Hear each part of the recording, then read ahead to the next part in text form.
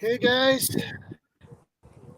good to see you, and welcome to this Saturday evening's live stream again. And we have Grayman Prepping Gil in the house and I need Mark. to change my name up there. Well, that is the first thing I came up with. So yeah, you're right. I'm on Grayman Prepping side, but that was last night's Friday night in the homestead. Yeah. And we have CR in the house. Good to see you. And we have Shannon in the house. Also good to see you, ma'am. And we have also Guardian in the house. That's awesome. And we have the Girls Are Us official. Good to see you too, guys. And we have PV in the house as well.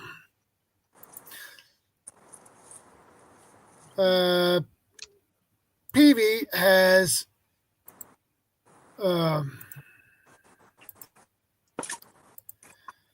changed. He created a new channel, basically. Okay. Yeah. Is it a second channel for him, or is this? He deleted his old and created a new.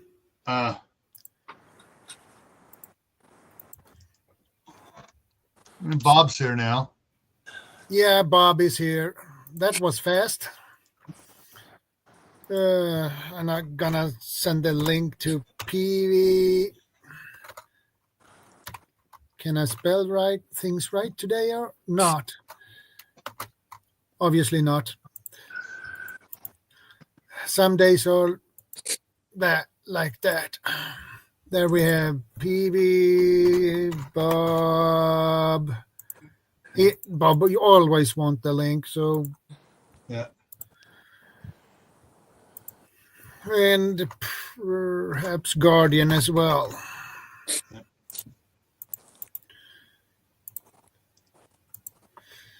But anyway, today is a good day.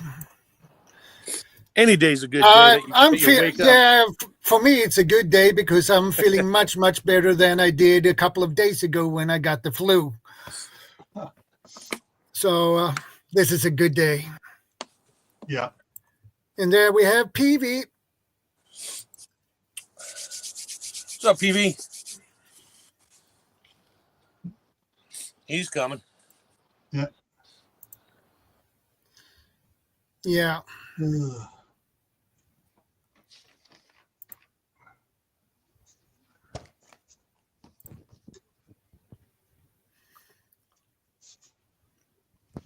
PV, I think he will. Yeah, I'm here. Yep. Yeah. Okay. Yeah. Loud and clear. Good. Let's see, we got Texas Raider in here as well. Yeah, he's a good guy. And Nick Mueller. Nick Muller, yeah. Muller. I think he's in South Africa, yeah. Okay. CR Grayman Prepping, yep. Texas Raider. Hey, Nick Mueller, good to see you. Hey, Texas Raider, 1122, good to see you. The Girls Are Us, official. Yeah. I'm not come across that channel. Well, I have a lot of interesting people. And it's nice to see so many popped up at this moment. I'm not used to that it's 11 people in the beginning of the stream. I usually have to wait a couple of more minutes. Yeah. In fact, we had quite a lot of people on the up here last week. It was almost 8 people at one point. The screen was full. Okay. Yeah. I thought they looked familiar. I've seen some of their shorts pop up when I'm scrolling through shorts. Right. So the Girls Are Us official. Yeah, I've seen them. I've seen some of their videos. 763 videos. Yeah, they're official. Don't be scrolling through my shorts. You won't like what you find. No, don't worry. You're very welcome. But anyway, we have an interesting topic for today, guys. Tips, things, and resources that have helped you out. And actually, this topic's suggested by CER, Creative Redundancy. So you should be up here giving an intro as to your. Actually, he's feeling under the weather today, so he stays in the chat, as he told Right, me. okay. No worries. He didn't feel that well, so he just didn't want to. Get well soon, CR. Hey, Bob. Hey, Bob, good to see you.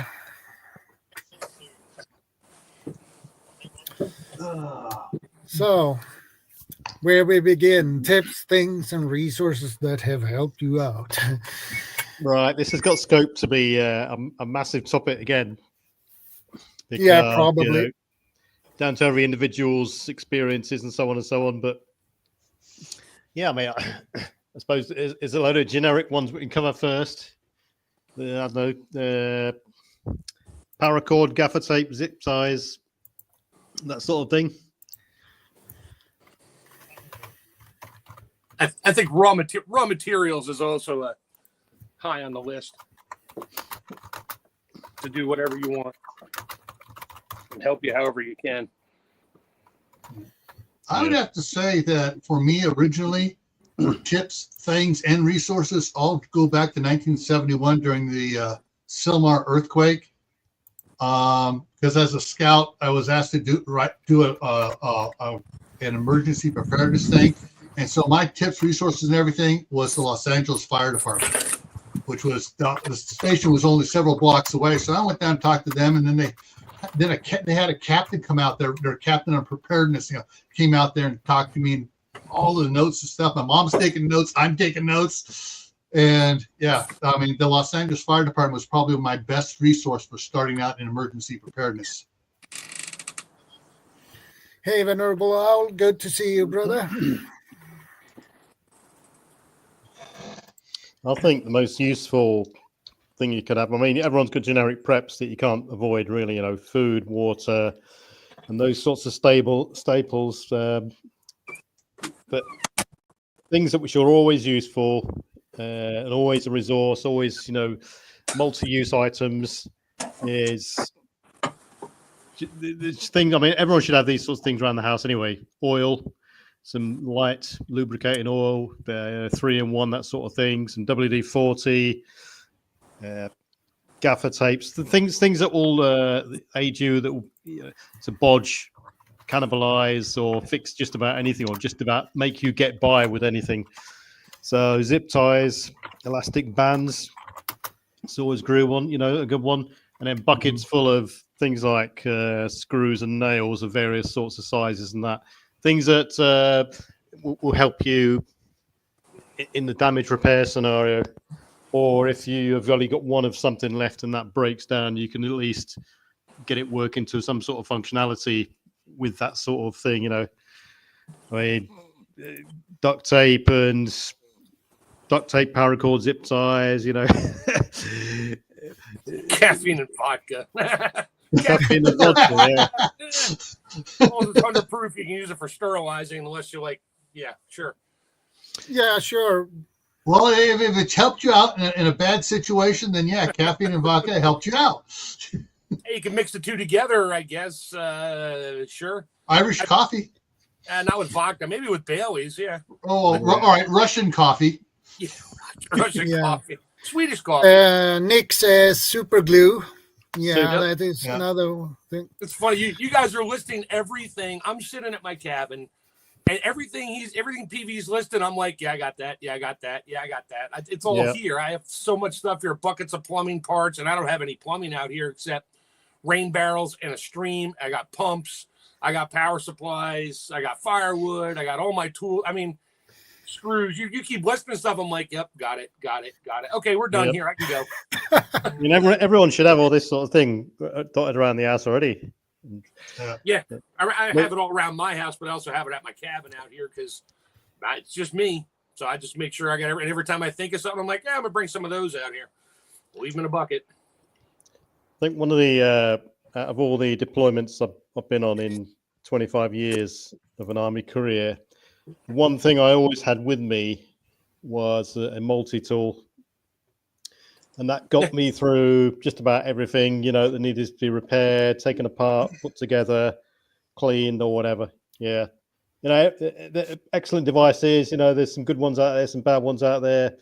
Personally, I just used the one I got given, which was a Leatherman Super Tool 100. Yeah. But, I there's I got the Gerber. It's funny. I come out to the cabin. Hey, I open Mauricio, one- Maria Rosario. Yep, Nice, I opened up yep. one of my totes with my tools because I lost the same one about 6 months ago. I opened up one of my boxes. Oh, there it is. Found it. So now I got two. One's gonna Yeah. stay out here. The other one goes with me. Yeah. And of course, when I left the army, you can't walk around with a Leatherman There you go. in your on your body around in public because it's got a lock-in blade. Yep. So I then resorted to, and what carrying around me DC is a Swiss Army knife, the Swiss Army Champ, and that is sort of my go-to now to everything when I'm out and about or even in the house. It's always here somewhere. Yeah, And I feel naked if I don't have my little adjustable wrench and my Leatherman in my pocket or my Gerber. Right. Yeah, I mean, excellent tools and brilliant devices. I like the scissors, the cross-point screwdriver, the pliers. You always got to have some sort of blade to cut things. Yeah, it depends on what you use. I mean, when it comes down to safety, the Swiss Army knives are a bit nasty because they don't lock. Well, the one I haven't got, and it does anyway. And you can quite easily cut your fingers. I think we've all folded. I really hate it when that happens. Yeah. I folded one on my finger a couple times, and I learned the hard way. I need a lock blade. Yeah, it happens to me too. Yeah. That was the only thing I didn't like about my first Boy Scout knife. I learned really quick not to do it. Because I do have a couple little scars here on there from holding it. You get a little scar, like, not too deep, but just still it's cuts and stuff. And as a kid, it's like I'll just put a Band-Aid on it. Yeah. That's gonna hurt later. Yeah, put some crazy glue on there, and a piece of duct tape, and let it heal. You'll be fine. Rub some dirt in it, walk it off. And I was thinking earlier about some of the things I used to always have with me, which has always been useful. I always used to use some more often than not. Another one was a sewing kit. Housewife used to call them, little tiny thing. As long as you get one decent generic color, black cotton, which is a strong cotton, you repair all sorts. The amount of times I've been on exercise out for 2, 3 weeks, 4 weeks, and I've had to sew up, trousers or my smock because I've ripped it on a barbed wire fence. It's very useful. And if I didn't have that with me, I used to use gaffer tape, just put it over the patch and wait till you get back to camp. Sewing kits, yeah, definitely. And I think they're underrated as well because people like to focus on the big things, knives and all this sort of stuff and fire starting tools. But, you rip your trousers on some sharp rock or a plant, a thorny plant or something like that, or a barbed wire fence, and, you're letting the elements in. Hey, Bob. Okay. Good to see you again. Hey, Bob. Good morning, all. Good morning. Morning, Bob. Seems like I got it working now. Okay. No, it's afternoon for me, but that's all right. Well, I can use almost anything as to help me out. Recently, food scraps. I've made them into indoor compost. Yep. I can take a pile of anything and weld it all together and make it into a tool. Well, just all depends upon the amount of tools and time you have. For me. Morning, Maria. Another thing I used to do is we used to torch light and white light was. Hey, Teresa. Good to see you, man. Was limited because of light hazards and the sanity of light. So everyone used to just have a little button torch on their zipper, their main smock, and it's always there with you. You're not going to lose it if it's attached to you. And all you need is a little tiny bit of light. Do what you got to do. Turn it off. There you go. Yeah, what's being useful for me, paracord and my flashlight. Yep, can't go wrong. Can't go wrong with that.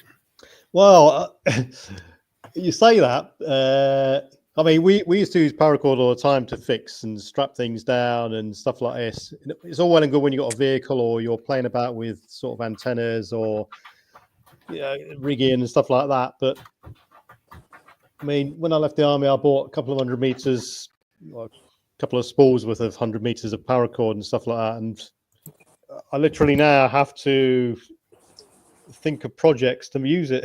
I don't really use it that much.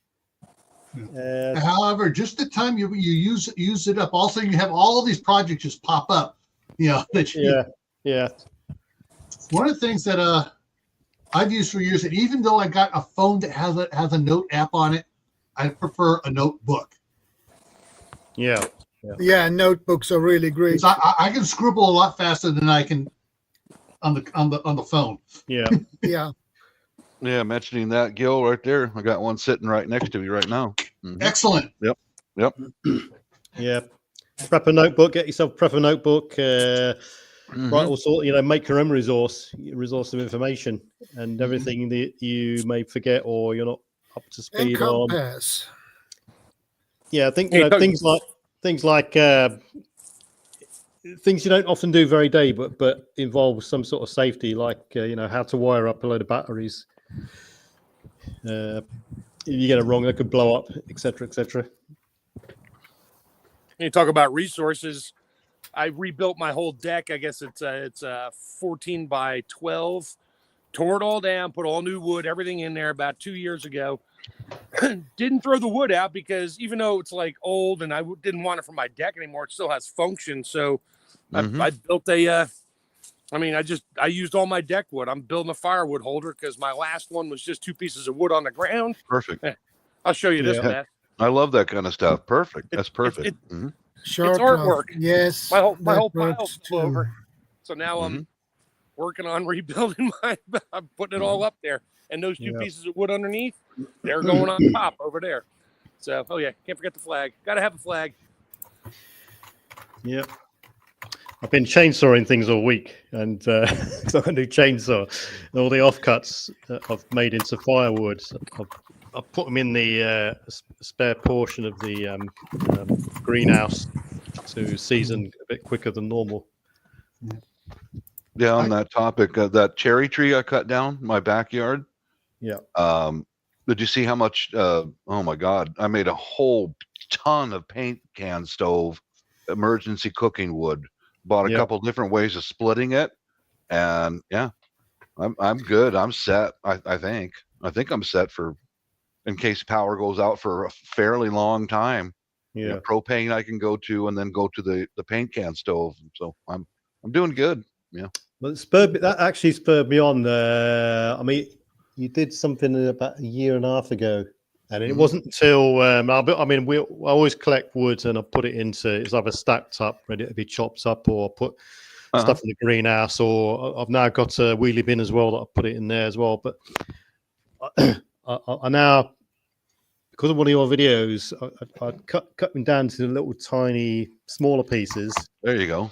I'm gonna get and then Shadow did one a while back. It must be 3 or 4 episodes back about cooking. And I'm going to get this type of cooker that it burns smaller sticks, so then I can put them in there and use that then. Yeah, those are most of those branches that I cut in and they're hanging up, they're drying. I got them by going for a morning walk and picking up little branches off the sidewalk or out in the parking lot whenever I pull into a parking lot somewhere. Yeah, these naturally died and fell off the trees. And in fact, I did that 2 days ago. I picked up a branch and brought it home and segmented it and hung it up on the wires. Some of those I waxed to make sure that they're going to work, and then the others, like those ones I just showed you, they're not waxed. I can use those when we're cooking meat on the grill this summer, because I try not to cook with charcoal. Most of the time I use just natural wood, stuff I pick up. Yeah. You got me doing that now, Bob. Every time I come to my cabin, I got to Mhm. clear brush and stuff that fell on my my entryway, so to speak. My call it a Perfect. driveway, a road, whatever. So Uh-huh. I stopped the truck and I got branches everywhere. So I'm picking up. I'm like, well, hell, I'll get the extra feet in there. I'll walk a couple hundred yards to my cabin, drop this Perfect. pile of kindling off because I needed to start my fires down here Mhm. instead of starter fluid. Well, yeah, this is how I do it, guys. Is you just cut them into. These are for the paint can stove or for the barbecue. I cut them into 4-inch segments, drill a 5/32 hole in the center, and run a piece of wire through them, and they're hanging up there, drying, ready to go for this summer. You know, when we're outside cooking, or fire starting, whatever I want. Yeah, and it's all for free, guys. You don't have to. No effort. Just pick it up. Yeah. Mm-hmm. Hey, if it's free, just like when people are doing renovations and that, and they got piles of Mhm. 2x4 nails and all. I mean, as long as that thing is 48 inches or longer, and even if with a couple nails in it, I'll be like, hey, what are you doing with that? Oh, we're waiting for the dumpster. I'm like, oh, would you mind if I took some? Yeah, take what you want, buddy. Yeah, Okay. go ahead. Mm-hmm. Take it all. Take it out to the cabin. I got projects always Mm-hmm. doing. I used I forgot about my use my deck wood for everything. So I built a got my solar. I don't know if you can see that. Yep. But I got my solar pan. I just used some of the deck wood and Perfect. put a pivot I on there. love that. Some hinges I picked up for almost free at a garage sale, and wire it in. I got my Well, that's perfect. Yeah, I love that kind of stuff, man.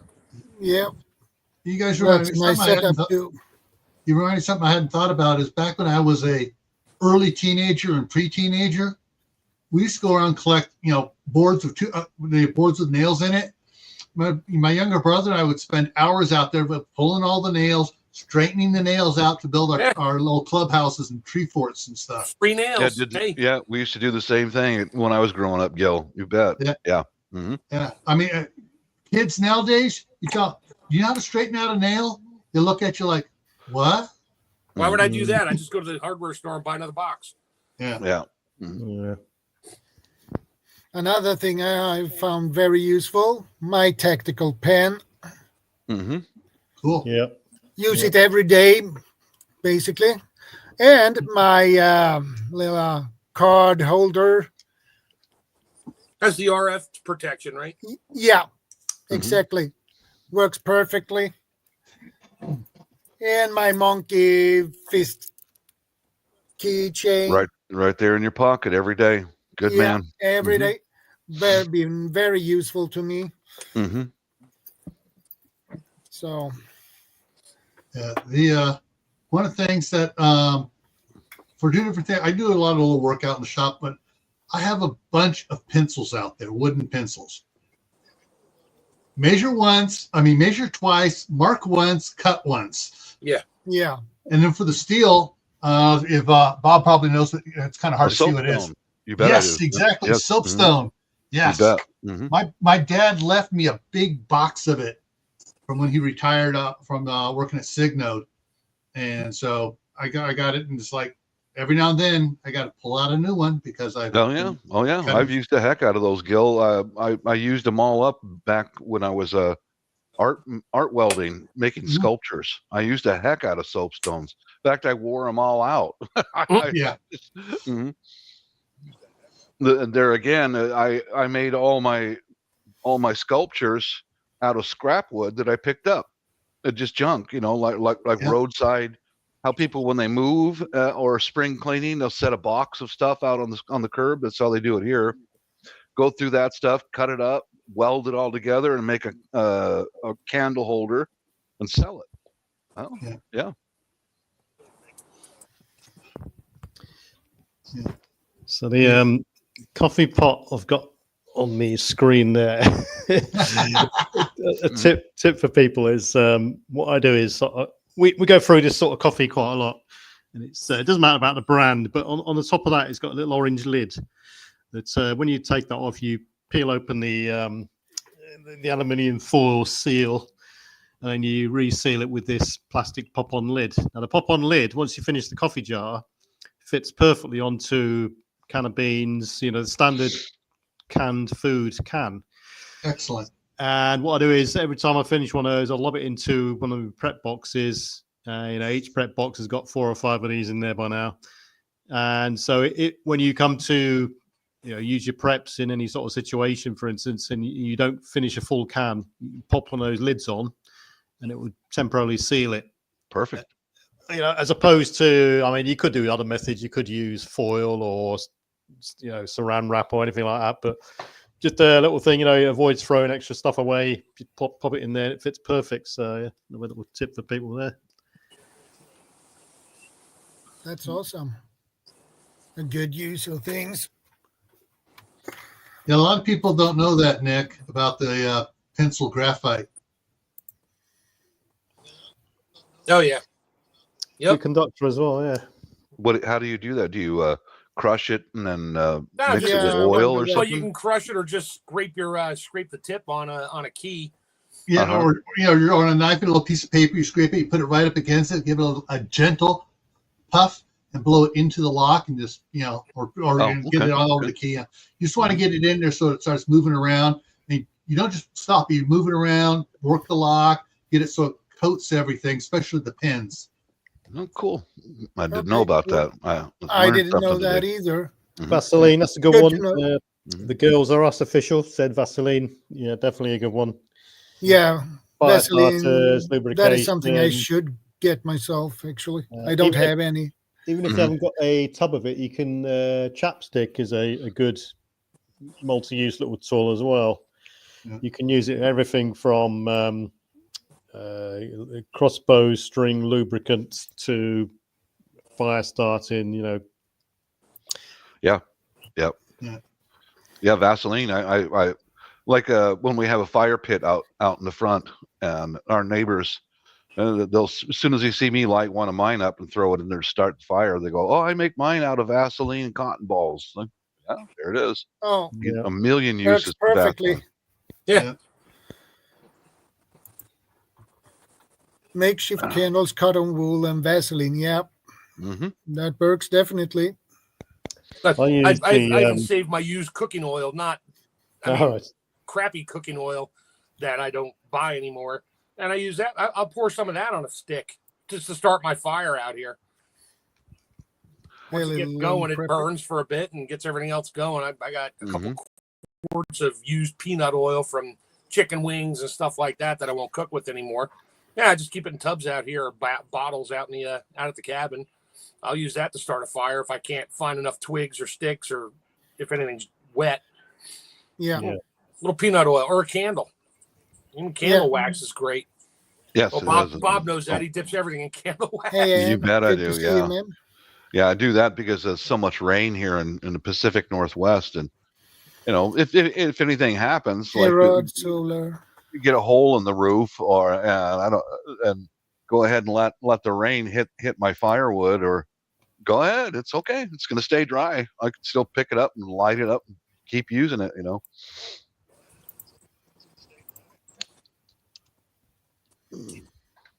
One thing I learnt from about 3 or 4 years ago was broke down in the middle of nowhere. Couldn't get a phone signal. Hey, slippery pickle. Because my phone SIM card wasn't in coverage. So now, from what I do now is I bought made sure immediately after I bought 4 or 5 other SIM cards and put some credit on those, so I could swap and change it. But that got a bit too precarious because you got scope for losing all these little tiny SIM cards. Then, so I just bought a dual SIM card phone. So SIM slot 1 has got me the SIM card I normally use, and SIM card slot 2 has got an alternative carrier, so that if I can't get a signal with one, I can get a signal with the other one. So I'm hopefully not going to be in the same situation again. In the Boy Scouts, what we did with our scouts was fire starters. This is made of newspaper and wax. There you go. Yeah. Here's something that I do. I right here as a striking weapon. That's a garden hoe handle, a real junky one I bought at a secondhand store, and I reworked it and put a bushing in it and lanyard hole and all that. That was an old hickory garden hoe. Hey, vlogging with Winko. Made that into an arnis stick. Oh, if you got a few tools around and you got to, you have that kind of a mind, the artist kind of a mind, man, you can look at anything laying around. Like, man, I could use that. One thing that was impressed me was CR. He made a video where he took, those plastic onion bags that are open. That impressed me, how he took it apart and made it into sewing thread and mended something with it. It was like fucking brilliant, man. I never thought of that. Never thought of it. No, it's few who have. Mm-hmm. That's one reason why I've got paracord in my bootlaces and on my pull cords around my jackets and stuff like that to replace those. Because, I mean, not only the fact you could use them as a makeshift fishing line and stuff like this in dire situations, but you could use it as, and I have done before, used it as a thread as well. Get one of the threads out. Hey, Dave Knight, good to see you. Need a needle that's got a big enough eye in it to accept a slightly bigger thread of one of the inner strands. Yeah. One of the things, this is a challenge. I'm going to put a challenge out right now to CR. CR, get a short piece of paracord, take it apart and use that for sewing. One of our scouts did that to sew his. So he didn't want to wait till he got home, and he had needles, but he didn't have any thread. So he took a piece of paracord apart and sewed his new patch on that he earned at scout camp. Smart. That is a brilliant way to solve the problem. Yeah. Hello, Auntie Beth. Mm-hmm. This is one of those ones that's like, he was thinking so far out of the box. The rest of us were like, how come none of us ever thought of it? Mr. P, how come you didn't teach us that? I never thought of that either.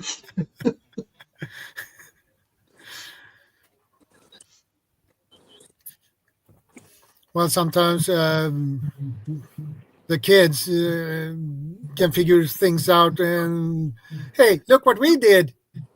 And U.S. leaders stand there like, what? That's amazing. Why didn't we thought about that before? This scout went to a private school, not public education, dumb you down school. Okay. And they were the school he went to. I mean, they're just like, I wish I could afford to send my kids there because they were a bunch of free thinker, give puzzles. All right, figure this out. How you do it? Type. AJ. So he had developed a how-to skill mindset to figure things out.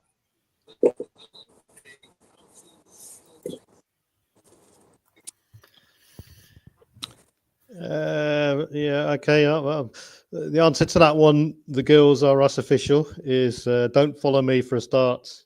I'm at the moment, I'm not into people following me. I've deleted my whole history channel, etc., for various reasons. And at the moment, it's just a participation is the only reason why I've got a channel up there. So there won't be any content for a while. Yeah. That was what's that? That was the girls. Okay. Yeah. The girls are us official. Yeah.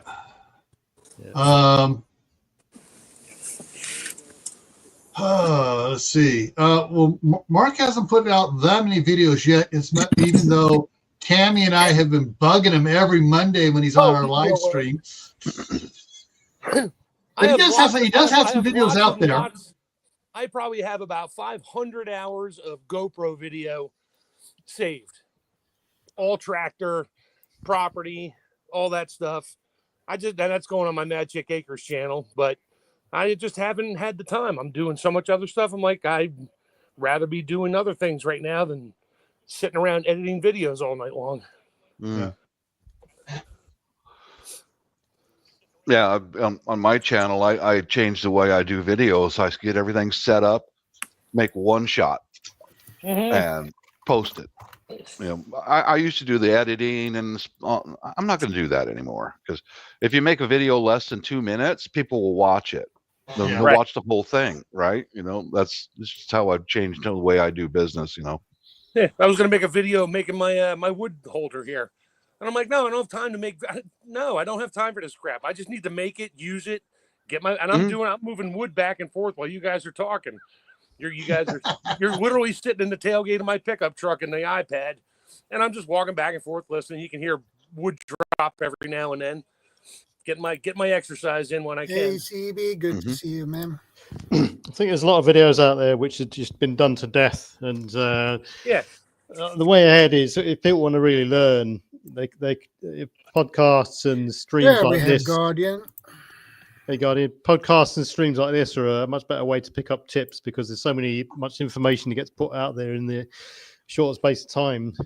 People can quite easily miss a load of things. So, freeze drying, I learned a lot of things watching other people's videos. I don't proclaim to absorb everything they put out there, but I see tips and tricks in different people, and I'm like, oh, I can use this, and this. So I got like seven or eight different things I use that I learned on other channels that I now use for my freeze drying, and it works great for me. So whatever works for you works for you.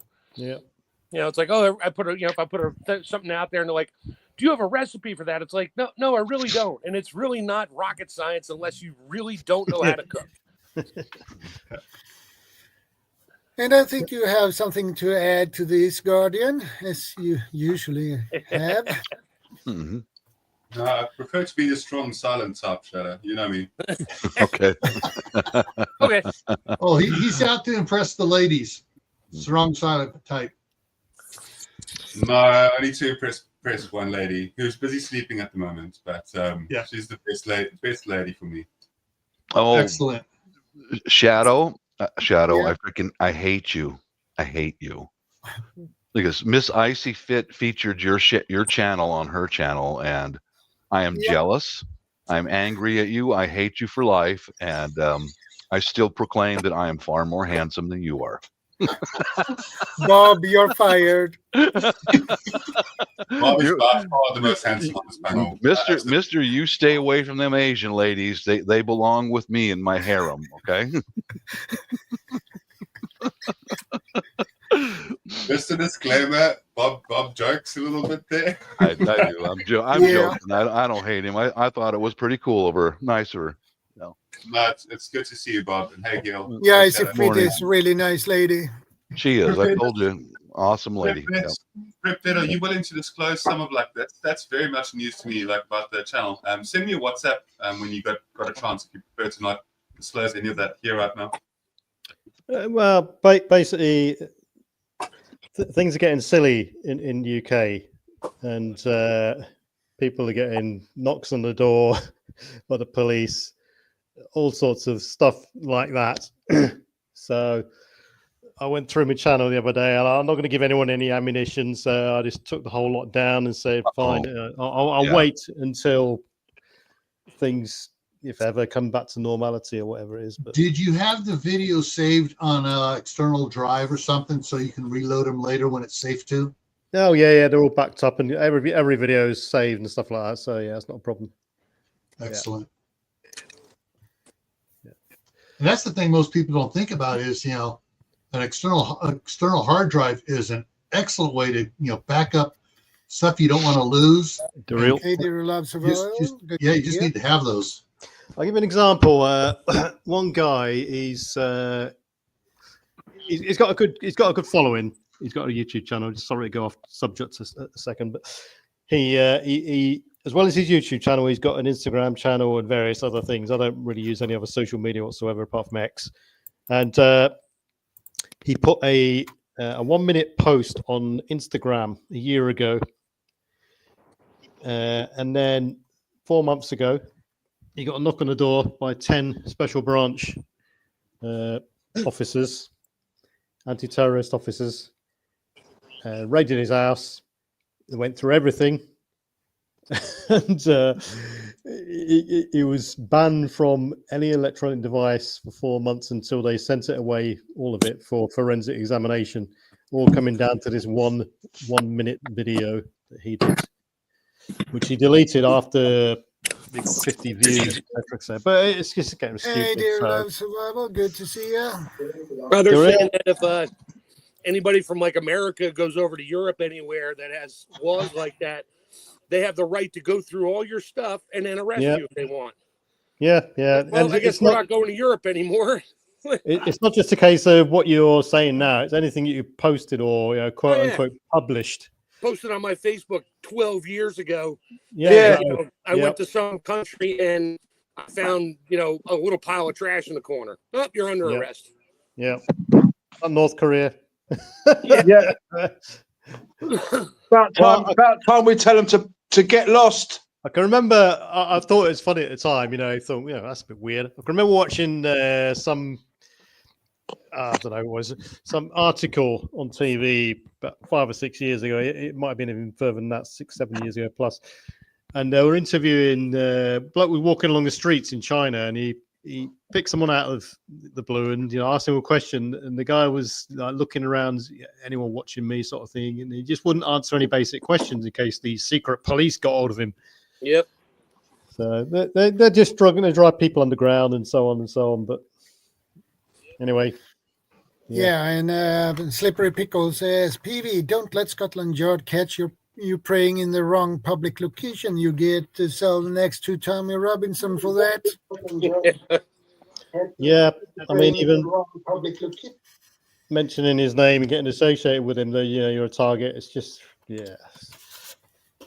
So anyway, off subject a bit. We'll go back onto topic. I just want to say something about a top tip, basically, for bug out bags, evacuation bags, etc. Is if everyone's got everyone likes the bug out bag scenario because it's nice and sexy. People like gathering their little gadgets and equipment and so on, and they like tinkering with it and evaluating it and all this sort of stuff. I would say to people out there, top tip is to really go through your evacuation bags, what I'll call it, and be hard on yourself, eliminate what's unnecessary. Then people have got to follow it up with a sort of dry run through and actually go from A to B to assess what is actually needed. So, and you'll probably find out that a third of what you got in there is probably not necessarily anyway. It's all a case of confidence and what ifs. Oh, I've got to have that in case. I've got to have this in case, etc. You're carrying it. Crack on. Yeah. How much just in case crap can you carry? Yeah, exactly. Yeah. As you get older, less and less and less, Yeah. There's a Water, guy.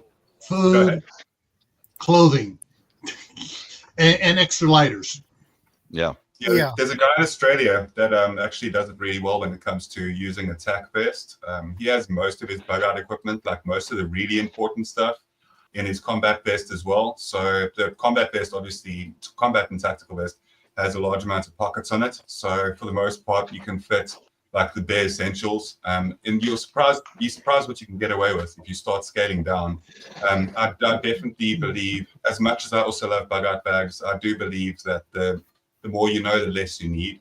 And I think that if you start being, resourceful in your local area, you can absolutely get away with that. But ultimately, yeah, exactly, Bob. That's a brilliant vest right there. If you really have to get out in a hurry and you have no time to take any bags or anything like that as well, strap something like that on and you're good. Mm-hmm. Yeah. What I'm going to do to butt in here for a moment, I'm going to replace that vest with a small knapsack for the wife and I.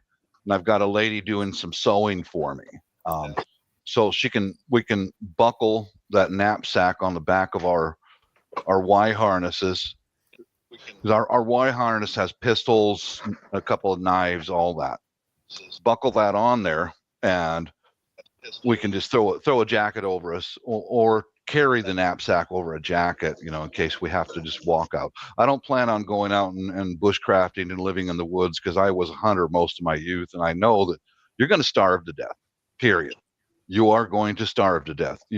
I was a good shooter, and I took a lot of game, but you can't sustain yourself on rabbits and deer. You just can't. You know, it's almost impossible. But yeah, ours is just set up to walk out, get away from danger, you know. Do a fighting retreat, more or less, I should say. Yeah.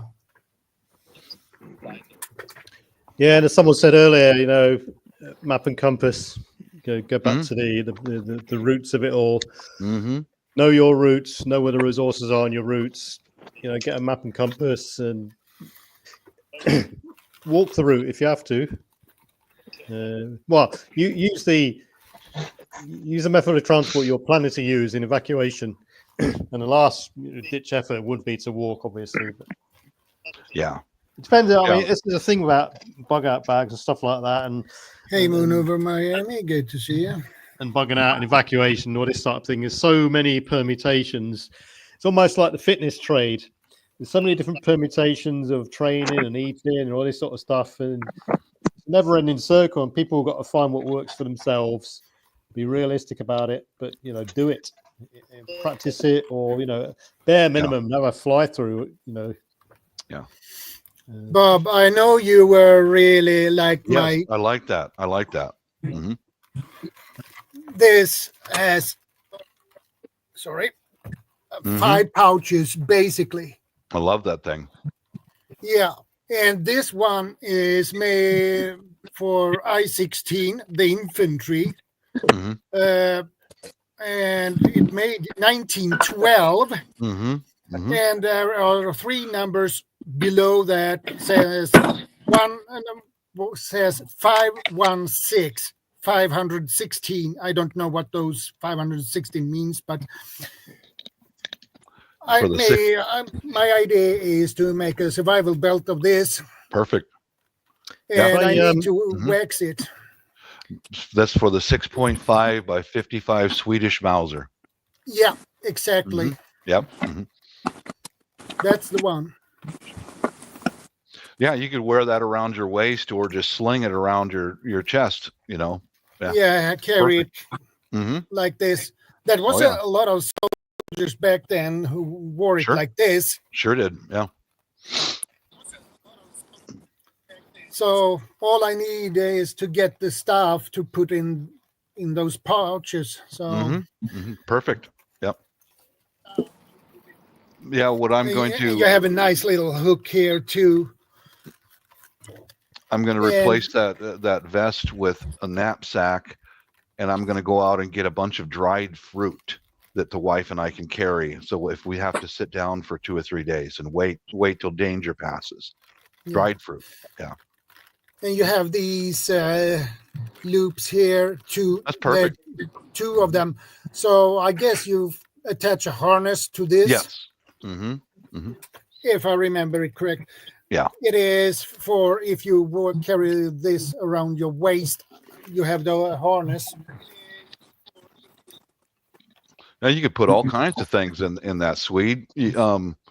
Anything, fire starters, multi-tools, small knife, you name it. Yeah, that's my idea with that. I plan to have a small first aid kit, a fire starting kit, and a multi-tool and a folder with like a OpenL works perfect, fits perfectly. Well, I'll be right back. I'll show you something I would put in there. I'll be right back. Excuse me. Yeah, no problem, Bob. Flash your gear. But I need to wax it to maintain the leather in good condition. You can also, if you wanted to, strap it to the outside of a Bergen to add some more carrying capability to a small day sack or something. Yeah, probably.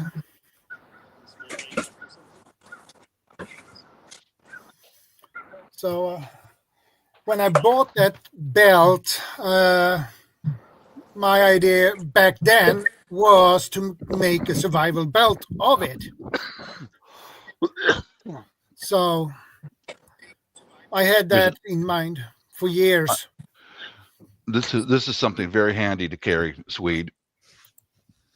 They're glucose tablets. Okay. I've used these. I have some of them in my vests and in the bug out and in the get home bags in my car. If you start getting hungry and tired, Yeah. they're chewable. Just pop one of them out, chew it up. It'll keep you going. It's like a little bit more energy to keep you going in case you start getting tired from being hungry. Yeah, trust me. These are very and they're cheap. Very handy. Yeah, would fit right in your belt. Yeah. Yeah, and I plan to fit some cordage as well. Mm-hmm. So something I used to carry and still do, similar to that, Bob. Some electrolyte tablets. Yeah. We used to use Hey, heavyweight. we used to use diarrhea sachets to replace sweat and electrolytes that you lost through sweat. But now I carry another alternative, which I've researched into being a good balance of sodium, salts, and sugars. I'll have to. I'll just go and grab it, see if I can tell you the name. Mm-hmm.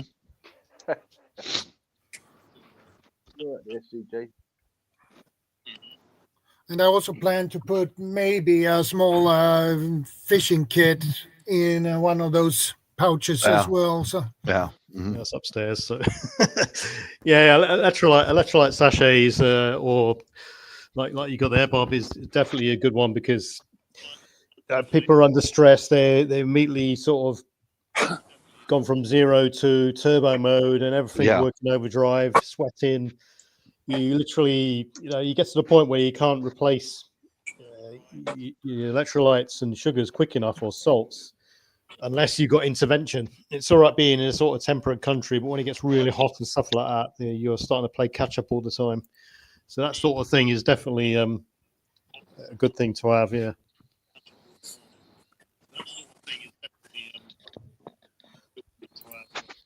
Yeah, like I said, guys, I've got these glucose tablets. I've got a get home bag in all of our cars, and glucose tablets are in all of our get home bags.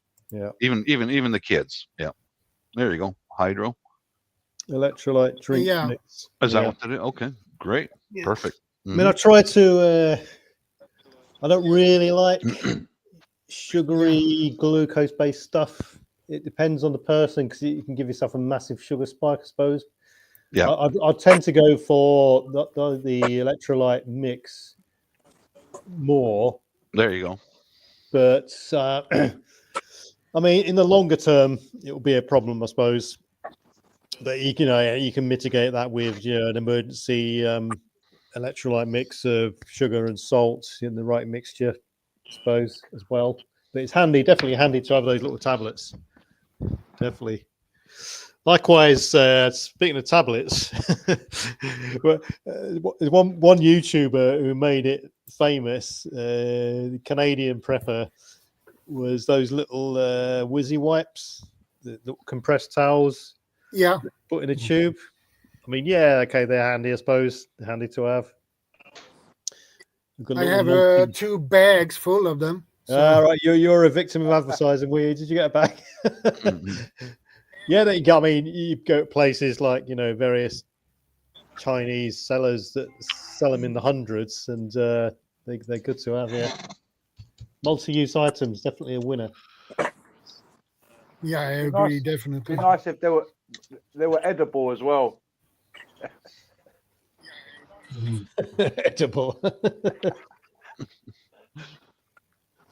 Okay, so yes, I just looked it up. They do make them. Romco has a portable pocket fishing rod, 6 inches in length at Wally World. Cabela has one. There's some on Amazon, different size. Temu.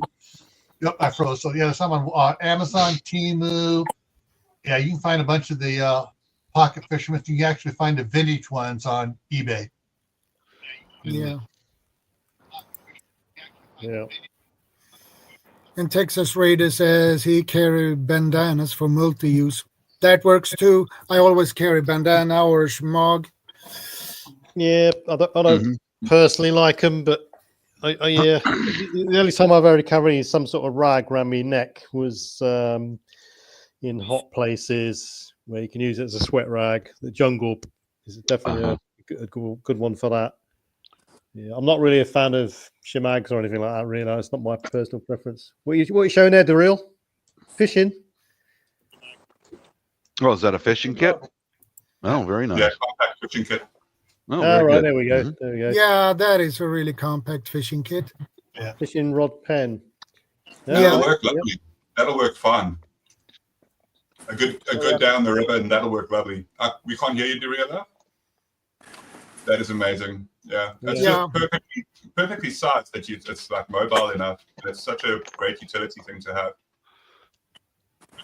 Yeah, very compact, and you can catch pretty large fishes on those. Got one in my van, but it's not like that. It's not as good as that one. It's not as small. Sausages. Top tip with those ones is the end tip can break off easy, so put some sort of tube over it to protect the end tip from being snapped off. Oh, yeah, especially in transportation. Yeah. One of the first things I do with those sorts of reels is replace the line straight away, because that's the cheapest element of that fishing kit when you buy it. Replace it with a good solid line. And my preference is a low diameter 25-pound line is what I go for, primarily because and there's another top tip for people out there fishing. So I spent years sea fishing. Is a lot of people use shock leader to avoid snap casting and stuff like this, so you can really launch some bait and the weight out there. Yeah, sure, Nick. That would be no problem to do that. Let's take a look. So instead of using shock leader, because you end up with this big knot, and sometimes it can shred your thumb or damage the rings in your fishing rods, is just use a stronger poundage line, say 25-pound line, but spend a bit more money and getting the lower diameter line as well, so you can really launch your bait out there and your rod and your bait and your weight, and it won't you snap cast unless you really knacker up the cast.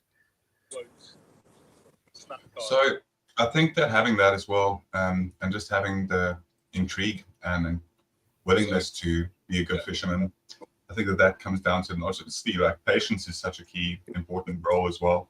It is something that I think that more in the modern generation, the younger generations as well. I really am starting to sound old when I say that at the age of 40. No, maybe I am old. But no one's laughing because we're all older than you, are they? Yeah, no. I think 39 is one of those. Yeah, I'm literally on the borderline there.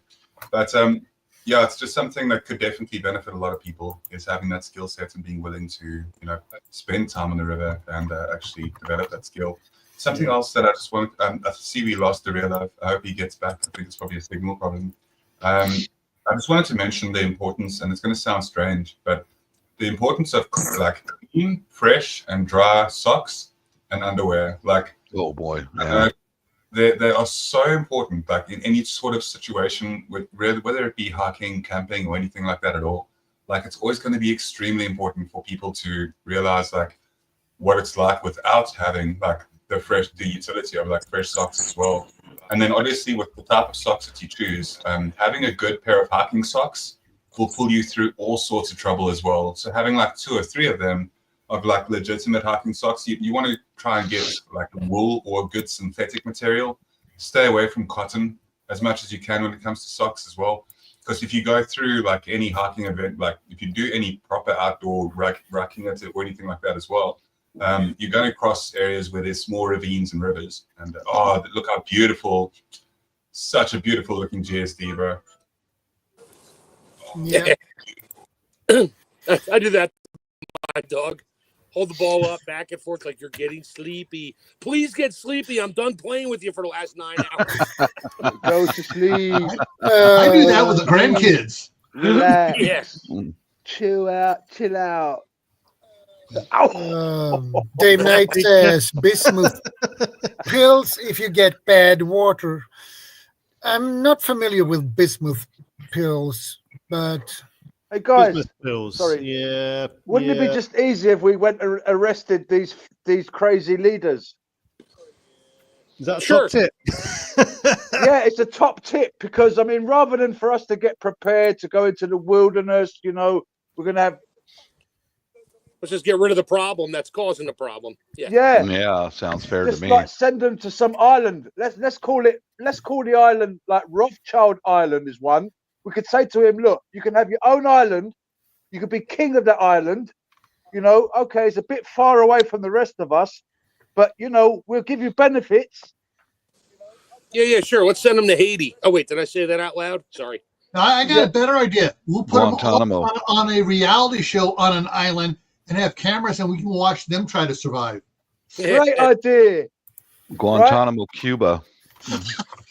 Yes, the trouble is what they've done to mankind is, well, apart from turning some of them into women, right? And I said it. Yes, I said it. Right. You got people that don't even know what they are.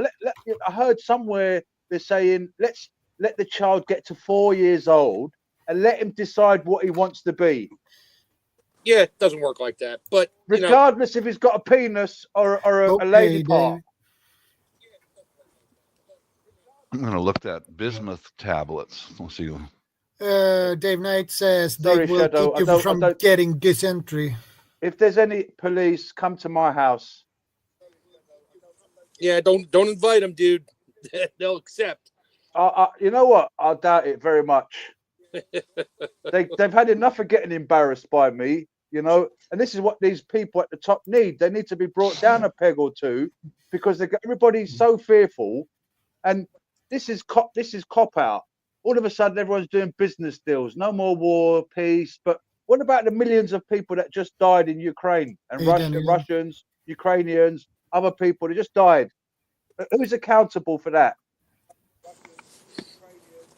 Okay, bringing back up what you just said about sending them to an island. You send 100 politicians to an island, they'd probably all get together, create two parties, and then have committees and decide who they're going to tax.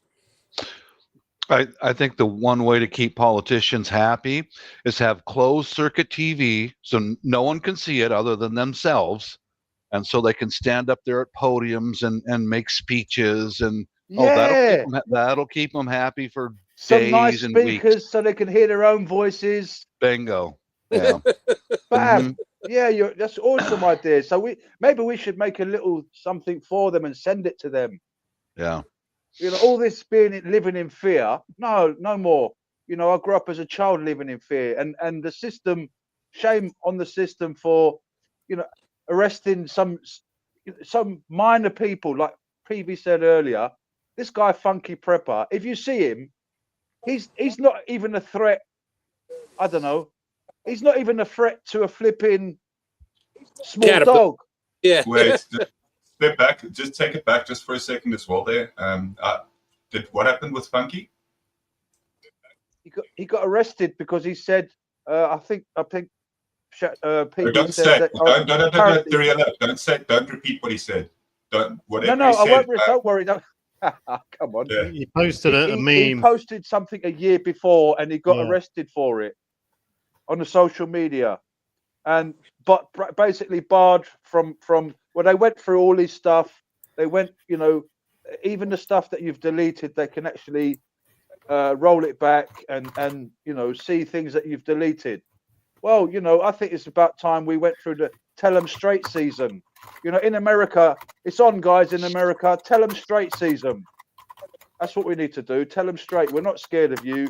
We're not going to be living in fear. They're using all these people to come and invade our countries to make us even more scared. Why should we be scared all the time? To make us even more scared.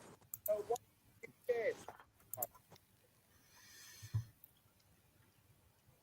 I'm going to go back to stacking my firewood while you guys chat. Okay. Yeah. terrible. You know, they've got everybody cowering. Like it reminds me of the moment when the Goliath giant was saying, "Come on, where are you, Israelites? Not one of you. Come on, where are you? I'll tell you what I'll do. Since you're such cowards, and one of you come and fight me. Just one of you, come and fight me. So you're telling me in the whole planet we haven't got one? We haven't got one person who's willing to stand up to these giants? I mean, is Trump the savior? No. You know, is Elon Musk the savior? I mean, these trucks, have you seen the state of his trucks? They won't even come out of rivers. They're rubbish. They won't go up, you know. Anyway, I just gets me angry when I start thinking about these politicians, these blokes in suits, getting us all to the point where we're thinking, how do we bugging out? You know, how are we going to get food? How are we going to live? How are we going to survive? It's disgusting. It's horrible. Well, what drives me is 2020 when the radicals went crazy here in the Pacific Northwest. And I realized that we're not immune from insanity. Hey, Louis. You say that again. Yeah, but you also got to bring it back home and realize that, because I've said this I've had conversations with people, especially from Australia, you know, oh, you Americans, blah, blah, blah, blah, blah, your politics, blah, blah, blah. It's like, there's nothing I can really control outside of my house, but I can control my actions, my thoughts, and what goes on inside of my house. And that's all I can control. So I had to remind several Australians that I have nothing to do with all of that. I can't change it. So all I can do is what happens on my piece of property and in my mind, and in that's it. That's one thing I had to step back from the politics and realize that that's all we've really got is control our own actions.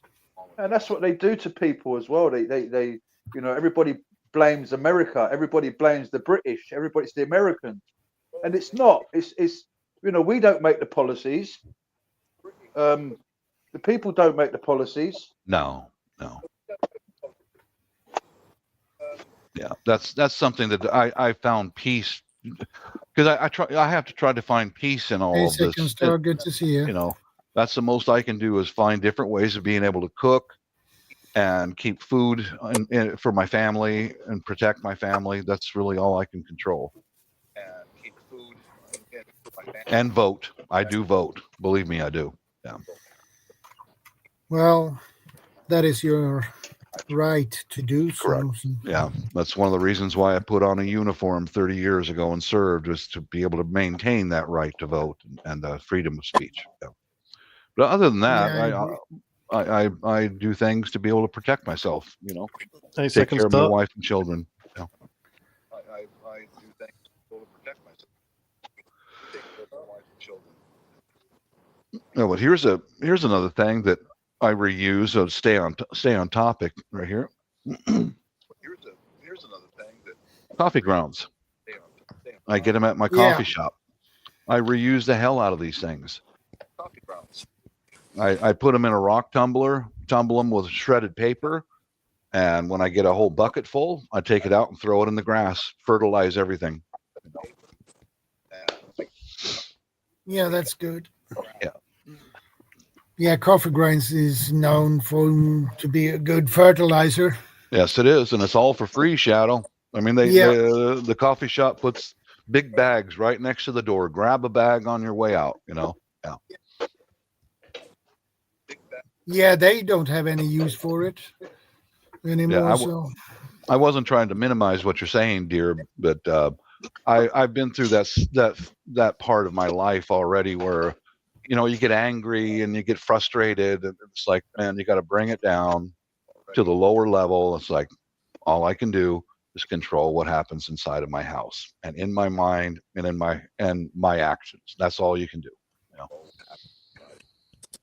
Yeah, but a little boy David came along and said, "No, I'm not having this." Little boy David said, "I'm going to come and fight Goliath." Where is he? Where's Goliath? Where are they? I'll meet him anytime, any place, anywhere. Yeah. I wonder What we need on this planet is real men. Sadly, men today are cowards. I'm going to say it. I just said it. Today are cowards. I'm going to say it. Just said it. They're scared. Oh, they're going to kill me. Oh, they're going to put me in prison.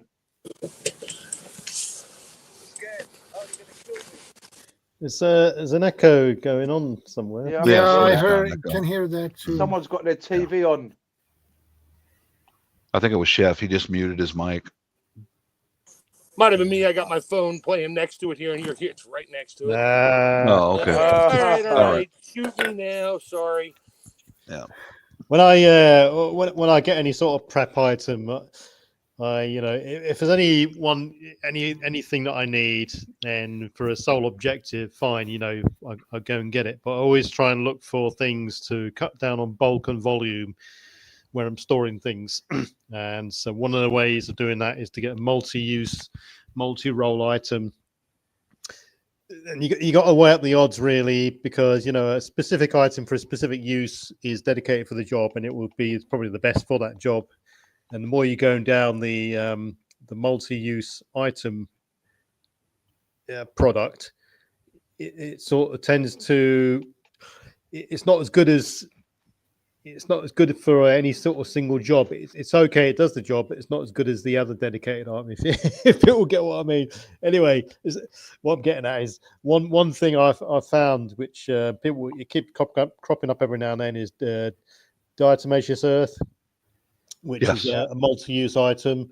Mm-hmm. For instance, example what I've just said is you can use it for flea and pest control on animals and humans, I suppose. Does it work on politicians? Yeah. Sorry. And but it's not as good as the dedicated spot on type stuff that you use on dogs and cats.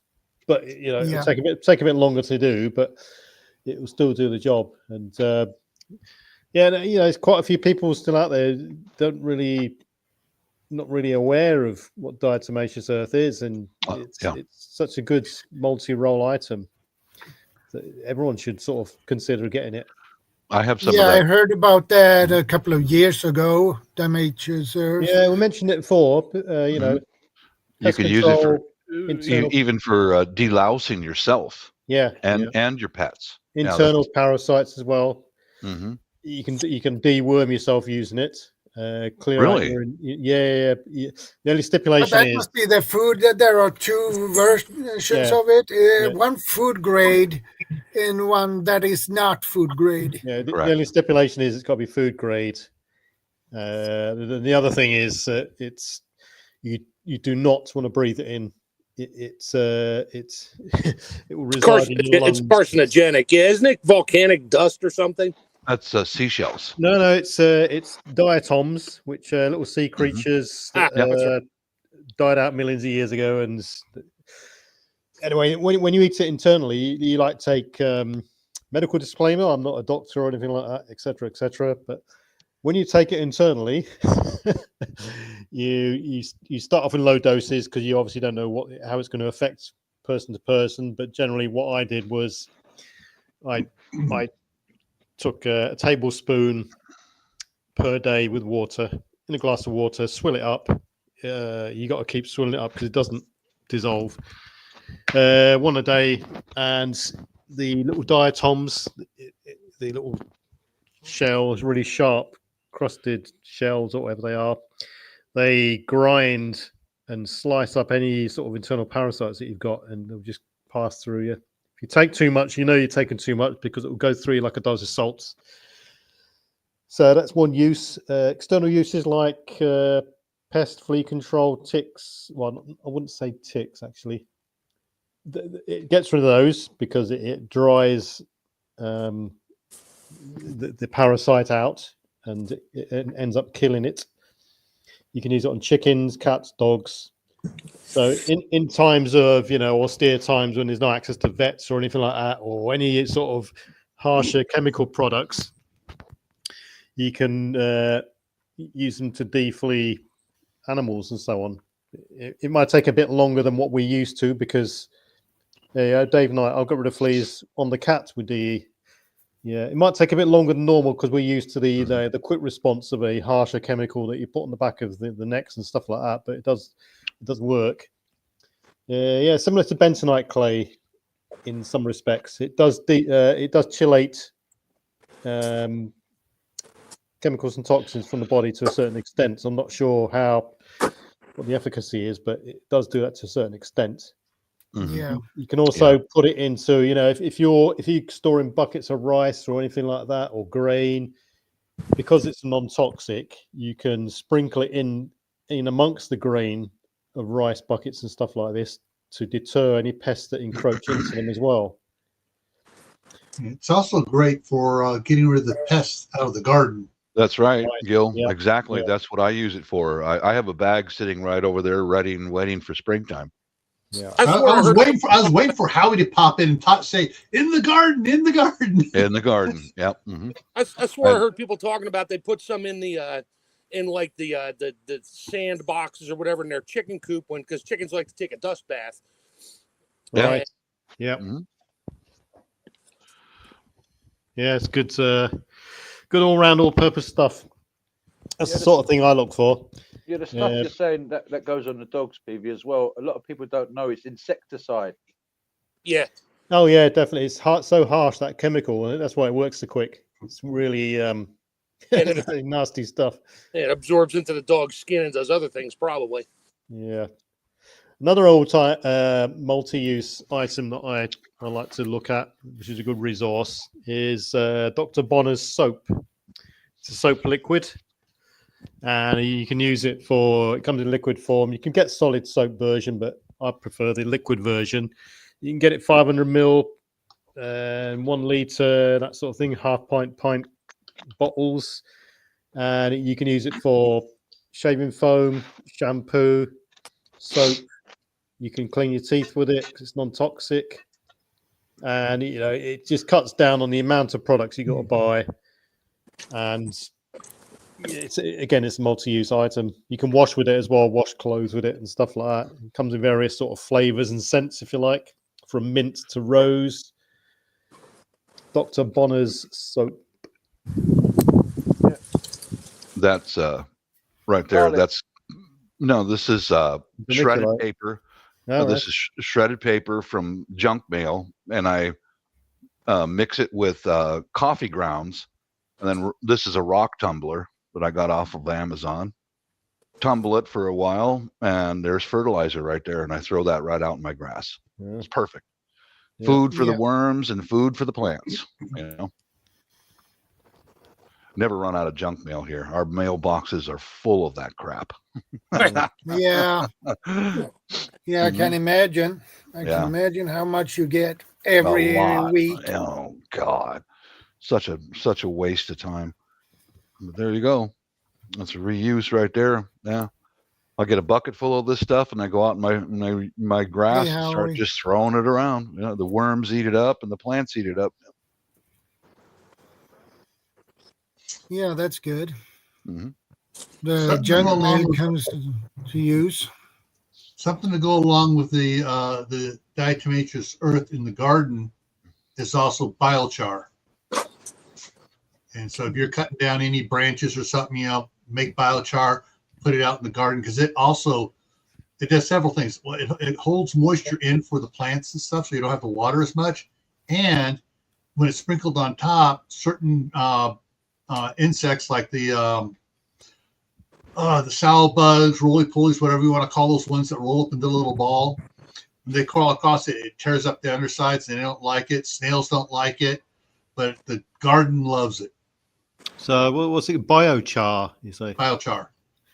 How do you make that? What's it come from? Oh, basically, all right. So you take some wood, and an easy way of doing it, you get like a number 10 can or a pink all metal pink can that you can seal up, and you get a fire going in there, and then you seal it up, and you just have a couple small holes on the bottom, so it still gets a little bit of oxygen, not enough to really burn, and it just turns to a nature's charcoal, not the stuff you buy in the store. Yeah. And it's really good. Tomato Prepared has done a video on how to make biochar, and I did something on Camp Patton Family Compound when I took down a whole bunch of tree branches out here. I just built a big old fire, and when it was getting down to all I could see was coals, I took the tractor and just back dragged it and put the fire out and it just let it sit there and smolder until it all went out. Right, yeah. So as CR says, like char cloth, yeah. Same process. Yeah. Similar. You make it the same way. You get a fire going. You limit the oxygen. Now I saw someone else do one where they took a can, sealed the little sticks and stuff in there, and tossed it in the campfire, and just the heat caused it to convert to. But you got to have a hole, at least one hole in it, so it can vent gases, because it's going to produce gases and stuff. You don't want that can blowing apart. Any particular wood that works better than other woods? All woods work. Or Howie's in here. Howie will say what woods work the best. But I know that oak comes off pretty nice. Right. Yep. Yeah, in UK have a lot of oaks. Yeah, that's what I do. We grill our meat, our pork bellies and steaks on natural wood. And when it's all done, I take it all, gather it up, and there's a spruce tree in the backyard, and I throw it on top of the roots of the spruce tree. Man, that stuff absorbs right into the ground very quickly. Happy tree, You can make biochar out of eggs. You can make biochar out of eggshells. It's great. Throw it in a metal can, seal it up except for a little tiny hole on top. Throw it in your fire. Let it just cook until no more smoke's coming out. Fire goes out. Open a can up, and you got biochar eggshells, and they just crumble up to nothing. You can sprinkle that in your dirt. It's got different, with more calcium in that in there than other things. Sorry if I sound out of breath. I got like 2 more loads to do, and I'm dying here. No problem. Someone mentioned there cloves. Cloves, Shannon's KGB Bible readings and study. I use cloves to get rid of parasites. Cloves, I like collecting and having a little collection of essential oils because they're good little items to use for various things. Like tea tree oil for insect repellent and all this sort of stuff.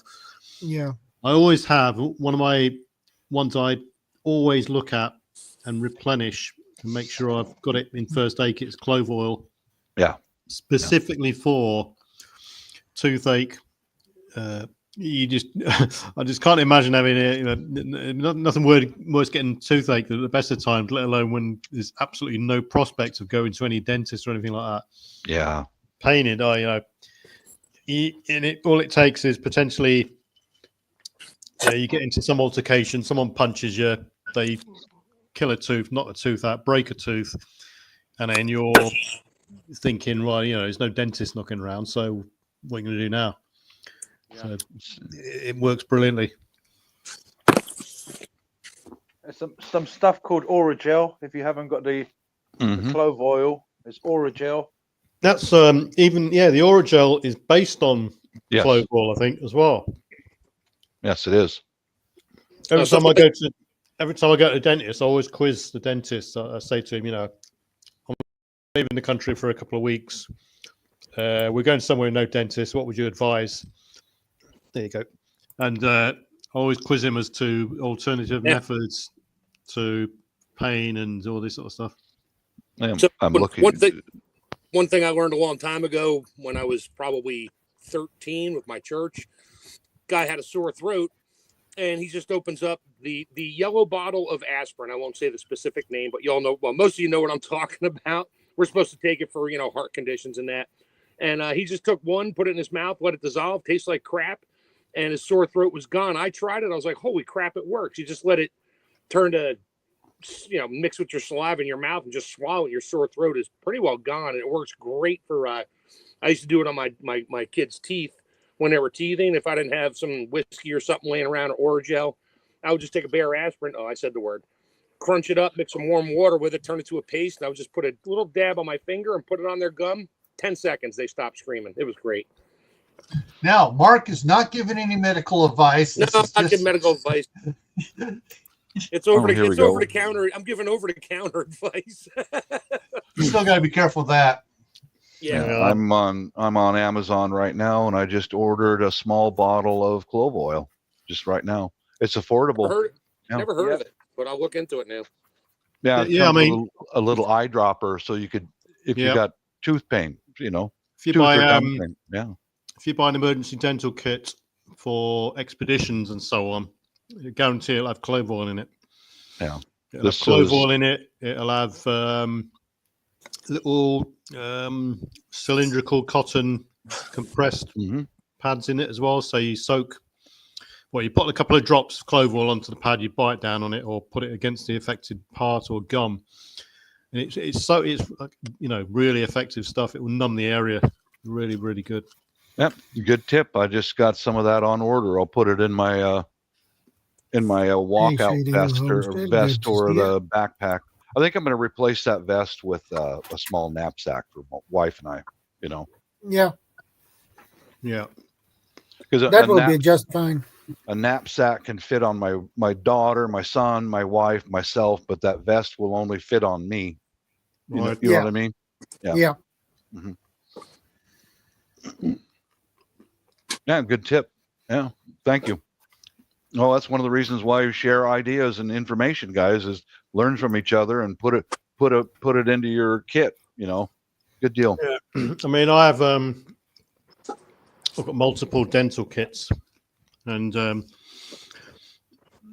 they've all of them have got clove oil and cotton pads and emergency dental filling kit in there as well, which is a mix, which is zinc oxide based mixture. You mold it to a certain shape, press it into the filling, and then it basically for fillings.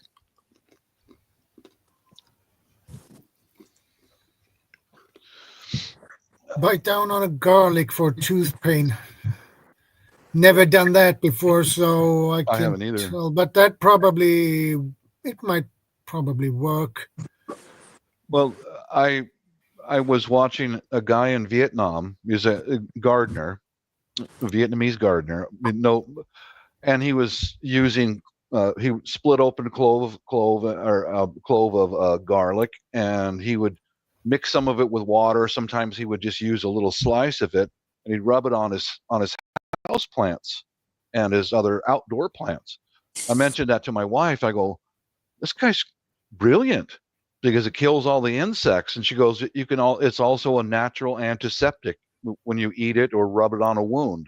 I'm not a doctor, but the wife's pretty close to that. You know, she says, yeah, it works. It can sanitize a wound. I was like, wow, brilliant. Yep. Garlic is very good as well in the winter time. If you've got cold or flu, you can get a clove of garlic and just cut it in half, and then you rub it under your feet just before you go to bed. Rub it under your feet, put your socks on, go to bed, and what it does is the feet absorb the garlic, and it chases out the flu. By the morning, hopefully you'll be feeling better. An antiseptic. Yeah, it's an Brilliant. old remedy. Oh, The solution to pollution is dilution. And maybe we should send a load of garlic to the elites. Maybe the garlic might sort them out. If everybody just started taking garlic to the castles, okay, everybody out there, take your garlic to the castles and put it outside, and maybe they might be gone in the morning. No, I think holy water would work better. Holy water Probably. and garlic. That's more suitable for politicians than holy water. Yeah. Maybe we need I to agree. get a special suitcase. Maybe we'd have to put a special suitcase together, like with all our vampire killing stuff in it. Have you got a stake in your bug out bag, guys? Yeah, it's made of silver. Oh yeah, just for those dogmen, for the dogmen in Dulce Bay. It's dual usage. So if the vampires are all gone, I have silver to trade. So, Second SARS put up a good comment there. An abscessed tooth will poison your blood and turn your gums black rot away none of these natural remedies, right? So it's got the potential to do that. Any sort of when there's no help, there's no medical aid or facilities that you can go to. Literally, I've only heard that if you have an abscessed tooth and no help, your best bet is to remove what's causing the abscess and let it drain to the outside. It might taste like crap, and then whatever. That's what I've heard. I don't know if it's true. I've never done it, and I am never going to pull one of my own. Well, I did when I was little because it was loose and it was a baby tooth. But Yeah. That's the danger you see of. Let's hope it doesn't come to that. No. Have to pull your own tooth. Oh Oh God. no, But you gotta Oh. find that would be horrible. You got to Which find a is good the barber. reason in why the you Old want to West that does recruit a dental work. dentist into your group.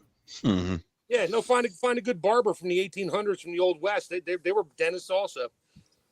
Give you a shot of Yeah, they whiskey, were. punch you in the jaw, and knock you Black out, and then pull your tooth. here in Sweden were pulled teeth from people too. Yeah, it's any sort of open wound is going to cause problems if it's not treated in the right way. Obviously, when it comes to abscesses and things like that, really very precarious. If you haven't got any antibiotics or the right antibiotic, then it becomes more of a problem. You got to identify the problem to start with. It's just a nightmare, and like second star there, says there, like, turn really bad Hey, and Tammy. kill someone. Really, Rebel Canners just put in the side chat. Pulling teeth, a good friend. Yeah, But I'm telling you the truth, Tammy might be my good friend until someone pulls my tooth, and I hate your guts for the rest of your life. Or at least until the pain stops. Yeah. yeah. when it comes to teeth, it's so precarious because Oh. Hey, Tammy, good to see you.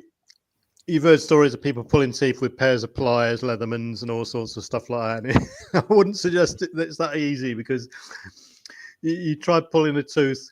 I mean, it's a misnomer straight away pulling the tooth because you don't actually pull a tooth out. You push it in first and Twist it. destabilize it from the base and the roots. Yeah. Yeah. So trying to do that with any sort of tool that's not sanitized properly, sterilized properly, you're potentially going to introduce infection into the socket that you just created by pulling it out anyway. Yeah. So, have something on hands beforehand to enable you to sterilize your tools. That's where the moonshine comes in. Yeah, moonshine, rubbing alcohol. Mhm. You might want to get, people out there might have an ozone generator, which is supposed to do a good job of that sort of thing, or a UV sort of sterilization tool. Something to think about. Yeah, not a good thing. And like I said, it could be quite common, especially if people get into altercations more frequently and they're starting, what it takes is a knock in the face. Someone's punched you or something like that over a can of beans in the store or whatever. Mhm. Toilet paper. Toilet Yeah. paper. Yeah. Yeah. Hand sanitizer. Yeah. What I Yeah. used to have in my bug out bag, I used to have what are those teeth protectors for boxers? Gum shield. I used to have I mean, I'm gonna have to buy a new one because my old one's got a bit old. But carrying some of them about in case you do get into altercations. Yeah. Yeah, this is something I've got handy right here in the shop. Bacitracin ointment. What is it, Bob? What is it? Bacitracin. It's it's for like when I get a cut or a burn in the shop here, Yeah. I immediately put this Bacitracin on it. It's an antiseptic ointment, and I learned this from experience because I was out hunting with my sons and I got a small thorn in the palm of my hand. Yeah. About 3 a.m. that next night, I was squealing like a baby because all if I had some of this, it would have been able to avoid that. But a thorn will give you tetanus or whatever it is. I was 3 a.m. I was in the ER going, help. Yeah. Yeah. They asked, what was it? I said it was a thorn. Then I took my knife out and popped it out. And didn't think anything of it. Man, that will put you down fast. Yeah.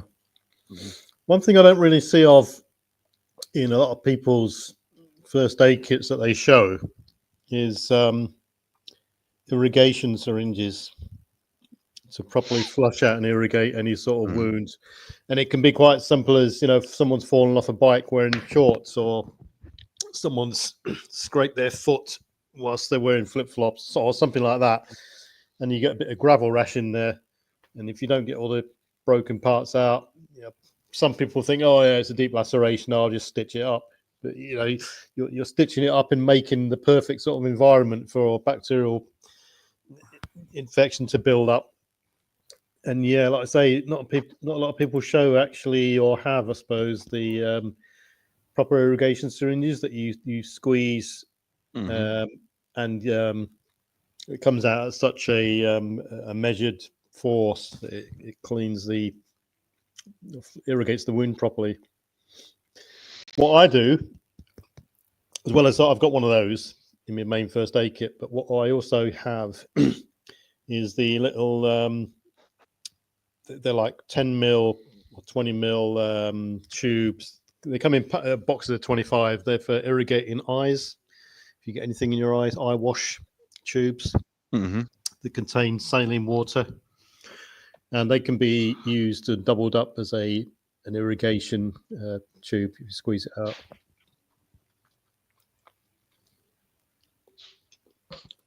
Cuts and scrapes, developing something more worse.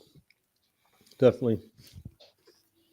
Yeah, I remember when I got a splinter in my hand. My uncle, he took his knife and cut on the side of the splinter and pulled it out. Right.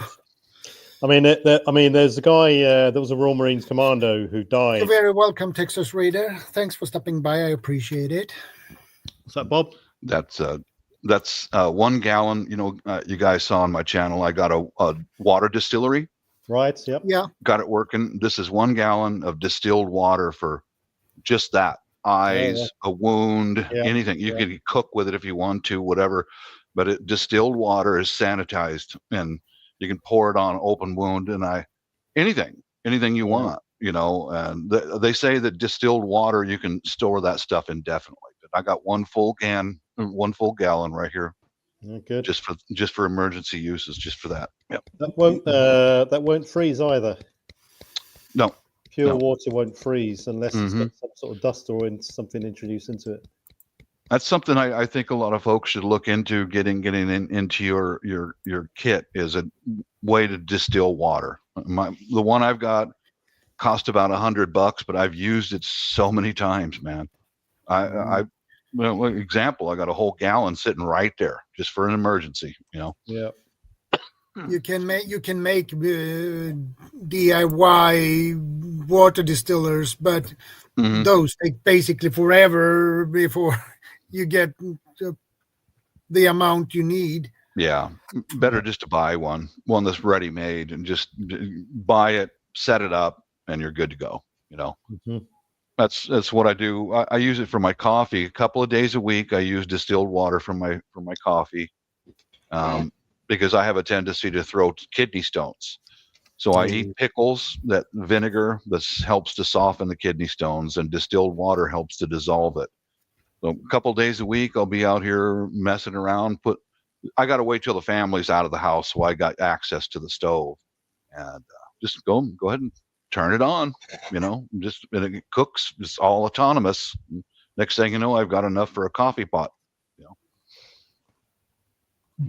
Yeah. I'm not a doctor, but from what I've learned, distilled water and vinegar can help to dissolve kidney stones. And I wound up in the ER one time with a kidney stone, and I want to do anything I can do to avoid that from happening again. That happened to me. It sucks. I had to literally crawl. Yes. To the entrance of the emergency room. Yeah, I made my wife miss a day of work because she was in the shower, and I just walked in the bathroom, and I said, "Hospital now." What did you get for an answer from your wife then. Oh, yeah, okay, hon. Yeah, she, because I know I pointed, hospital now, and she goes, all right, and she got out of the shower and took me right to the ER, and I'm pissing blood, and yeah, and let me tell you, that Dilaudid injections is like heaven. Yeah, I can imagine that. I got given a suppository to shove up my backside, and that was it. Oh, you did? Oh, God. Yeah. Insult to injury, my friend. Oh, my Plus, God. it was that and 2 paracetamols. That was the ER room treatment. Oh, boy. I had a good-looking young RN, nice little figure, and she puts a needle in me and go, okay, let me know how this is working. And I went, oh, I'd like you. Okay. Well, I had, Okay, that works definitely. Nurse came in. She goes, you want me to do it, or she'll leave it to you? I said, I'll do it. I just want to read. Can I just read something that's in the chat there? Second Star Survival is put up there. I'm sorry, but females have it worse. In the end times, they have too many openings and no true way to clean themselves. Females will die more from health problems than men just because of their bodies. I just wanted to say, Second Star, you know, that you can in your preps, you can buy soap, you can buy stuff that will keep you clean if you're worried. And she's also put down here that Harvard, further down in the chat, Harvard said it, in a true survival situation, only people in their peak performance will survive, and only for 6 years. Yeah, I don't know. I might tend to disagree with that, actually. I will not make an opinion about that one because I have no information about that. Of people over 50 will die because our body can't handle strange and sickness. I'm at your channel right now, Second Star. I'll see if I can connect with you here. I was subscribed to you before. Now I'm not subscribed. What the heck? You know, that's the platform unsubscribing people. Herbs and spices are good to collect in your preps. Herbs and spices. Garlic is quite easy to grow, and you know, there's nothing wrong with going out every morning and doing a few press ups just to keep yourself a little bit fitter. Then, you know, and try to be. Preps last for only so long. Second Star Survival said, "Yeah, well, yeah, he's right. This is the whole idea of it. You see, most people haven't got the financial means or the storage capability to store, you know, a vast amount of preps which will last for years, and you can't physically. I mean, even if you were to store quite a robust form of prep, you know, a canned food, for instance, 3 years, then what? You know, it starts to deteriorate quite drastically. I mean, there are cans that will last a bit longer. You know, you could quote things like Scott of the Antarctic stores that they found years and years later. But you know, the whole idea of it is to build up a supply of food and water to take pressure off the system, the supply chain, if it exists. Yeah. Keep yourself going for an amount of time whilst you fall back on your more sustainable regime. You know, and people should already be thinking about that sort of next step, so to speak, the sustainable part of it, of growing things and keeping yourself thereafter. There's also food buckets. There are some food buckets out there that can last up to 25 years. Yeah, I mean, you get all this freeze-dried food. I mean, but it's okay. But I would not like to live on that stuff. No, I don't think it's disgusting. Yeah, it's horrible. You know, it depends on the stuff. Mark does a ton of freeze drying. I mean, he has buckets and buckets of stuff he's done over the years, and he does good food and tasty stuff. But the thing is, I've said it before, and I'll say it again. A true prepper should be planning on growing a garden if they can't grow one right now. If they have room on their property to grow one, start getting practice, because it's not going to be as easy. I can just throw seeds in the ground, I'm going to have food. No, as crops fail, pests come in. You need to learn by experience and start now if you can. Even Kaylin Strain in her apartment has a little garden out on her balcony. And she's learning. I heard you talking about me. I'm like, wait, did he just say my name as I'm putting the last screw in my Yeah, we're talking about you and the freeze dried food you have.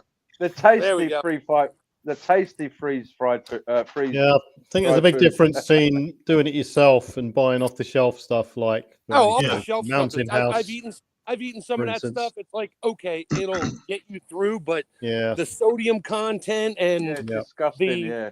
I make my own recipe the way I like it. I just try to minimize the fat down below 7%, and that helps. And then I make like chicken cordon bleu casserole. I got that recipe idea, just the idea, not his recipe, off another channel. I'm like, oh hell, I never thought of that. So I do that. Cheese, ham, everything's in there. Freeze dry it in my portion size. Weigh it before I start, so I know it weighed 6 ounces, right. And when it's done, it only weighs an ounce. So I have to put 5 ounces of water back in there. Boom, there's my chicken cordon bleu, and I even put freeze dried breadcrumbs. Not that you really need to, but I did just to get all the moisture out of it. Put them in a little baggie. Put them in with the rest of the food. So after I rehydrate my chicken cordon bleu casserole and pour it in a plate, I can sprinkle the breadcrumbs on there. There we go. Yeah, I have all kinds of fun ideas. I just haven't done that on a video yet. You don't have to have freeze dried food. There are some containers like food grade containers and Mylar bags, and you can put normal stuff in it like rice, pasta, some tin stuff, some spices. You put it in the Mylar bag and you get all the air out. You chuck in an oxygen absorb bag in there, one of those little sachets in there.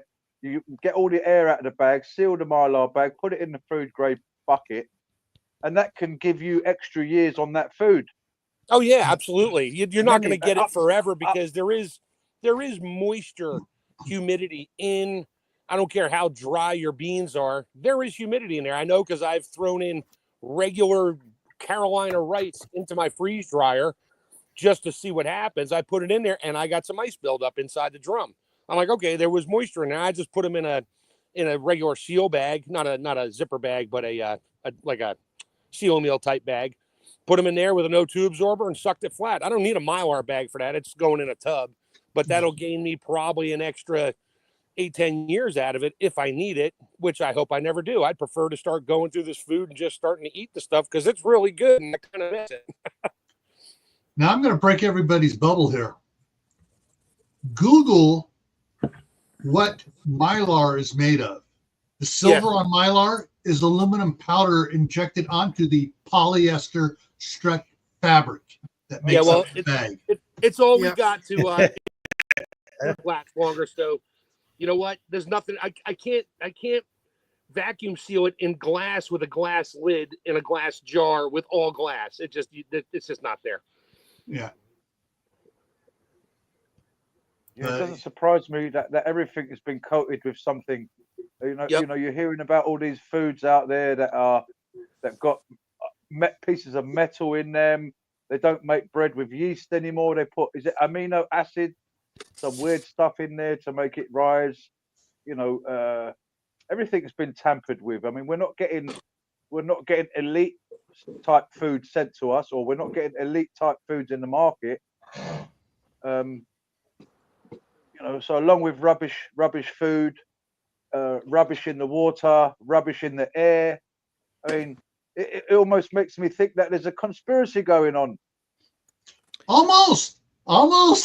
People have got to read every label they buy before they eat it.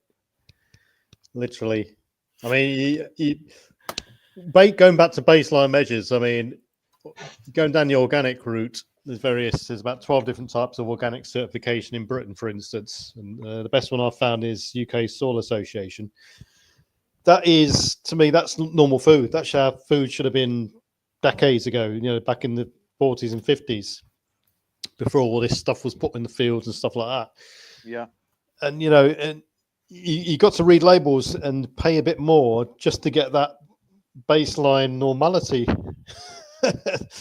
And also you don't have to go to supermarkets. There are like farm shops Oh yeah. You can go if you can find a small bakery. They're not making such a big batch of bread, and they tend to use better ingredients. The bigger the company making the bread, the more stuff they'll put in it. Yeah, I tend not to eat bread that much. I make my own every now and then, but that's a good idea. Yeah, and also coming back to the soap that Second Star was talking about. Remember those nuts you were telling me about, PV? And you make your own soap. yeah. So Indian soap nuts. Indian soap nuts Second are Star Survival. If you could, PV will tell you about these nuts now. Sorry, PV. Right, yeah. So Indian soap nuts are a good sort of prep to have. I mean, it's a toss-up because a bag of Indian soap nuts versus a tub full of washing powder, for instance. But Indian soap nuts have got a more of a multi-use angle to them. You can use them for shaving foam, soap, wash your hair, clean your body with it. You can also wash clothes with it. Good to see you, brother. And so on. And it's an organic product, so it's not containing harsh chemicals, for instance. But it's the classic old case of some sort of alternate remedy versus a dedicated remedy. It's not as potent, so you've got to put it on a higher temperature wash and all this sort of stuff. Indian soap nuts, and they can be. The good thing about them is they can be used multiple times. So you can use, say, 4 or 5 soap nuts. Put them in a little string bag. Put them in with the washing. You can use them about 4 or 5 times over and over. It's an alternative. I mean, there's many other plants out there which have the ability to soap up and have the clean ability as well. Yeah, so. Also, salt. I mean, what can salt? Does anybody know? How the benefits of salt when it comes to cleaning and. Oh well, I mean, salt used to be the key prize so much that the Romans used to get paid in salt. Yeah, he was worth his salt. He was worth exactly. His That's where the salt. saying comes from. You're worth your weight in salt. And I mean, even today, if you go to the dentist and you've just had a tooth out or anything like this, or you've got a mouth ulcer or anything, rinse with salt water. So keep rinsing with salt water. Yeah, definitely. Second Star Survival says, I know about Indian soap nuts and horseweed, but it doesn't wash everything 100% and can't handle urinary tract infections or worse. Right, I agree with the fact that it's not as good as domestic washing powder. Yeah, but I'm not sure how it would treat a UTI. I'm not sure about that because that's an internal thing. Okay, soap nuts can't grow in Texas. Yeah, that's the other thing. Basically, you can't grow it. I think it's grown in family. Good to see you. I think it's grown in places like India and stuff. Hence the name. Yeah.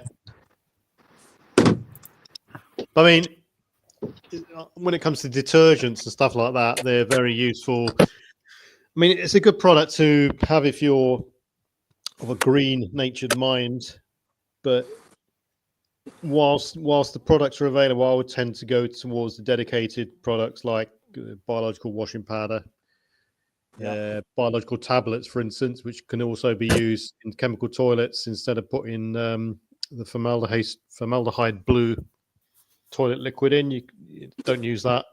Put one biological washing tablet in there that will break it down into a more bio form than just chucking formaldehyde based blue liquid in there, which is just what can you do after what can you do with it after that? You can't do anything with it. It just becomes a toxic mess. Lemon is also good. You can grow lemons.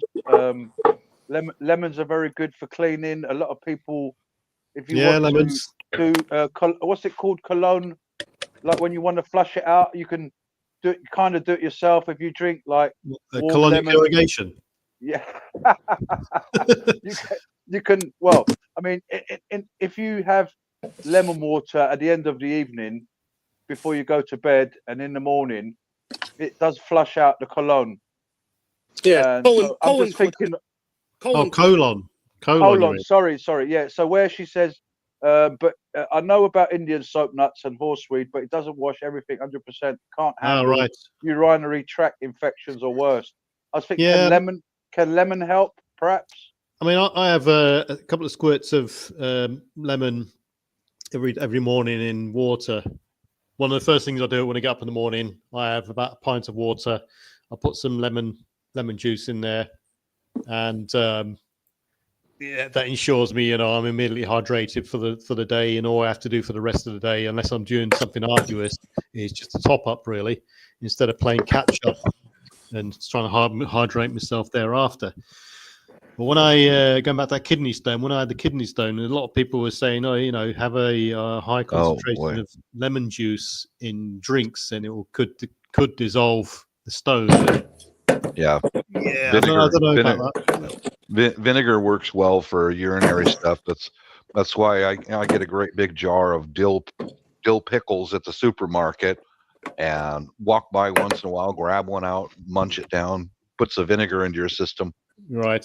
That's home more remedy acidic. stuff. I don't know exactly, but Yeah.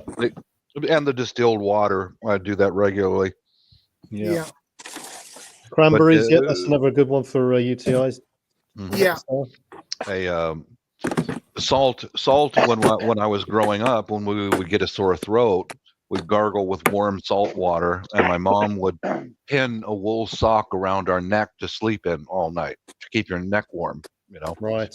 Yeah, just a gargle, and it does. A couple of days of salted water, gargle, and works really well. Dandelion, that's always a good one. Dandelion and garlic is good for UTI. Goes back to we're getting onto the area here of knowing the area and what grows in your area. Dandelion definitely is a good one. You can eat all parts of it, and it draws water from various parts of the body. I can't remember the terminology, but yeah, its translation was piss the bed or something like that in French. Yeah. Do you know, we've got a very, very famous street in England, but I can't say it out because it's too rude. Grope Lane. Don't know if you heard of it, PB. Anyway, all right, I won't go there. I think, I know you mean. I'll tell you offline. Yeah, it was the most. Hey, Laurie, good to see you, ma'am. The rudest street in England. It was called Grope Lane because. Anyway, remember garlic stinks. Do you want to kiss your woman that can't bathe properly and smells like garlic? Well, if you both have garlic, you can't smell it. Fun times ahead. Oh, sorry about the background noise. Didn't realize my mic was on. Wife, a conversation between a wife and a husband during SHTF times. Darling, you're really smelling lovely. You could talk, love. You really stink. Yeah. One thing that reminded me, I was chainsawing some tree stumps this week, and I come across some real quality fat wood in there. Lovely. Yeah. So I kept that to a side. So put some down for some assisting firelighting and stuff. So on a note of that sort of thing, I found a while back that if you get one of the old traditional hand warmers, which use the charcoal type rod, you put it in there, close the case after you've lit it, obviously. You put it in your pocket, and it's supposed to be a pocket warmer or a hand warmer. That charcoal rod is a good method of keeping an ember going all day, and you can keep that ember going for about 8 hours. If you're out and about and you want an immediate ember to assist you with lighting fires, that's a good way of keeping one going. What's that fungus you can have walking with you? All right, so you've got your horseshoe fungus. Fungus, that's the one. That takes a light, and you could actually carry it around with you. Yeah, you've also got King Alfred cakes. King Alfred cakes, yeah. Which are circular fungal type nodules on various trees. You get them predominantly on birch trees, and if you break them off, they accept a spark quite easy, and you can get a good ember going quite easy with those as well. You know, if you whilst you're rambling along in the woods or anything like that, or whatever you're doing, you're always looking around for bits of tinder. But you know what I do if I'm out and about in the woods, I don't go there very often these days. But hey, Alicia, good to see you, man. When I'm out and about on the boat and stuff like that, you know, you stop, you have a walk around, see what's in your immediate area. Mm-hmm. Have almost like a dump pouch on your with you, or some sort of bag, and as you walk along, you can pick up bits of tinder that you find, or flakes of tinder off trees and stuff like this, just to help you light the next fire and stuff. And to add to the tinder thing you just mentioned, PV, is when you're gathering tinder, look up. Don't look down on the ground. Look up in the trees. That's where you're going to find your dry wood and your dry tinder. Yeah. One thing you can also use to help clean things and sanitize things, I know this because I did this today actually, was I was going through my preps and I found some, well, I didn't find, I know where they were. I was checking the dates of my water purification tablets, and I've got three different types of water purification tablets. One, the smaller ones, so it's 1 tablet per 1 litre of water. One, the second size up, 1 tablet does 5 litres of water, and the third size up, 1 tablet does 25 litres of water. And the 25 litre tablets were all just out of date. So, you know, I mean, chlorine does lose its potency over time. However, 1 or 2 months isn't that bad because they're all, you know, they're sealed in full wrapped protective coverings. So what you can do with those is you put those in some water, make a solution out of them, and that chlorine solution can then be used to clean surfaces and stuff like this as well. That's a good idea. Yeah. Potentially. I haven't really checked up on it, but I suppose you could use them to flush out wounds and stuff like that. I don't know. That's something to look into. And if you guys out there got a Sawyer Mini, they usually come with a syringe that helps you flush your water filter. At a pinch, you could use that as a syringe. Yeah, for an irrigation syringe, right, you could. You've got to be aware if you're not overpressuring the wound and increasing the wound I've got doing further damage. I've got smaller ones in my first aid kit, just a little syringe, just to wash out wounds. Soy minis are all right. On foot and stuff like that, but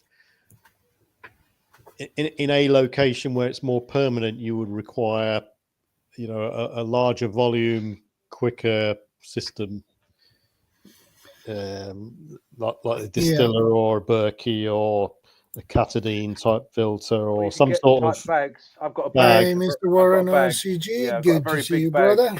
Yeah, some sort of bigger volume bag that you can literally leave overnight and let it do its thing passively. And then by the time you wake up in the morning, you've got a larger volume of water than trying to squeeze out a little litre at a time and stuff like that. Like CR says there, you know, water is life. That's right. It amazes me that we're still seeing videos and they're saying that in Africa they have to drink dirty water. And I'm thinking, well, don't they at least boil it? Don't they at least pass it through some kind of material? Yeah, I mean, I've been to various parts of the Sahara and Western Africa, and there are places where, you know, there's literally nothing to burn for a start off. So, wow. You know, I mean, so boiling water in that sense is a pressure resource that you could use for cooking or other things. You've also got the SODIS method where you can use it for put in a clear plastic bottle. If you've got plastic bottles, let the sunlight disinfect the water. I mean, Yeah, I don't know the education of some of these people, but there are methods you can use. You can use something like they call them a gypsy's well, where you dig a little pit next to the water course, and it fills up and gets rid of most larger contaminants. Hey, oops. Good to see you. Well, you use things like a multi-stage cloth filtration system, stuff like that, and then use the SODIS method. Yeah, drink. I mean, there's a channel. I was actually watching a channel yesterday called Bold and Bankrupt. Really interesting channel. He travels and does various articles on Eastern Bloc countries and just shows it how it is. And one of his latest videos, he went to Tanzania, and he tagged along with him and this other guy with the Hadza tribe. Said that correctly. Whilst they were hunting, he goes, "Oh, these guys aren't very good at hunting, are they? They've been out 8 hours, they ain't got bugger all yet." They're one of these little tiny birds. Anyway, they went to this watering hole, and all these traditional tribesmen are drinking straight out of this big muddy pool. Ugh. And he said, "Yeah, I don't know if it was true or whatever." He goes, these guys' immune systems and the way they've built up resistance over years can handle this sort of stuff, but there's no way I'm drinking out of that. No chance. Yeah. So yeah, that's a fact. Yeah. Hey, Selena, good to see you, ma'am. Hey, Selena. Yeah, like when Thanks I got dysentery overseas, the Filipinos can drink their tap water without any problem. But I made a pot of coffee, without thinking, and drank that, and I was down for 3 days, man. 3 or 4 days, I was out of it. Yeah, 3-4 days is not a good in a disaster. No, you don't want to be out for 3-4 days. Mm-hmm. Yeah, you need clean water, definitely.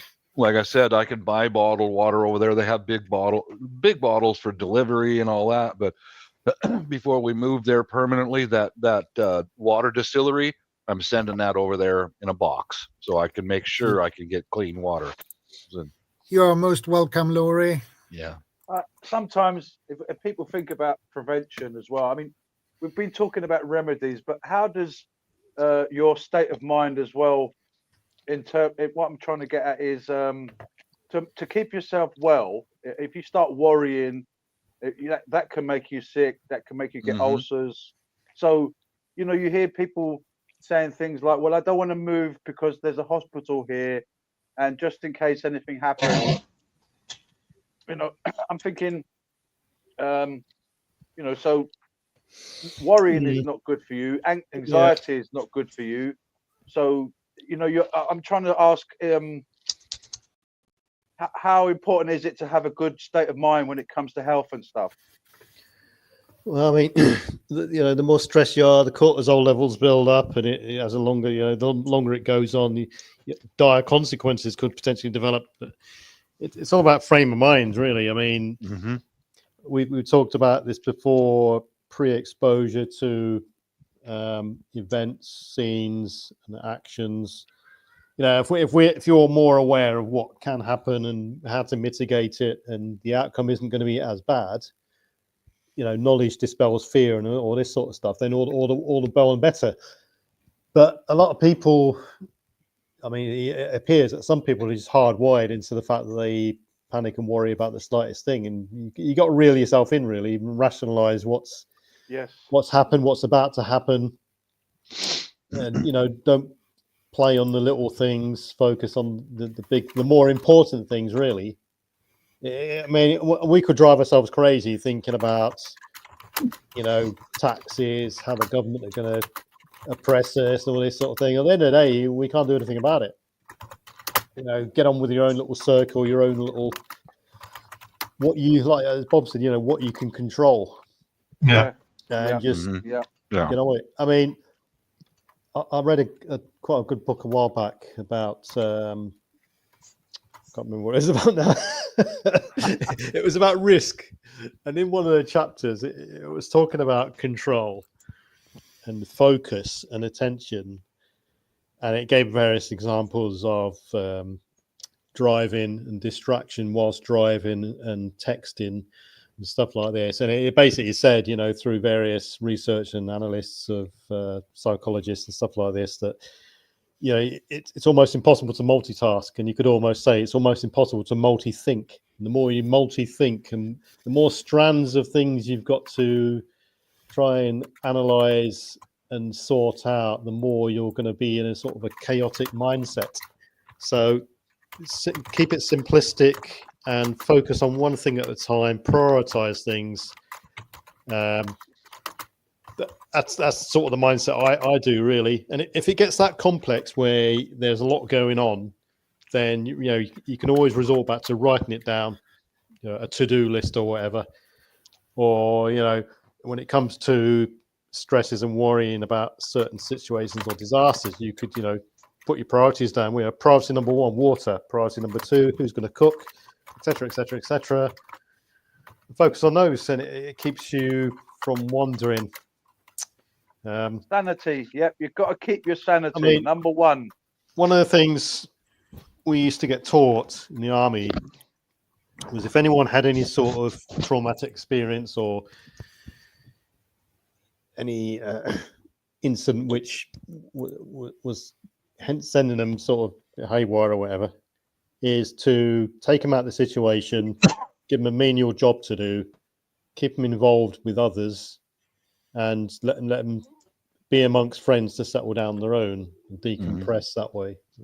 That's a good idea, because a lot of people are going to crack up, and we're going to get people that are going to be really freaking out, and that's actually a good little idea, BB, because some certain things you can't unsee, and you can get pushed over the limit. Yeah. And in that sort of a scenario, you need a bit more expertise and intervention through someone who really knows what they're talking about. It's good to see you again, ma'am. But everyone's got their stress level threshold. Everyone's got their breaking point. You've just got to manage in the army, it. did they call the priest over then, PV, in situations like where? Oh yeah. So you got the padre. Yeah. Just about every deployment we went on, big operation, the padre always deployed with us. Yeah. Yeah, definitely. No gun. Did he carry a gun? No. One thing that helps me with, say, if I have anxiety about a situation or a project or something that I face my fears, right? Amen. And then I'll take that problem and break it down into small parts. Yeah. I'll take the problem, whatever it is, break it into small segments and solve the segments until the problem is solved. And that helps you with your own self-confidence and your own mental health, because I was afraid of this, but now I've defeated it, and now let's move on to the next one. That's how I handle things. Break it down, I used to and move on. I used to do I used to be a project manager in various elements of the army, and that's a sort of mindset I adopt to a certain extent. You break it down and sequentialize the problem. You almost make a Gantt chart in your head as to how to get from where you are to where you want to be. And hey, Alicia. Yeah, people have got their different coping mechanisms, their different methods and stuff like that. Yeah. From the very outset of the initial happening, it could be a case of breathe. Yeah.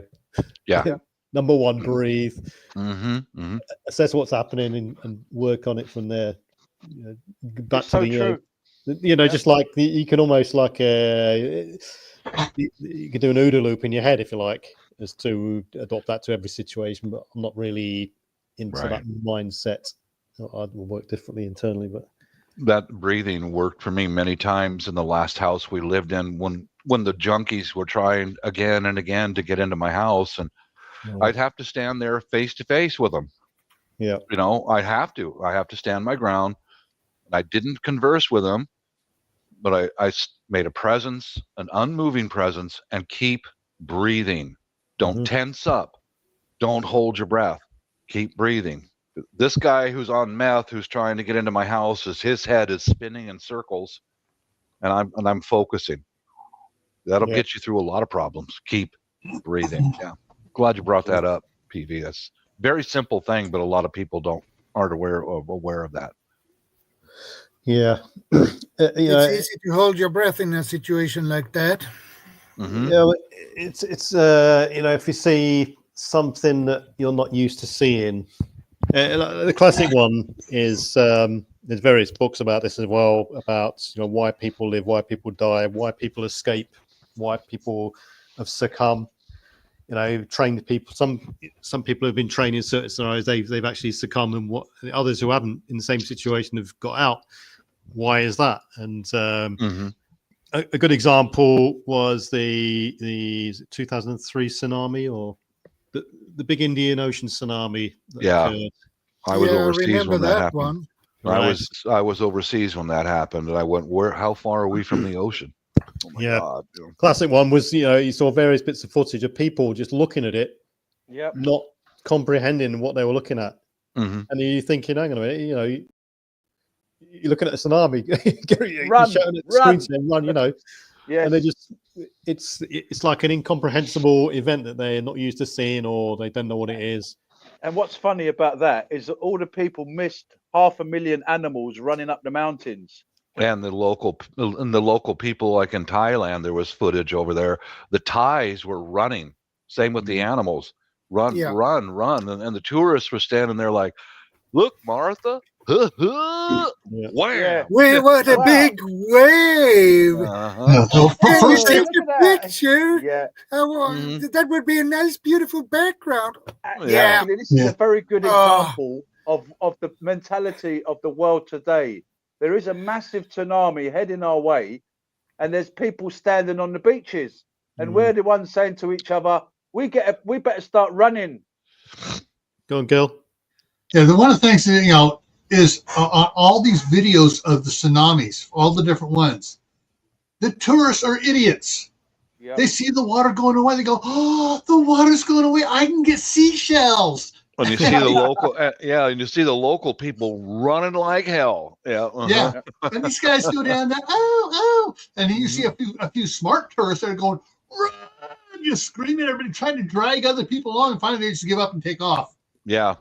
Yeah. Some beneficial aspects of pre-exposure training, information distribution is the Japanese know exactly what to do. They do. They're straight on it. Mm-hmm. Yeah. Because they have a lot of earthquakes, which can create lots tsunamis. of tsunamis. Yeah. Mm-hmm. And they get a lot of information about it. They have sirens that practice every week and all this sort of thing. They got the app for it. Right, yeah, they got the app for it. They got claxtons that go off. I've seen videos of the tsunamis and as soon as a warning, the people don't hesitate. They get out, they drop what they're doing, and they go uphill right away. Yeah.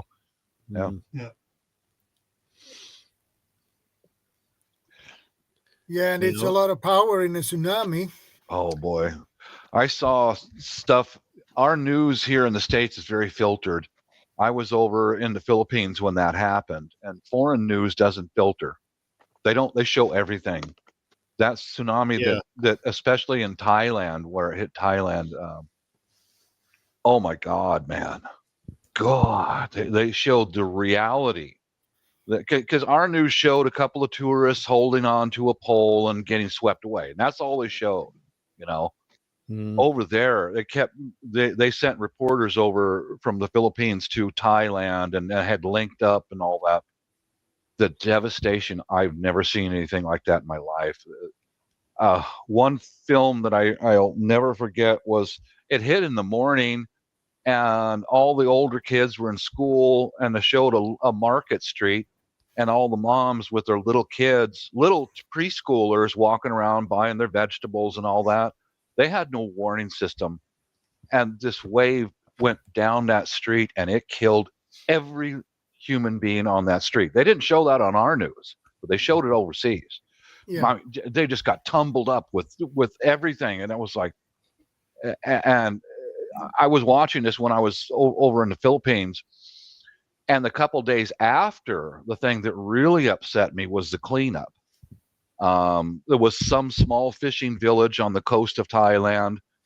Everybody, there were dead bodies everywhere and animals and all that, and they showed where they got a chainsaw running and a truck running, and so they had to go into the forest and cut firewood. And these are average people like us guys who had to go and grab the dead bodies and throw them up on a fire. Our news didn't show that. They didn't show anything like that. Overseas, I saw all of it on the TV. I was like, Yeah. God, look at that.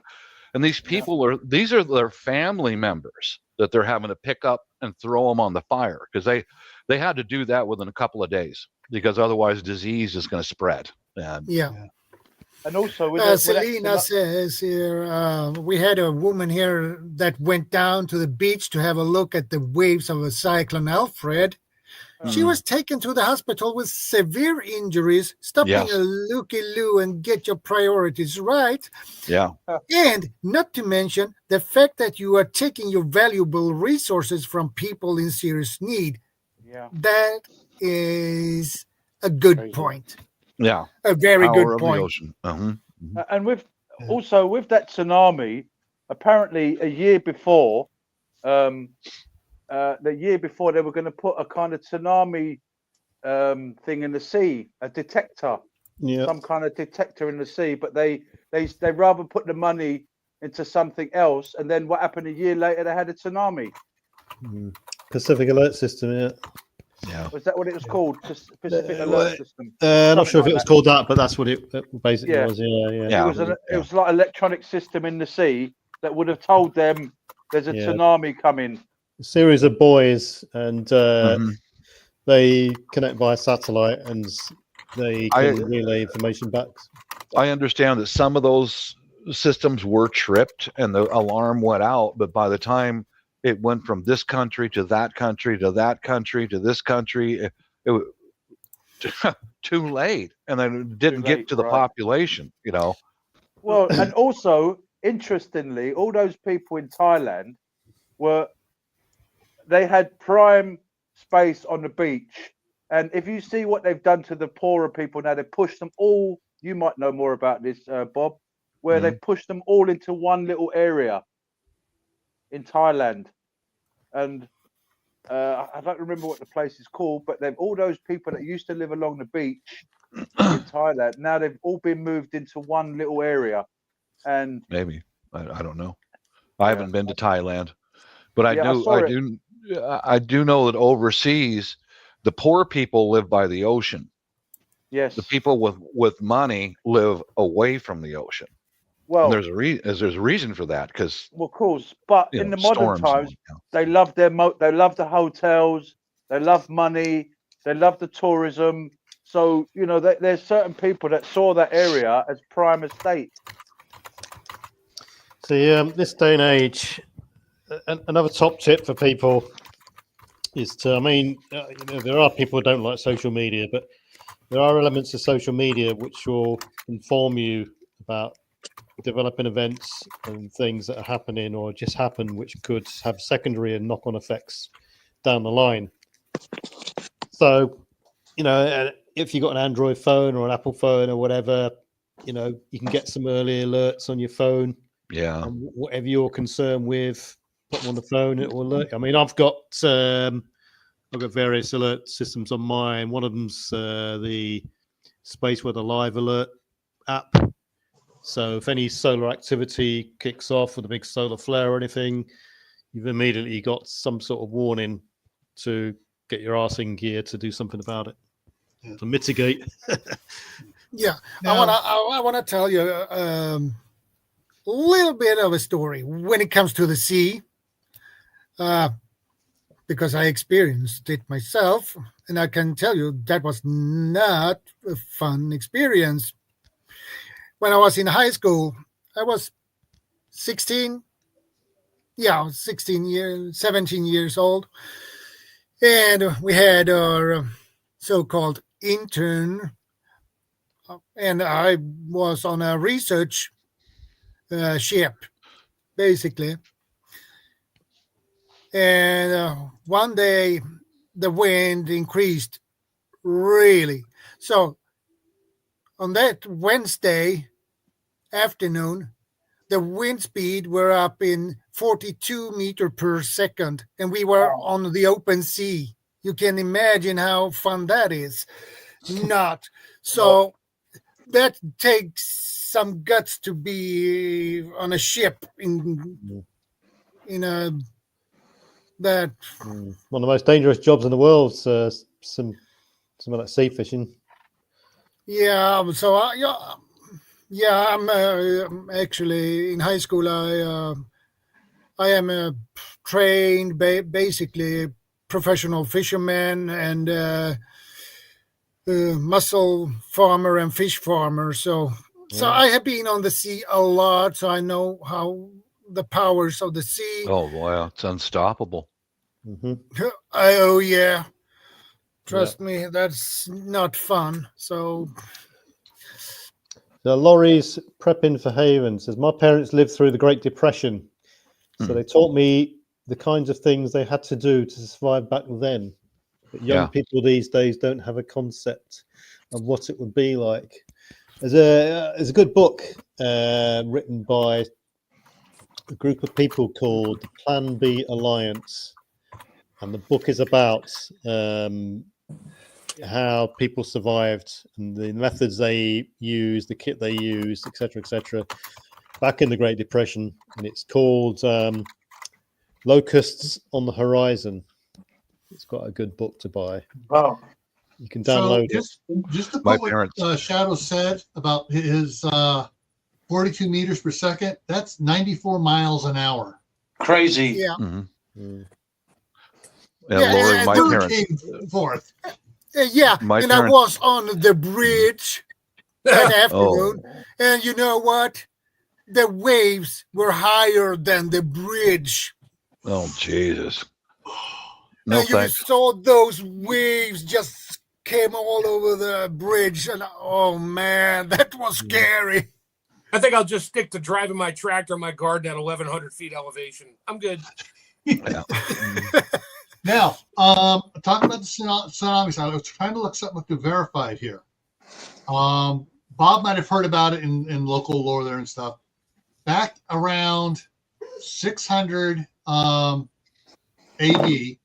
Japan had a massive earthquake, and the tsunami hit the Washington, Oregon coast. Yes, it did. There's still evidence on the coastline of that tsunami right now. And up the Columbia River, you got 120 feet up there where the trees were all scoured off, and the soil was taken away.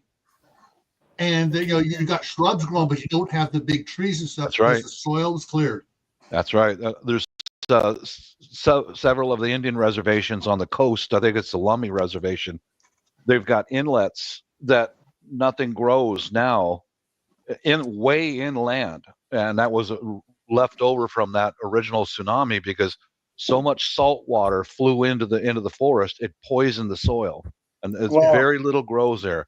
Huge trees turned upside down, still out there in that forest. Yeah, it's still evidence right there. Yeah. And so you think about, well, this is America. That's not going to happen here. Baloney. Baloney. It happens everywhere. Anywhere you're near a body of the ocean. Oh, yeah. There's a possibility. In Britain as well, similar to that. I have to Google it. Yeah. Let's have a look. Yeah. Now I got a question for you guys. Getting back a little bit to the tips, things, and resources. How many people here on the panel and in side chat, you can put yes or no in the side chat. How many of you are worried about the Wi-Fi signals in your house? Yeah, I've left my phone downstairs a bunch of times. You kind of sleep better. Yeah, I found out something here a couple days ago, and I ordered something to go with it. That they were talking about that on one of the videos about the Wi-Fi and showing all the walking on the meter, showing all the crap and stuff, going, okay, here's your phone. And when it's doing this, here's your tablet doing Wi-Fi and stuff. I went and I got this. Smart meter. Yeah. I went and got this. What this is a USB-C, so it goes in the bottom of my phone and into my tablet. The other end for a Cat 5, 6, or 7 cable. And they were saying just plug a cable into your router and plug your plug tablet or whatever into it and turn off the Wi-Fi. And so I got this on Amazon. That's the name of this one here in particular. I got a cheap one just to do a test on it. I'm going to do a test over the next couple of weeks, and I'll do a video on it. I have a couple of those. I love them, but I can't run cable all over my house. Yeah, which is when the wife gets up here, she's going to say, all right, I'm going to say, where do you want cable outlets around the house? And that way we can just have a short, she can have, wherever she wants to, like the dining room table, we'll have one on the wall nearby. That way she can plug it in. Just she can, when she's sitting at the dining room table and nobody's around, she can do her tablet and stuff and not worry about it. And of course, there's going to be one on each side of the bed. So at night when we're sitting there in bed, we're getting ready to sleep, we can tootle through our tablets and have the Wi-Fi off. And that, I know a lot of people go, oh, you're a conspiracy theorist about the radiation from Wi-Fi. It's a frequency, not radiation. Whatever. Yeah. Yeah. The electromagnetic fields interfere with the electromagnetic fields of our body. Yeah. And so if we try to preserve the electromagnetic fields of our body, this is something you may want to consider doing. Getting a little device like this and changing up your router and stuff, or get a router that connects to a multiple switch, a 10 switch or a 16 switch, and just run cables around the different rooms so you can plug stuff in, so you're not carrying Wi-Fi around going. And my son loves he uses Wi-Fi on his phone so he doesn't run up his minutes, because he has the weird plan he's got. If he had one of these, he could just plug it in there in his room and just not be radiating his head with the Wi-Fi. Because I have fiber in the house, and the router / modem is the wireless. It's one box. Yeah, so I'd literally have to cover it with a Faraday cage to keep it from going out. Fortunately, with mine, the box I got from the internet cable company we have, I can turn it off. Yeah, well, that's a router. That's the router. The modem is a router for me. It's one box. Yeah, and that's what we have. We have one box, so I can turn the Wi-Fi off on it. I already had them turn it off at their thing to turn off the 5G. So it's just they got rid of the 5G Wi-Fi in the house here because it kept trying to come on, and it was But yeah, so that's something else. That's something else you can do to mitigate your health before a disaster. So I've just Googled the British tsunami. Apparently it says there was a significant tsunami that struck Britain 8,200 years ago, known as the Storegga tsunami. It is considered one of the largest natural disasters to affect the British Isles in recorded history. 8,000 years ago was recorded history? Okay. Yeah.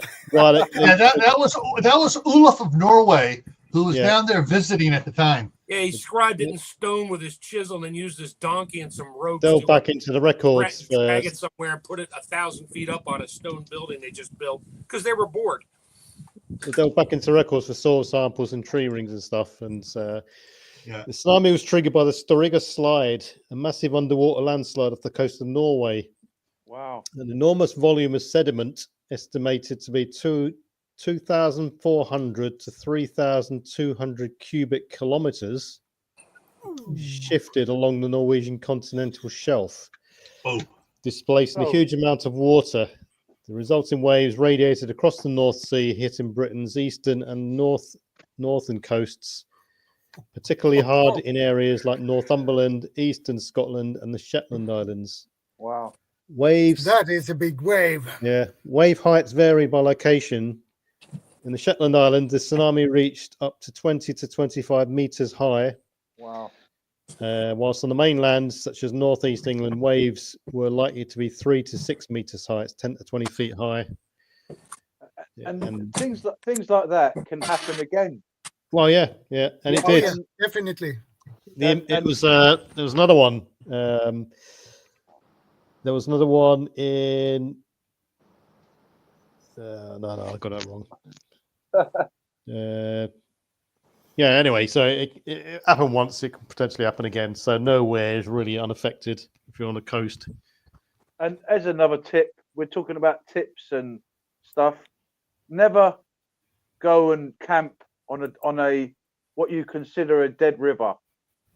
You know, there was cases. There was cases in Cyprus where people bought houses on what was considered dead rivers, and then we had loads of rain, more than like months and months of rain hit Cyprus. All of a sudden, those rivers became live, and all those people that had bought houses in the rivers, they got all their houses was flooded. You know, you get even campers. They go and camp by a river. I've seen guys in UK go camping, overnight camping. In the morning, they're waking up and their whole area's been flooded because they've camped next to a river. You know, it's a valley. It's a river for a reason. That's where the water will go if there's an enormous amount of water. Now we're talking about tsunamis. So the top tip is think twice before you camp or you set up near water. That happens all the time here in the U.S. It just happened recently with in the Carolinas, where rivers that had never flooded up to the roadway in hundreds of years, washed out the roadway, took out the houses and everything else. But in Las Vegas, where my grandmother lived, we'd go out there, and every now and then we'd be playing the wash, and she'd come outside, get in the house. 5 minutes later, here comes the flash flood. You see, and it's not even raining where we're at. It was raining 40 miles away on the other side of Las Vegas. Yeah, you even see things like this in places like even in the Middle East. You know, in the middle of nowhere, all of a sudden a flash flood. Yeah. Happened. There's been some serious flooding in Gran Canaria this week as well. Yeah. I mean, you know, my advice in the last days, get yourself a location that is high ground, and if you can, get yourself one of those £5,000 lifeboats. Yes, it's going to look a bit weird on top of a mountain, and you can even live in it. Why not? And just in case, if water does reach the mountains, if anybody out there's seen the film 2012, where you had the Buddhist monk on the top of the mountain, and the waves reached up there as well. So, you know, water is the biggest enemy. Water is also our most important thing that we need, but it's also like Shadow was saying, you know, some of the conditions, you know, out in the sea, you know, your normal everyday people have got no idea what it's like. I was just going to strap like 55 gallon drums to the side of my container. That way it'll just float away. That's a good idea. Tractor and all. I was a sailing instructor, dinghy sailing instructor for 5 years, and the comprehension people get of the sea is they stand at the shore and they look out, and their immediate perception is that the sea is going to be like it is the next 300-400 meters of visual immediate distance of viewing. And it's not until you get out in a boat and you go out, say 500 meters, half a mile plus, then you start to see the real, when you're out in the open water, start to see the real scale of waves. Yes. And it's frightening, as Shadow said there. Yeah. You realize how insignificantly powerless you are. Yeah. There's that one volcano over there off the shore of Spain out there, and the west side of it shows Yeah. signs of slipping. Yeah. And they say if that thing goes, they're expecting New York to get hit by a 50-foot tsunami. Yeah, well, at least it's La Palma. There's a big fault line at La Palma. Yes. La Palma. There's various arguments as to say whether or not it will cause a big splash or a tsunami. Yeah. The models I've seen have stated that it could be hundreds plus feet high when it reaches the east coast of America. Okay. Yeah. Which and the thing about that is, people might think, west coast of America, I don't live there, it's not going to be a problem. But the knock-on effects are going to be huge because you're then talking if New York gets swamped and half the east coast gets swamped, you're talking major scale disruption in America, obviously, but also the financial knock-on effects massive down the line. If you said like you said it's hundreds of feet, like if it's just 200 or even 150 feet, you can kiss most of the buildings in New York City on Manhattan Island gone. Yeah, DC, you can Florida, kiss everywhere. Yeah, you can kiss the entire U.S. government gone. Yeah, because that'll take out Washington D.C. and it'll wash it clean. If you want a little idea, that is what we call a clean sweep. if you want some kind of an idea of what that looks like, watch the film 2012. I mean, if you want to, and we're not just talking about, we're talking about major collapses in infrastructure, governmental level, massive level. Another tip: don't live near any places like dead volcanoes. If you've got a bug out location, make sure to check things like, elevation, flooding, obviously stuff like, all right, if you're just on a normal move before a SHTF situation, you might want to check the crime in the area. But in this SHTF situation, if you've got a bug out location, stay away from dead rivers, stay away from dead volcanoes. So I've done a quick analytical input into this program I've got, and it's saying that the La Palma scenario, worst case scenario, early research by someone called Ward and Day, 2001, proposed that a massive collapse of 150 to 500 cubic kilometers of rock could generate waves 400 to 600 meters high. Mm-hmm. Yeah. That's 1,300 to 2,000 foot high around the Canary Islands. Right. Shortly after, the more refined models state that simulated slides of 20, 40, and 80 cubic kilometers, estimated wave height near the islands to be 100 to 290 meters. That's up to 950 feet. Realistic scenarios from past Canary Island collapses suggests most events occur in multiple stages rather than a single coherent block falling into the sea, reducing the tsunami's initial size. So for an 80 cubic meter slide, which is considered a credible upper limit by researchers, wave heights near and around the islands would reach 100 meters. So across the Atlantic, the initial models suggest waves of 20 to 25 meters high, that's 65 to 80 foot high, reaching Florida and the eastern seaboard of North and South America, assuming assuming a worst case of 500 cubic kilometers collapse in a single fast-moving block event. They also estimate 5 to 7 meters for Spain and up to 100 meters for England and along the west coast of Africa. So Thanks, PV. We're all moving to the mountains now. I'm already in the mountains. I'm at the foothills of the Grand Tetons. However, the highest elevation in Florida is 368 feet, I believe. Yeah. Correct me if I'm wrong.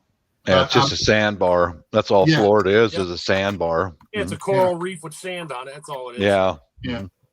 Current consensus of the idea of a mega tsunami, often defined as waves over 100 meters, 330 feet, devastating the entire Atlantic basin, stems from extreme scenarios that are now considered unlikely. The volcano is monitored for instability, and recent eruptions, i.e. the 2001, did not trigger a collapse. Slope stability analysis suggests that it would take significant volcanic growth or an extraordinary combination of eruption and earthquake, i.e. magnitude of 5+ with high explosibility to destabilize the flank. That's what they thought about Mount St. Helens before the west side of it blew out. 3 scenarios. Near La Palma, a significant slide could produce waves of 100 to 290 meters locally. US East Coast, this is the current realistic scenario. Waves would likely be 1 to 2 meters at most, based on refined models. That'll still wipe out DC and most of the East Coast. Yeah, well, you get the channeling effects, and that'll take out all the ships that are in port. Yep. Yeah. That'll take out all the ships, the docks. Because the ships are going to take out the docks. That's going to ruin infrastructure, even if it is only 3 meters high. Well, if you're like up the bay and you see all of a sudden the water starts disappearing quick, yeah, you better run if you can. The other thing is the fact that because you're going to get a lead up time, can you imagine the panic and everyone going into prepper mode? On the build up to it, mass evacuations from localized area, anything near the coast, people fighting over the last resources that potentially can get wiped out, and so on. Yeah. Like PB said, find those apps that can tell you stuff about volcanoes, weather. They're very useful apps to have, because if anything serious was coming, do you think that our leaders will tell us? No, they're going into their bunkers. We know where they are. The thing is, I think Shadow's done a stream on this before, early warning systems, and wherever you are, or listeners out there, do a threat assessment where you are. Consider what threats are most likely to hit you or affect you. And if you are living in a tsunami zone, get a tsunami app. If you're thinking about a solar flare threat, get a solar flare app. And, the idea is to have as much lead up time as possible and early warning as possible to warn you about these sorts of things. Even you can even get crime escalation warning apps. Yeah, and spot. You don't want to be warning apps. Yeah, you don't want to be in a situation where SHTFs happen and then you're running last minute to go and get supplies. Yeah. Well, it just gives you that barrier, that buffer zone of warning to reaction sort of thing. In response to Lori's answer there to the question of what volcano you're most afraid of, Yellowstone has a hype on it, which they're now discovering is not true. The ash map for that they said was Yellowstone turns out wasn't Yellowstone's. They've discovered it's from the Long Valley caldera at the north end of the Death Valley in California. The Yellowstone's last eruption only covered a third of the area they thought it did. The Long Valley caldera, which nobody really talks about, is the one that covered all the way up past Yellowstone, up to the Canadian border, all the way out across the Mississippi, and down into Texas. That was a big one that went. And because it was so many years before, they just and have been all the California climate in the mountains there, and on the other side, all the flooding they get there and stuff, had eliminated a lot of the evidence of it. Everyone was thinking, it's all Yellowstone. All this ash field is Yellowstone. It wasn't. Well, and Yellowstone right now is going the explosion, the eruption, but then you have the upper atmospheric dust that will darken. It'll just wrap itself around everything, and we got nothing to grow, no sun. Yeah, that's when crap goes bad. Yeah, slowly and painfully. I've got to shoot off, and my time is up. So I'll have to catch you all later, folks. And have a good one anyway. Have a good weekend. Keep your eyes and ears out. Get those apps in there, and hopefully we're all allowed to see next week's show. Catch you later. Amen. Yeah, we will do. The volcano that I'm most afraid of is Mount Rainier, because I live here in Washington, and the counties all the way around Mount Rainier have got a system set up of loudspeakers and it's tested the first Monday of each month. And we will get plenty of warning before that klaxon goes off. Or actually, now they switched it from a klaxon to information. And all the schools around, they have drills where the kids on foot walk from the school to higher ground, because when all that ice and the glaciers and the snow melts all at once, it's pyroclastic flow. Yeah, and they're doing construction in some of the valleys around here, and they're 1,000 years ago was the last time Mount Rainier went off, and they're finding several feet below the ground entire trees buried, and I saw that evidence where I grew up, which is in a valley. The valleys were originally made by the glaciers. Then 1,000 years ago, Mount Rainier exploded and it washed all this mud and silt, which makes great farmland. And I saw the evidence myself when my dad hand dug a septic tank pit for a concrete septic tank. And he started running into trees. They were all pointed to the north. Because this was before there was the internet. There was no information out there for us.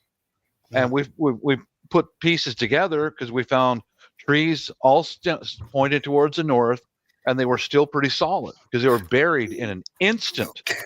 And we found massive piles of oyster shells that would come from Puget Sound, from the Indians. They would trade. They would sell oysters and piles of oyster shells, and he even found a stone spear point down among that stuff. So Weird. 1,000 years ago, when there was no warning of any kind, the people who were down in the valley, gone. They're extinct. Gone. Yeah. That was about 6 or 8 feet below the surface of that nice, rich soil. Lucky you didn't find any bodies. They would have come in there and said you have a graveyard there and you're not allowed to dig. Yeah, but we didn't find any bones, but lots of oyster shells from Puget Sound. But yeah, it's very real, and we've got a system in place here. Yeah. Yeah, that's true, Lonesome. Yeah, it's true. It's a beautiful state. Where I'm in eastern Idaho, I'm at from me to Yellowstone, it's not due north, it's northeast, it's north by northeast, so it's just a little bit off. The wind here 90% of the time blows from us to Yellowstone. So long as it's not in the wintertime, if Yellowstone pops and sends ashes up, it's blowing it away from us up towards Canada. In the wintertime is when I get worried about Yellowstone. But it's not a big explosion I'm worried about. I'm just worried about just a little, like in Hawaii, and it, sends cloud of ash going across, and everything else. Oh, I was thinking, speaking of volcanoes, a couple of years ago, there were a volcano on Iceland that got an eruption, and that caused pretty serious consequences here in Sweden as well, because we get the ash cloud over here. So the airplanes couldn't take off or anything. They had to cancel all the flights because of the ash cloud. So, well, after Mount St. Helens exploded, Eastern Washington, man, they had bumper crops the next year. All that rich ash landed all over the farms and stuff, and wow, did they grow? They had successful planting the next year. I'm connecting up here with Lonesome Not I channel. I'm leaving you a comment here.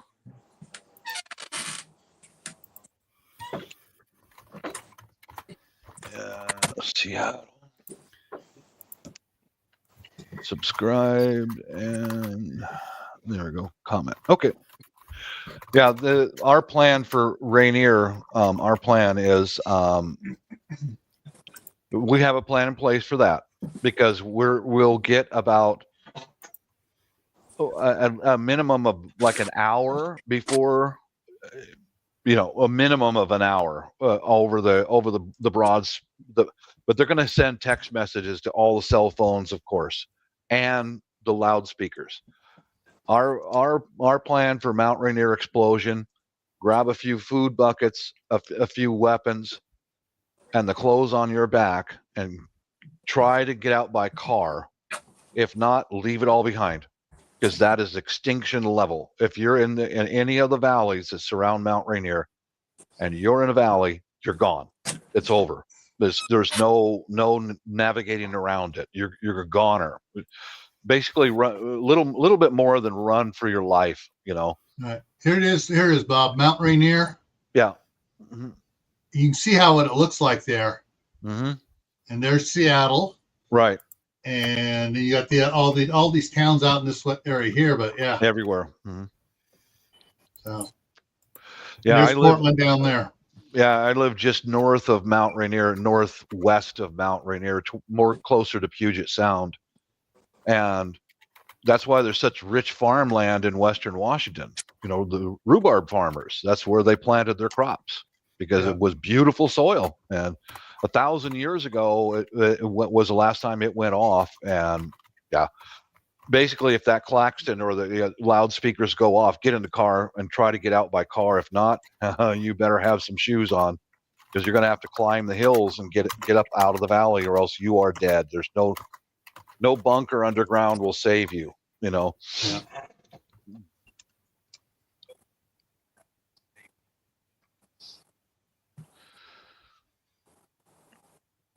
Yeah, if you do live in any kind of place like that, that does have tendencies to have an extinction level stuff happening, it might be a good idea to move away, or to have a location where you could get to ASAP.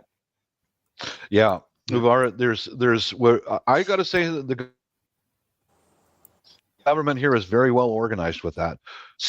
City, state, and county all work very well, and we've got signage that says evacuation route on, and all the valleys have got signage that point, get up out of the valleys now, right now, And I bet Bob has alternate routes for to get around the traffic jams. Absolutely right. Yeah.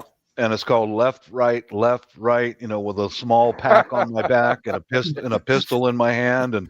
And we've got Filipino families who live on these hillsides around the area, and just march towards them, because we've already had an agreement with several Filipino families. If something will happen, we will take them in, and they will take us in. You bet I do. Yeah. I remember all your alternate routes for different things talking about on your videos and stuff. Oh yeah, you bet. Yeah. Well, that's part of it. We've got plans in place for civil unrest, and for storms, and for Mount Rainier. But Mount Rainier is like, even if you got nothing but the clothes on your back, run for your life, get out of the valleys. Yeah. But our plan is, we're going to head to a hillside where there's 3 Filipino families that live up there. On one side of the hill is Puget Sound, which is where the Navy and the Coast Guard can send relief ships in and evacuate people out. And if we keep going farther north is SeaTac Airport, so they can fly relief in and fly people out. Because I've talked to people who live in the area, and I told them that's the way you want to go. Well, no, we're going to go the other way, but there's no help for you out there. Think about it. If you go this way, you might be able to be put up with a resident for a while, but the only thing that they can do is helicopter stuff in. But the other direction, we can go airport, ships at sea, etc. So better chance of staying alive. I've got a little bit of an idea for you, Bob, and I'll see what you think of it. Like you said, you've got people in valleys. What about if you put, like, for example, some rope on a tree, just as an emergency sort of backup, so that if you did have to struggle up a valley, there's some rope there that you can grab onto. Yeah. In an emergency, That's a good idea, but if people do live in valleys, maybe they can find a big tree at the top of the hill, put a bit of rope there, just leave it there, but it's there. That's a good idea. Because I saw in the tsunami people rushing up hills, and the water was like literally chasing them, and then they're barely escaping. But if you had a rope there and you could just grab the rope, even if you got caught up in the wave, you could still somehow perhaps pull yourself out. All right. Even having a couple of buoys tied onto not a couple of those floating rings. So this map here is all the different little volcanoes, plus Mount Rainier and then Glacier. These are all just in Washington. Yeah. And up into Canada. Wow. Yes, that's part of the Ring of Fire. Yeah, it is. It is. And if you know who Virginia Roots is, she lives farther north from me. That's why we've got contacts with each other, or we exchange phone numbers. So if I have to, I can call her and warn her. But up in her area, recently they've had 3 or 4 4-point earthquakes in her area, and I haven't called her or anything yet, but I'll check with her soon. Probably check with her on Sunday. I might go live Sunday. I might not. I'm not sure. Well, I will notice that on Monday morning at 4 a.m. in the morning. Yeah, Shadow's sitting there having his morning coffee with us. Yeah. Yeah, and besides, I like Virginia Roots. She's a wonderful woman. She's very smart and very direct, isn't she? Yeah. Oh, yeah. She's kind of like don't mess with her, because you will get your butt kicked.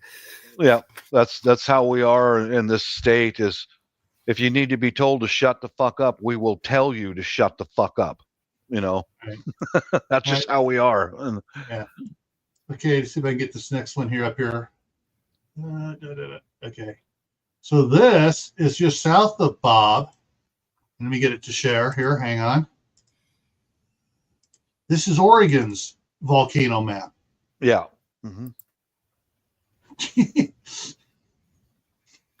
So, right there, yeah. So right there across the river there is the state line. So this is the ones down here in Big Hole, Newberry volcano. Yeah, I can tell that's a volcano. There's one in that caldera. So yeah, that's basically, if that starts happening, run for your life. Okay, leave everything you've worked just forget it. Just leave with your life. That's all you're going to be able to do, because all those mountains are covered in ice and snow year round, and all that ice stuff. Boom, Yeah, if one of those volcanoes erupt, that snow will melt and ice will melt instantly. Yeah, I mean, you have and you're not going to be able to pull Kurt Russell surfing the pirate classic flow like you did in Escape from L.A. Yeah, you can look at when there's videos from news stations back in the 80s when Mount St. Helens erupted. It did give lots of warning, and when it finally popped, check out videos of the Toutle River. That's when all that ice, and snow melted. Holy mother. Oh my God, man. Nothing survived in the path of all that water. Everything disappeared, But, A good idea for your bug out bags is clothes. A lot of people put gadgets, gear, and they're not enough emphasis on clothing. For me, I've been sort of rethinking the bug out bag stuff, and I'm thinking, what is your first line of defense? Your clothes. Clothes is going to be your first line of defense before anything else. So having a bug out bag with an extra set of clothes, maybe an extra set of boots, because you can't make boots in nature easily. Sitting right there on my wall. Unless you know how to make moccasins, Indian style, so having a good set of clothing in your bug out bag, along with the clothing that you wear. I tend to wear a lot more outdoor clothing these days. So if I do get caught up, at least I've got my first line of defense. And obviously, bits and pieces that you carry with you. You might have a lighter, you might have a small torch, you might have some little bits with you as well. But your bug out bag must have another change of clothing. If it's winter, put thermals in there, spare socks. And also, I don't know if you guys know about Johnson's talcum powder. Apparently, don't use it no more because it's got asbestos in it. Yeah. Yeah, you see that? I'll show you. This is on my wall in my garage because the garage door is the biggest door in the house. That rucksack right there is full of cooking gear, survival gear, especially and cooking. Hey, Vanessa, good to see you, man. That's also covered in several layers of camp dry, which is a silicone that so that the contents don't get wet in the rain. And then right there is a hook with 2 field jackets and a big hat. Yeah. I'm going to consolidate more of that stuff because we just moved in here 2 years ago, and I'm still in the process of moving stuff around. And like one of the consolidations I'm doing here is I'm getting food buckets closer to the kitchen because my wife and daughter will do the cooking, while my son and I stand guard. But I'm getting food buckets and water closer to the kitchen because they're both very small Asian ladies. And where you and I could pick up a 50-pound food bucket, no problem. For them, it would take 2 of them, to carry it down. Those plans are all in works, and I just slowly pick away at it every day. I do a little something, and but like I said, our plan is to get out that garage door right there if we have to, because the car is right out in the driveway, and boom, get in the cars, go. Yeah, I guess you reversed the car, so you don't have to reverse the car out on the street, so you can just take off. Back in the car always. Yeah, we've got 4 cars in the family, so we can throw gear in the cars, food, water, whatever else we need, and have a convoy and get out. Maybe we might not even have enough time to do that if the mountain blows up. Maybe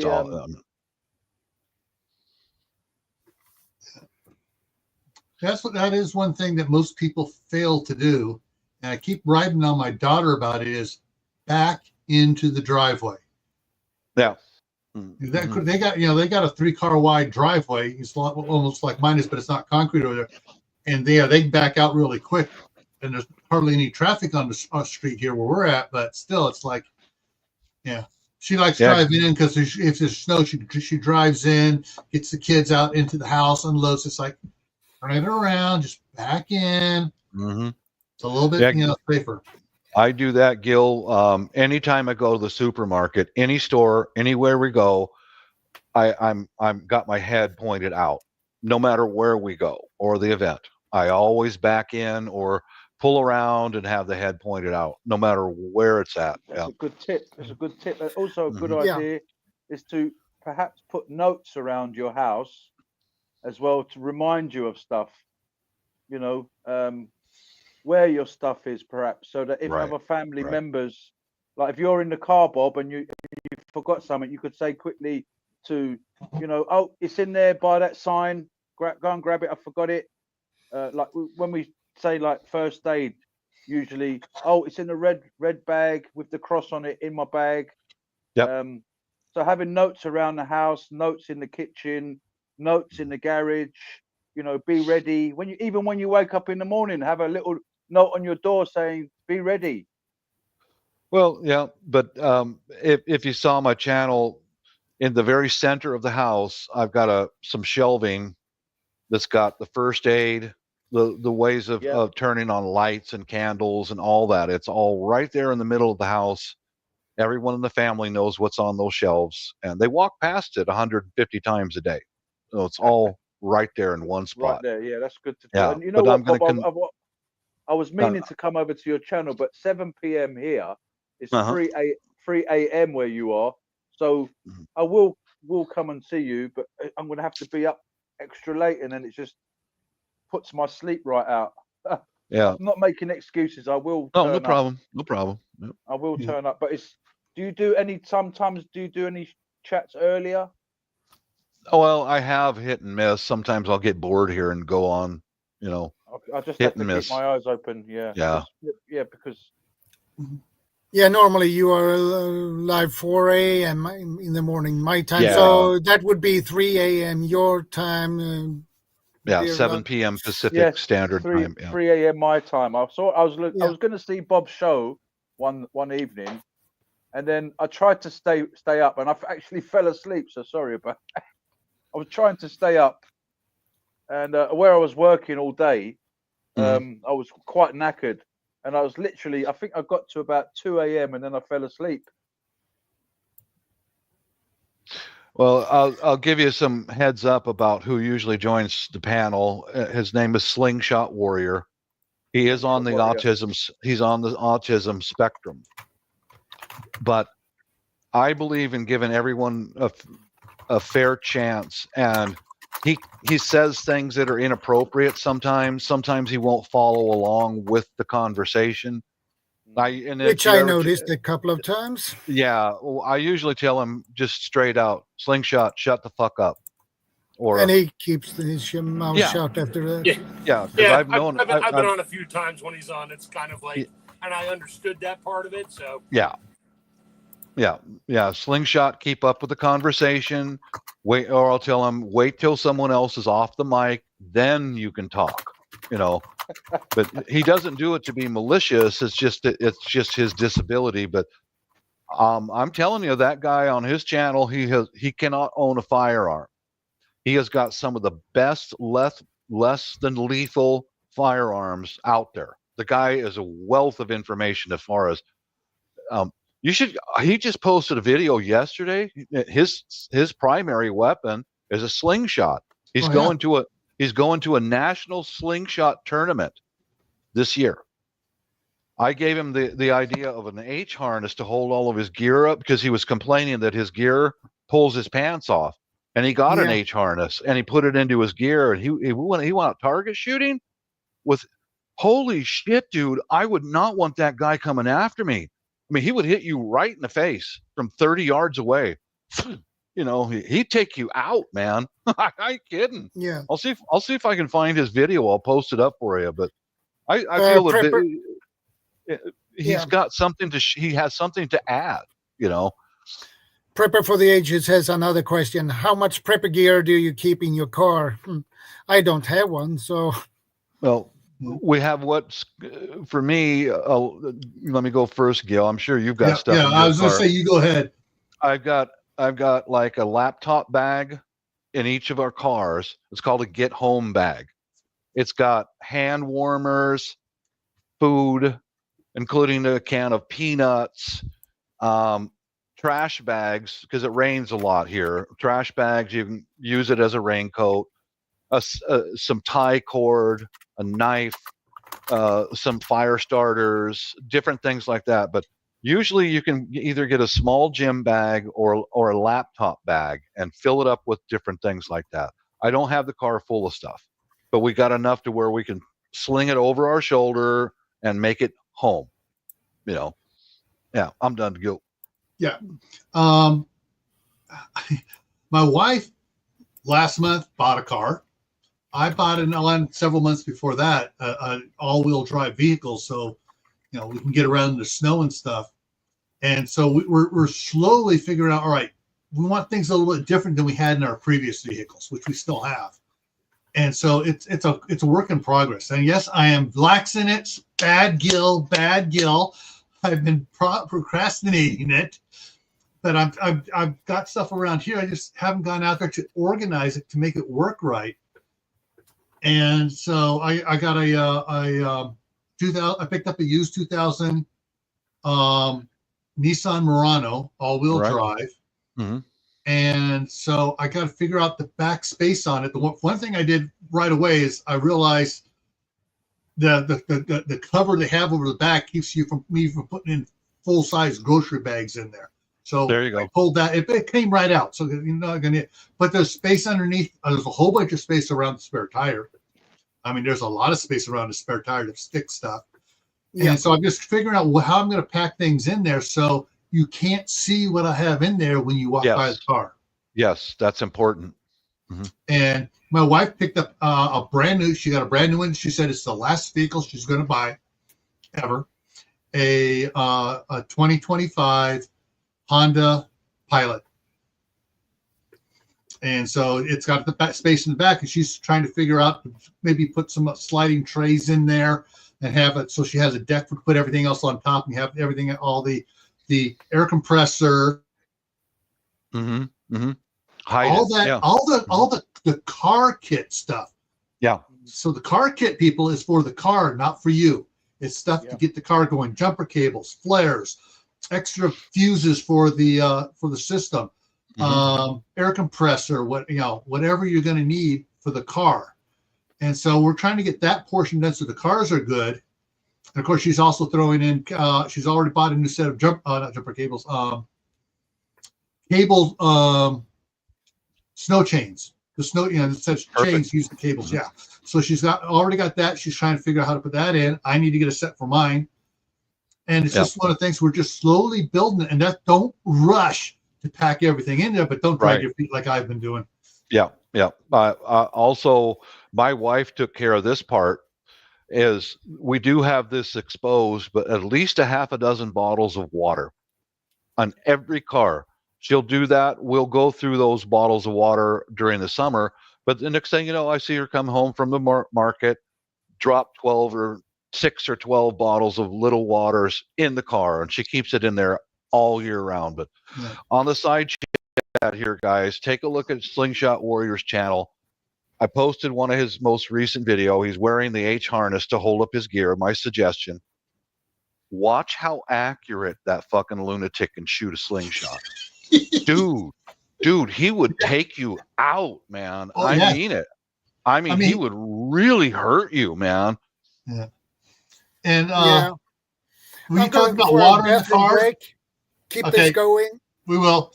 So, Bob, you're talking about putting water bottles in the car. My wife and I have decided to go a different route with the water bottles. We've gotten these stainless steel flasks. This is a half-gallon one.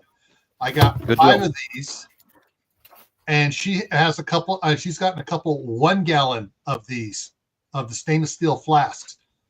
Yeah, I've got 2 of those. I've got 2 of those. Very good. Yeah, and it's just this has insulation around it. It's doubled wall as well, so it's because let me look. So it can just slide right out of there. Good deal. And it was a great price on Amazon when I got it. And what I like, it comes with the shoulder straps. I can throw the shoulder straps on for walking with it. It's got the hook for. I want to know where the blankety blank this was when I was in scout camp with all the young scouts, and as a scoutmaster, this was a primal thing. And this is absolutely excellent. I mean, so far here, I filled this up before the live stream. I'd say I'm probably down to about here now. I've been. You see me sucking on the water all the time. Yeah. I carry freeze dried water. It's very light, and you only need to add water to it. Chef, finally, I got around to you, Chef. You're fired. Yeah. Hey, Mark, I got the dehydrated water. Yeah, mine's better because it's freeze dried. It lasts longer. Hey, I've got a little idea for your cars. I don't know what you guys think of this idea, but maybe for smaller items, and maybe if you built some false floors in your trucks. I don't know. I mean, maybe you might have 2 or 3 inches on the floor where you could play with, and maybe make a false floor where you could put stuff underneath it. For survival, maybe survival knife, little first aid stuff and water purification and what have you. And a folding shovel. Shovel. Any idea? It's like Shadow with his pouches. You could do so much, so you could have a false floor underneath the driver's side, a false floor in the passengers, false floor behind. You can do, and people, they're looking at the car.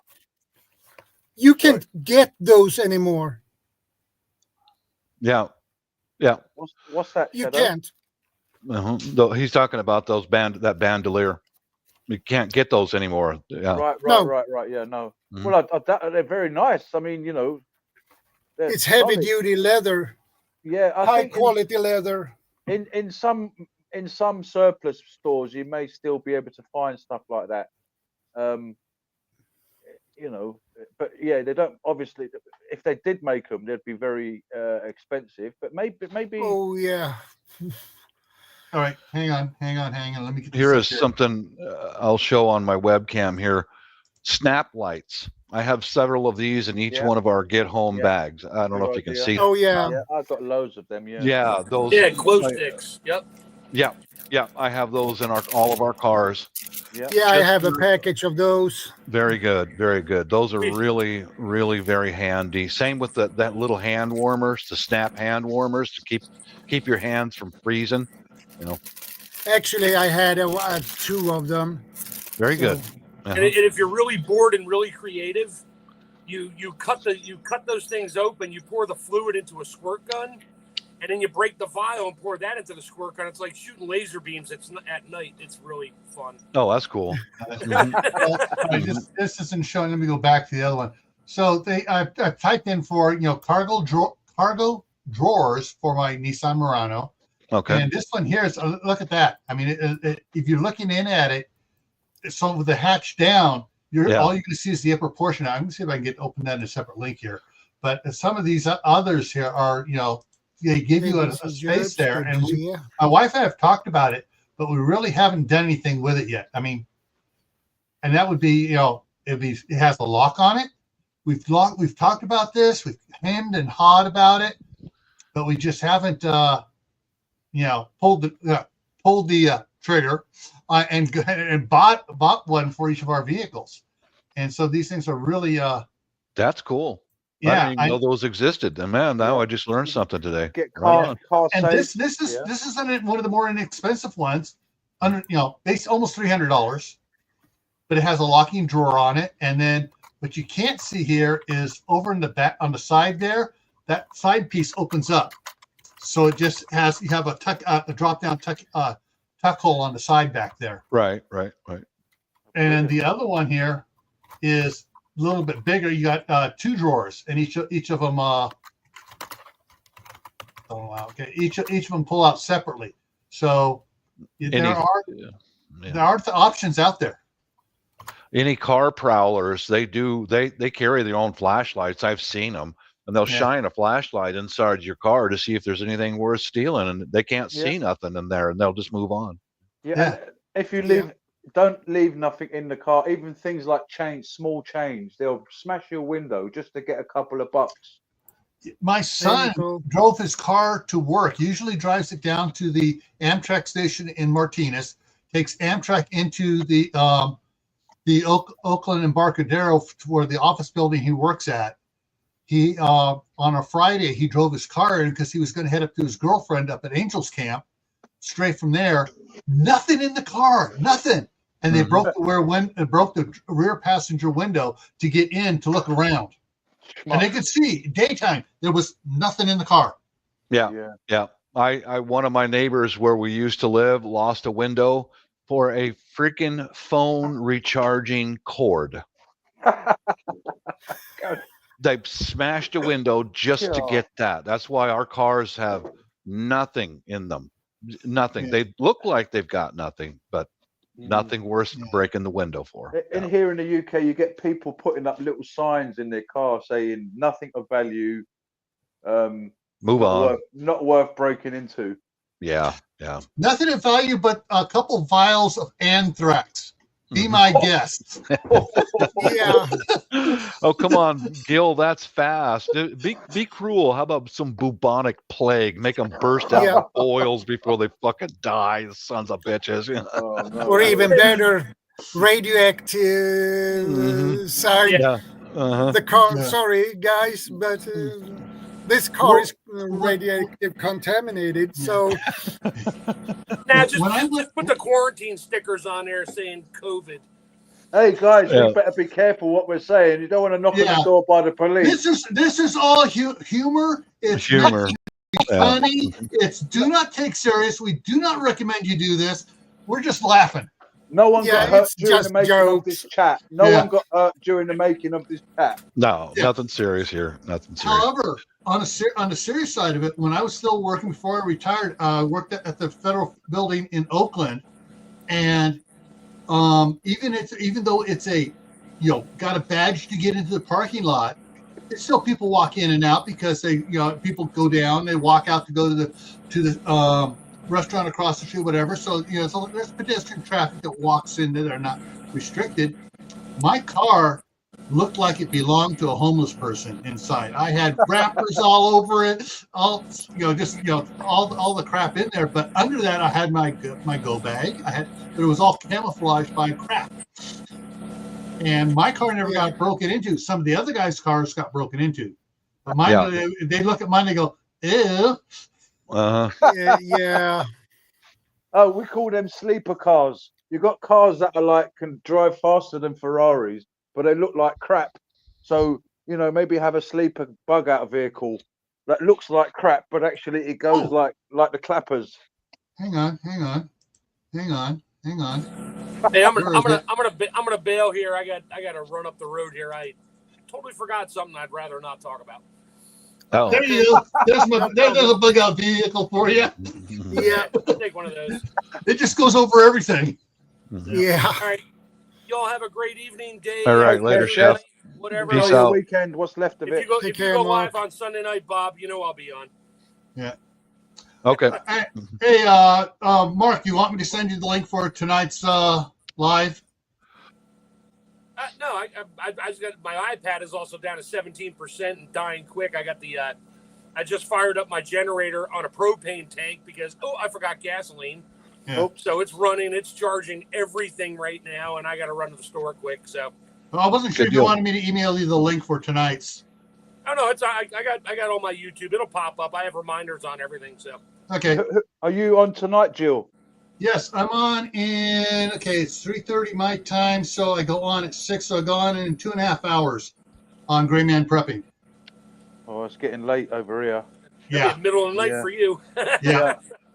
Yeah. Yeah, It's it's half past late 10. even for It's me. 10:30 in the evening now, and I need a lot more beauty sleep than I used to. Yeah. All right, Tonight's topic is after the grid collapses, what's your plans? Yep. All right, y'all have a good one. Good I'll talk to topic. y'all soon. Take care, Chef. Thanks, Shadow. Later, Bob. Take care, Mark. All right, later, guys. Yeah. Well, I'm gonna bounce out of here. Mrs. just got her hair done tonight. We're gonna go to the Muckleshoot Reservation and watch Styx. You remember that band back in the day, Styx? Mm-hmm. They're in concert at the Muckleshoot Reservation, so she just got her hair done and Okay, prepare for the ages. What kind of music is that? No Sticks? problem. What kind of music is lady, things like that. Domo arigato, Mr. Roboto, domo, domo, domo, domo. Yeah, that's the band Styx, Styx. They were big in the 80s, and we're going to watch them in concert tonight. So we're going to have something to eat and go on a date with my lovely wife. Enjoy. I saw Enjoy Dylan yourself, Bob. I saw Dylan Enjoy in yourself, Bob. 1987. But Chef got fired today. Oh man. Shadow, you moving in on Miss Icy? Damn you! I hope you get leprosy. You. No. Oh, okay. Well, yeah. And always remember, folks, I am far more handsome than Shadow is. I always will be. Yeah? I'm just plain but ugly. And the Higgs says I can't take off my hat. I take out satellites. All right, peace out, you guys. I'm gonna go pay attention to my lovely little missus later. All Yeah, you have Bob. to do that, or otherwise you get slapped with a flip flop. Or the doghouse, or you go to the doghouse. Yeah. Thank you, CB.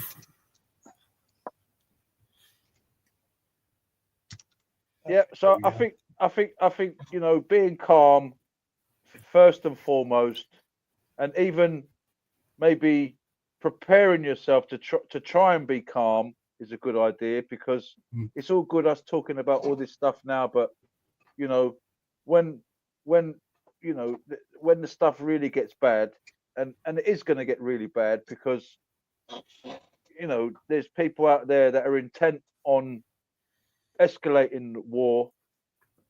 Of course, it's a big business, it's big money. Yeah. And there's too many people making big. Who said beware of the industrial military complex? It's a big business, so yeah, things are coming our way, and the biggest thing is going to be, mental breakdowns. Like people are going to be freaking out. They're going to be, some people are going to be going crazy just because their internet has gone out. Yeah. Oh, yeah. Oh no! They're gonna have social media withdrawal. Yeah. But when I went through the police academy many years ago, way before I met my wife, our class motto was, in an emergency, under stress, we will revert to how we were trained. Yeah. And with that, write down all your plans, write them all down: fire, earthquake, flood, hurricane, whatever it is, wildfires, write them all down. I agree, Laurie. So you can practice them, and that way you're not so stressed because it's something you're used to doing. Yes, and quite often, like you said, training kicks in. That's why I was saying things like, to Bob, like to have signs up in his house. I always tell people, do drills once a month. Say, right, we're bugging out. We're going, get all your stuff. Let's go. 2 minutes in the car. Bam. And if your son and daughter turns up half an hour later, you say, no, that's not good enough, son, daughter. You need to be in the car in 2 minutes. Yeah, but Dad, I couldn't find my bag. I couldn't find my torch. Well, why wasn't the torch with the bag? Yeah, exactly. Going back to that, when the question is, what do we have in our cars? Well, what I don't have in the car, but I have just inside the garage door, some of those black and yellow totes, the 27-gallon totes we have in the U.S. here for everywhere. Yep. I got supplies in that, so it was like, oh crap, garage door open, 1, 2, 3, 4, garage door down and gone. Simple. Yeah. And I got my backpack in one of the totes, so I keep it in there so it's protected from the rodents. And just the totes just get thrown in. I don't even empty the totes. I just toss them in there. I'll empty them when I get to my location, and I may need the totes when I get up there. And people say, why? Why do you need to do drills? Well, I'll tell you why you need to do drills. If you do a drill and something goes wrong during that drill, you know exactly what to do. Exactly. So, that's the purpose. That's the reason why you do drills, because if anything goes wrong during that drill, you can do something about it, perhaps. Yeah. It's called, here in the US, we call it the planning P. The planning the letter P, and you start off in the base, and then you start going around in the loops up here. And so you exercise, you evaluate, you modify, and then you and just do it over and over till you do it till you can't do it wrong. Exactly. And you know what? That would be actually a nice thing for someone to do. I don't know if you've got time, Jill, or someone out there maybe perhaps can put something together, maybe on something on a poster that people can get and just have it up there in the garage. And just let me pull something up here real quick here. Sure. Because it's online. If you look up, so I'm going to Google the planning P. The planning P. And here we go. Oh, wrong button. Present, share. All right.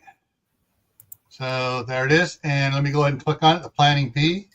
There you go. Incident or event notification, blah, blah, blah. This is when an event kicks off. But then you have all your things about execute, plan, assess progress, develop. You just go around in a circle here. Once you start going here, you start going round and around. That's brilliant. Yeah. Yeah, because what's that saying? If you don't plan, if you fail to plan, you plan to fail. Right, that's the one. Yeah. And so, so in a real situation, if you haven't done any drills, you haven't sort of tested anything, you haven't been out even with your tent. You might think, oh, we've got a family tent, but you've never used it. You've never took it out in the field, So yeah, doing drills is very important, because then if anything goes wrong, we've had a flat tire and we've only got one spare. Oh, okay, well that's bad. We need to have two spares, because we've already got a flat and we're only just going away from our house, and we're going to need a spare. So maybe having a puncture tire kit in your car as well. I don't know if you guys have a stuff called green slime over there. Yes. Yeah. Okay. Yeah. It's like my farm tractor here.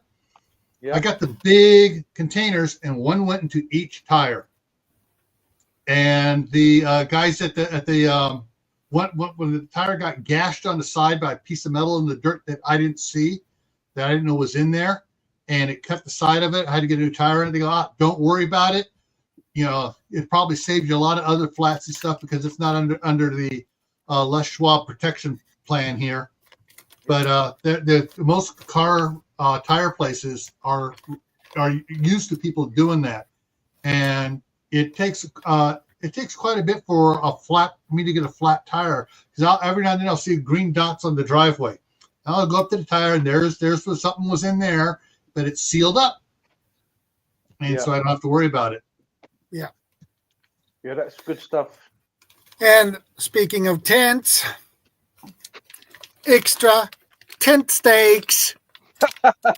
Yeah. Because I have tent stakes exactly like these for my tent. And those are made of aluminum, so these can bend if you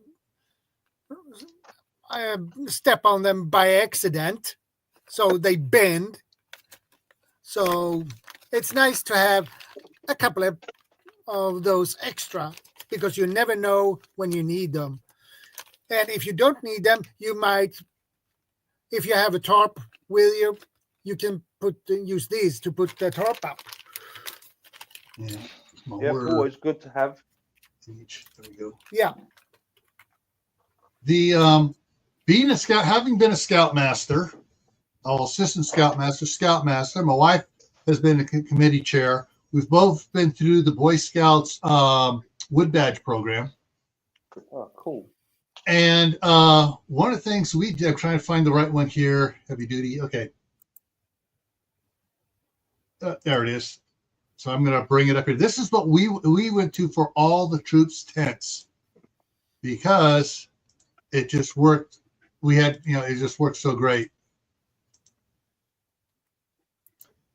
These are spikes, not stakes. It's like a 10-inch nail with a clip on it. Right. And yeah, you drive that all the way down to the ground. You have the little hook there on the end of it to catch the loop on the tent. You just pull it down there. Guideline, yeah. Yeah, and the back side you can't see it, but the other side has a hole in it, so you can run the paracord through it to stretch down the rainfly. Yeah. And we went to these because these things are just absolutely. And here's the version from Harbor Freight over here. These we didn't like because it didn't go down flush enough. These you drive it down just about flush, so nobody trips on it. Yeah. So, plus they're steel; they don't bend. These things, these were the type that the tents came with. In the rocky ground we go camping in up in the mountains, they'd start driving. It just it folds on it. Yeah. So, anyways, I just wanted to share that on that. They're very good. They're very good. That's okay. Yeah. Oh, and for camping, then you make sure you have a good long framer's hammer. Basically, it's got the claw. The claw is almost flat, not curled around like it is on a lot of hammers. Yeah. Works great for pulling those out. Yeah. You just kind of kick it into and you pull your stakes out.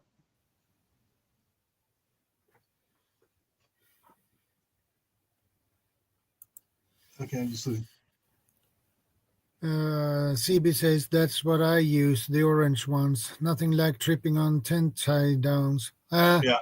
I have done that a couple of times, and that is not fun.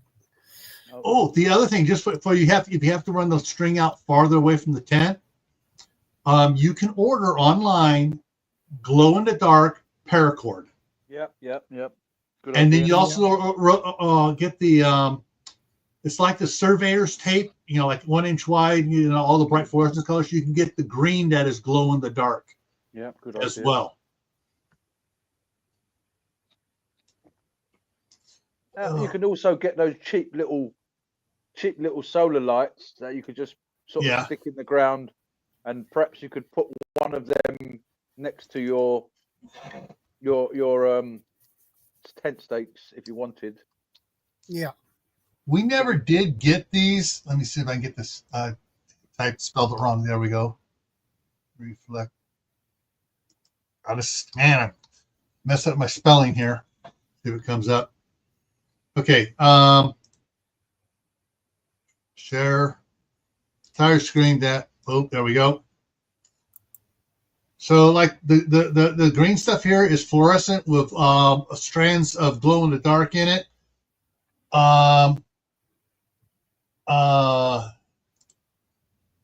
You can get different things. I was looking for the actual. This is it. There we go. Some other troops actually tied those onto their tent lines, the reflectors.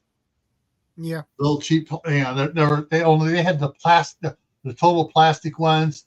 But you got also get reflectors, and when any light hits it, it's like, and it shows up. But this stuff here is highly reflective and has some of the threads in it are glow in the dark, so that once the light hits it, it still stays glowing for a little bit.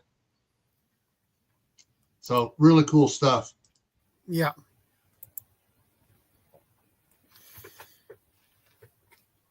Very useful.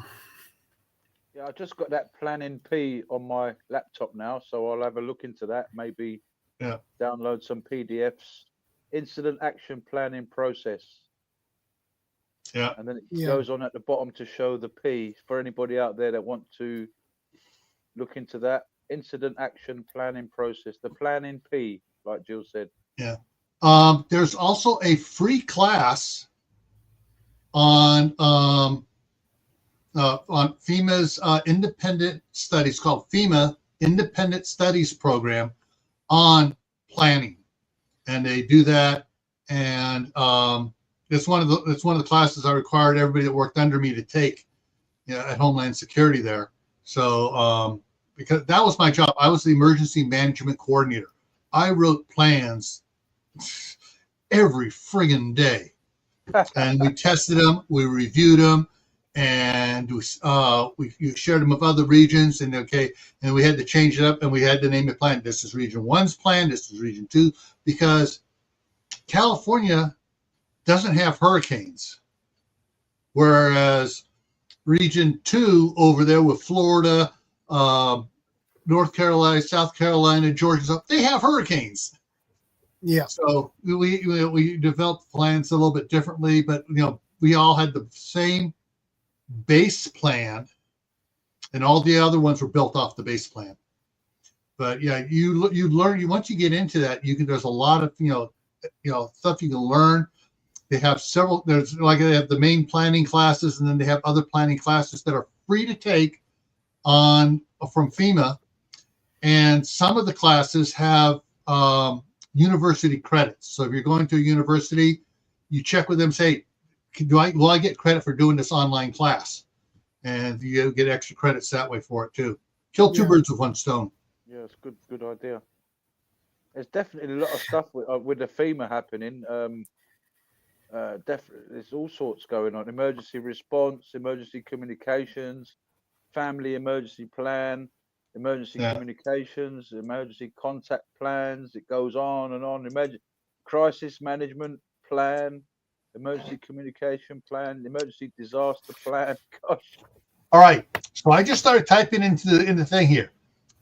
FEMA, IN, and it popped up, independent study. Okay. Courses. So let me just share this one again here, so anybody can look at it. And see what I'm talking about here. Yep. All right, so I typed in FEMA independent, and it came up independent source. So it's ISP, Independent Study Program, and you can go in there and you can go in and see what sort of classes they have in here. And these are all the courses. Very good. Yeah. Wow. I'm not even halfway done yet. These are all the courses. Now we're into the thousands. Wow. All right. And so, yeah, you can look at, they got everything from basic incident. There are 4 levels of the incident command system. There's incident command IS 100, Introduction to Incident Command System. IS 200, basic incident command for initial response. 300 is not in here because 300 is a classroom for that you got to go sit in for 16 hours. Wow. And then the next 16. The next 24 hours is ICS 400. And I became an instructor for that for a while. But yeah, I mean, everything you can think of, planning for the needs of children in disaster, preparing for a mass casualty incident, earthquake preparedness, community hurricane preparedness, flood mitigation basics. Yeah. And it's all free, people. It's Brilliant. free. If it's online, it's free. So anybody One out question, Gil. Is that only for U.S. citizens, or is it for everyone around the world? Anybody can go to it from anywhere. You guys can go on it, do it. Whether or not it is applicable over that, but the basic information is good. To see you, man. All over. Yeah, it's just the basic stuff on it. Animals in the disasters, awareness and preparedness. I think that's good for anyone in the world. Here's one that is strict. It may be aimed more at the U.S. Civil rights and FEMA disaster assistance. Yeah, that's aimed at the U.S. Mitigate. Safe social media in emergency management. So there's some of these are aimed at people whose jobs this is for, but there's some other ones. There's household hazmat. Yeah. Things like that. Preparing children for disaster. Everyone should take that one. There's just a lot, and then of course here in America we have the CERT program, the Community Emergency Preparedness System, teams and stuff, and they have the initial course in here, but you still got to go take the 40-hour course in person and then go through the drills to be totally certified. But there's just so much stuff here that's available. Very good stuff. Yeah. You got to go through. You got to go through and look at them, see if it's something you really want to do or not. If it's in your, say, like if you're in an area that's got hurricanes, you might be able to look up hurricane. Yes, there are several things on hurricanes. So if you live somewhere that's near flooding, the same thing. If you live somewhere where it's a city and there might be civil unrest, it will give you some good ideas. Yes, there's that in there too. So, but also most countries around the world do have sort of emergency backups as well. I mean, so yes, you can look at that one for free, which is great. It's awesome. Yeah. People listening, if they've got, if they've got any kind of concerns or they want to sort of brush up on any kind of knowledge. Yeah. But a lot of countries do have kind of emergencies type procedures as well. I mean, we have. I don't know what you've got in Sweden, the equivalent to FEMA. Shadow, I don't know. I mean, you was recently given a book about survival stuff in Sweden. Well, actually, it's a leaflet that was handed out. Yeah, this one. This is the Swedish version of it. So look into your government websites and just whatever you're concerned about, whether it's hurricane, volcanoes, flooding, what have you. You know, look into your local emergency websites, and you know you can get information. One of the ones here, which is good worldwide, active shooter, what you can do, aka run, hide, fight. That's yeah, I'm saying that's, you know, there's even a couple videos out on it too as well. And then there's community preparedness, implementing simple activities for everyone. Yeah, simple, great idea. And we would encourage people out there listening, if they can get some people together, it might be one or two, you know, to start off with, but you know, you get a little group of people doing exercises, training, it's all good. And you know, you might start off with little numbers in the beginning, but you know, people are concerned. There are I'm sure there's many people out there that would love to go to classes or you know, to learn more stuff. I mean, yeah, maybe it's the preppers out there that are leading that, you know, encouraging people to look into being prepared. And not only that, you're like, it's almost like you're a lifeguard in a sense, you know, as well, because people might be in a situation, they're cracking up, and it's actually much more simple, you know, because all right, you're freaking out because you can't go to the ATM machine, you can't use your laptop, you can't go Wi-Fi, you can't call your girlfriend. I know that's a bit bad. I mean, if you can't call someone you love, but I love that sheet behind you. So, all right, I'm gonna have to kill my green screen for a second. So don't freak out, people, when you see brilliant. That's green behind me. Cert. Yeah. Community emergency response team. Usually the helmets are green. You see a white helmet, that is the head of the organization for that area. Yeah, it's also just called CERT. Yeah. And I helped set up the plan to begin with. Oh, brilliant. So yeah, it was we stole it from Los Angeles Fire Department. Readily admit it, we stole it and then we fixed it better. Well, you know, we don't have something similar to FEMA here in Sweden. We don't. But we have something. Our version of CERT would be our voluntary resource groups. Yeah. That means we have blue and yellow vests, so reflective vests that says it says voluntary resource group on it, or FRG on my language. But we do this probably the same thing as the CERT do. Yeah. Or similar. Yeah. We didn't have FEMA until April 1979. However, FEMA was based off of something out of California again, Southern California, Los Angeles Fire Department, San Diego Fire Department, Los Angeles County, San Bernardino County, all the counties down there, they had an organization called FireScope. And FireScope was for fighting the fires and created interagency communications, and they first set up the first incident command system there. Then when the Oakland Hills fire was, the state of California says, we need something, because nobody up in Northern California were communicating because they didn't have this sort of thing. We need something. And someone goes, FireScope. And they went and they took that and they borrowed it almost identically, changed the acronyms in there and stuff, and created the California Incident Command System.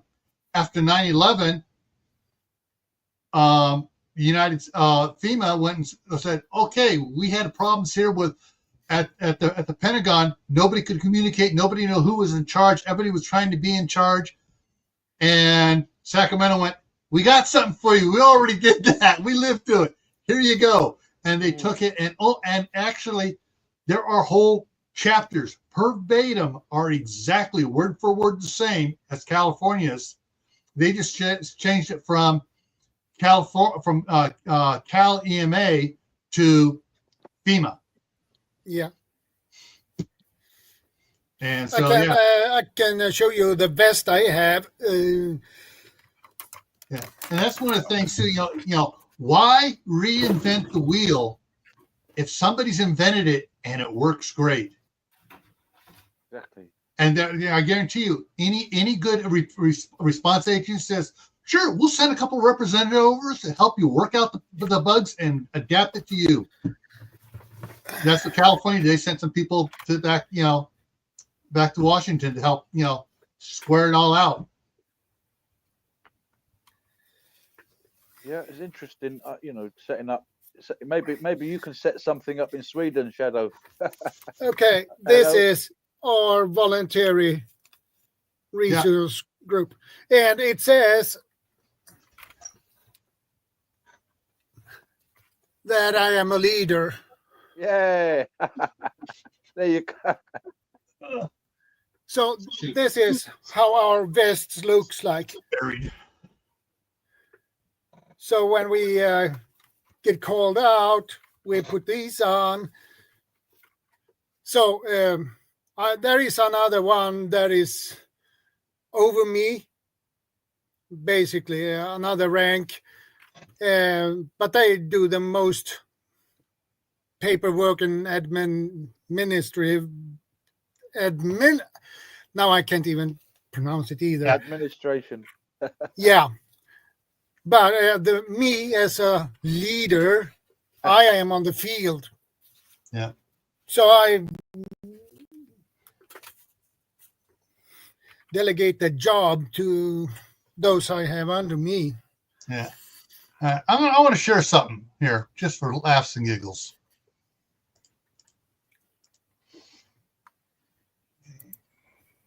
All right. Martinez is where I was, my wife still lives there.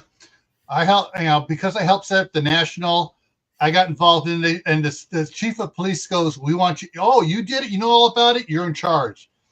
And so I set it up. We set out all the program up. And so let's see what this one is. So this is the recertify. They started the recertifying program there. Let me go. The gentleman here on the left here with the hat. Yep. That's Brian Lindblom, the former chief of police of San Ramon, who lives in Martinez. He was the second person to become certified as an instructor for us. And when I retired and moved up here, he took over the program. Trying to see what some of the other ones here. There's Brian again with his hat. But there's a specific person I'm looking for to see if I can find him in here. Come on, where'd he go? Where'd he go? Dang it. Anyways, our head of our communications group at the time, his name. Oh shoot, just lost it. He raises cockatoos. He raised cockatoos. And he was a founding member of the band Journey. And he became an operating room nurse. I can just see him. I mean, my kids used to talk to him all the time. They loved it when he came over. I just can't remember his name right now. It will come to you. Journe Journey band. I'll find it here. Let's go from images. Let's go to the information here. Wikipedia. Yeah, he's one of the founding members, and he with Ross Valerie still had. We're doing. There it is. George Tickner, my buddy George. He taught me all sorts of other stuff about ham radio. But unfortunately, George Tickner passed away a year and a half ago at age 76. But yeah, he normal. You think a rocker in emergency rescue? Well, it's funny. I'm actually a gospel reggae singer. Yeah, and I'm a musician. If you can see some of my music on my channel. Cool. And that's what go back to that one there. Go back to that background. And it was so funny is people would be in there coming out, okay, well, okay. And when I was leaving, people go, but Gil's leaving. I go, hey, you still got one of the founding members of Journey here, and everybody's eyes got about that big because George was very hush hush about it. His eyes got big. Go, you weren't supposed to say anything. The CERT team enrollment for the next 4 classes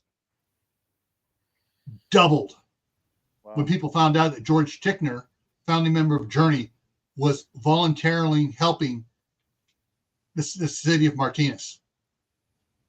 Well, I mean, so, it's funny you should say that because at these moments in time, when you see these big wars, when you see all these things going on, you wonder where are all these sort of personalities, all these big stars. I mean, in America, when you had that the last, what was that was it California?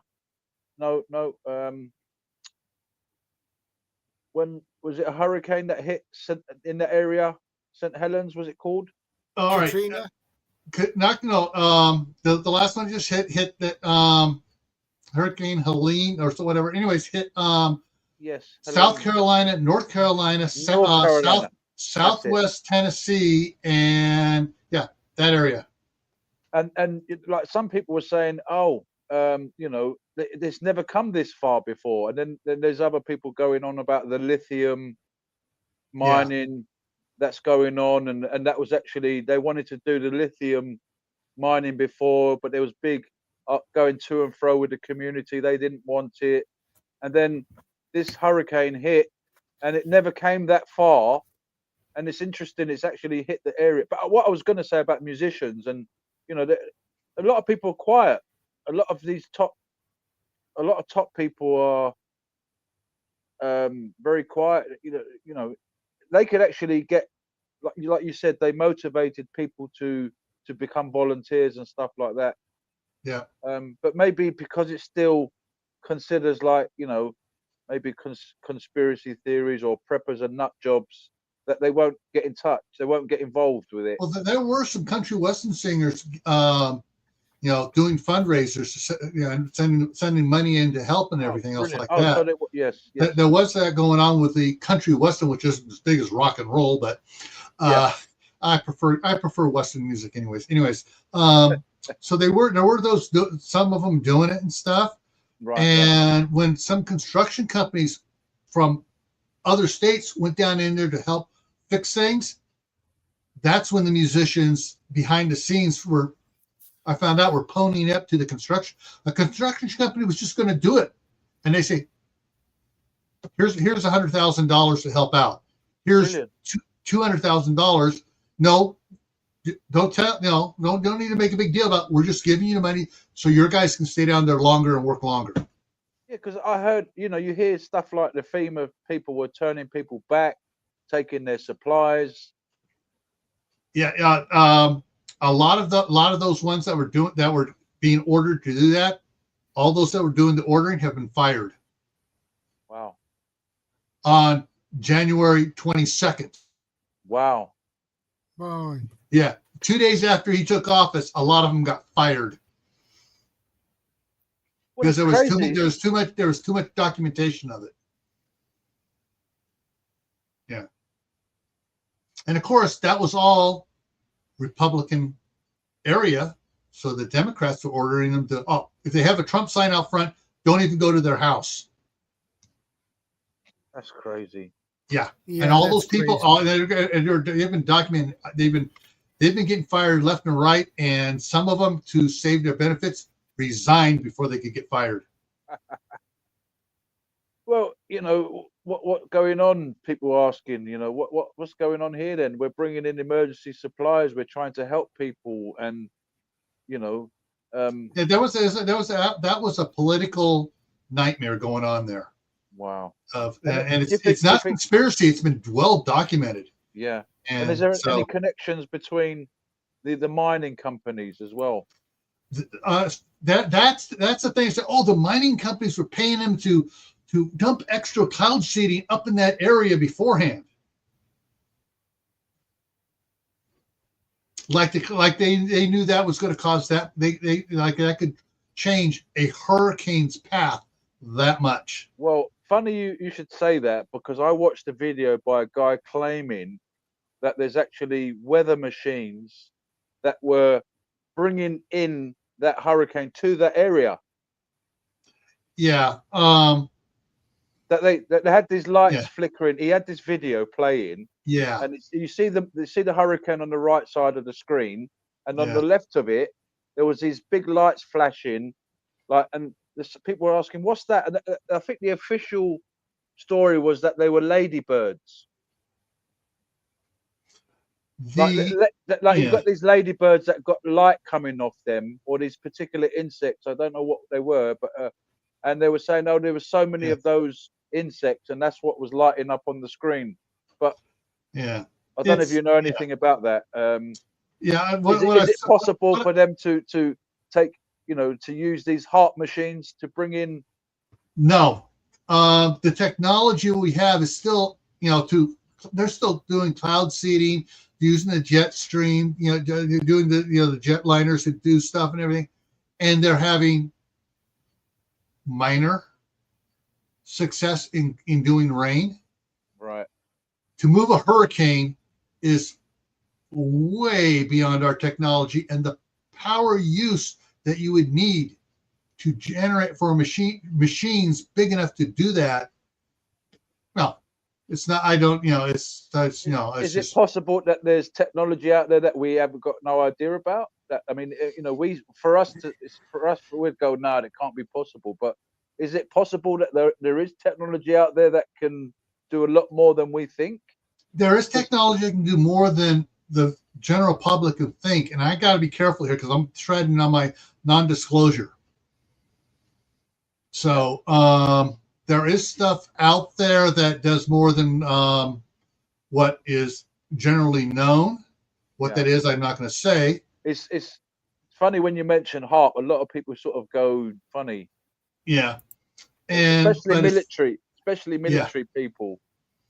But as far as there are things that get blamed. This I can talk about. There are things that are blamed on HARP, DARPA, and everything. Oh, it's got to be one of these guys, and people just say, "Oh, it's these guys." And it's HARP. Yeah, they've done it. Yeah. And so one person says it, then 10 other people say it, and then 30 other people say it, and then and it's just because one person goes, "Oh, it has to be them," and there's no evidence at all for it. And so, we need evidence, so we're going to concoct the evidence and play with the videos and see. That's where you get some people just causing more harm than good, creating fake, not narrative, fake evidence. Fake evidence, right, yeah. Yeah. Well, because there was some people saying that area never gets hit with hurricanes. It does. Aha, right. How it be, and I'm not going to bring it up, but basically, hurricanes take several paths. They go up the East Coast, right on the coast, up, and the Long Island Express is a big one. Went all the way up through New York and beyond. They go into the Gulf and they come up through Texas and go up and come that way. So basically, they've gone on either side of it, and they've gone all the way up to Ohio from Texas. Wow. Where Ohio got torrential rains. This is just in the last 4 or 5 years. 3 years ago, they had one that went up into Ohio and dumped a boatload of rain up in Ohio. And then you have some that go up in the middle, and sometimes they go up and they turn. Yeah. Sometimes they go up straight and just dissipate. Yeah. There are a lot of things affecting the weather. Yeah, the jet stream does that when it hits the UK. Yeah. Sometimes it hits in the middle. Sometimes it hits the north of England. Sometimes the south of England. And do you know what affects the weather on Earth the most? Cow farts. No, I'm only kidding. Sorry. Think about it. What affects the weather of the Earth the most? Wind. Water. It affects, this affects wind. The sun. The sun. Right, yeah. Sun puts off has corona holes that put off proton particles and stuff. The solar waves, CMEs, everything else. It impacts the Earth a lot. And whichever part of the Earth is facing the sun gets impacted a lot. You know, summer, winter. So yeah, it's if you look back at all the tracks of hurricanes, that area's gotten hit before with hurricanes. Okay. It's got hit a lot, just not this intense. And it's like the some of the other floods and rains and stuff. Areas get rain all the time, and we haven't had rain in forever.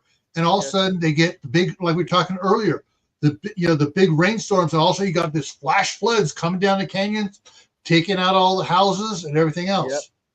Yep.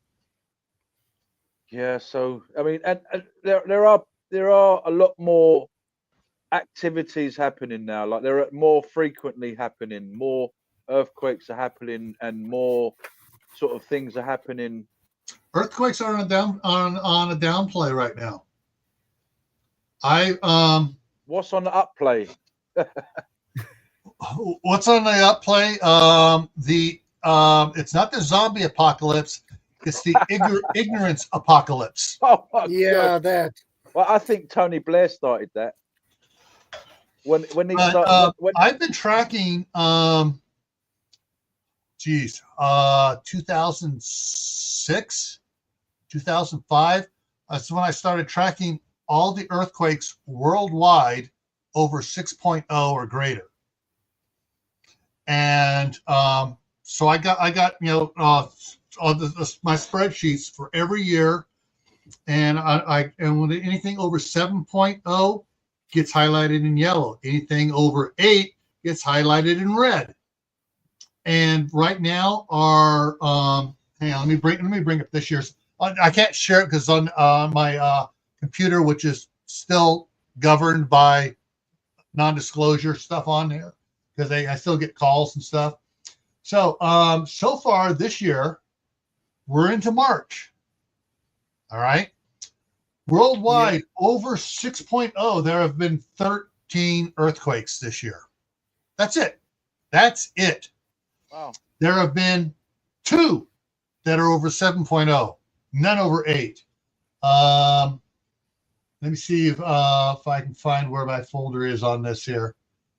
So I can bring up, last year's? Is it showing here still? No, it's not. Give me a second here, and I'll tell you what I'll explain last year's.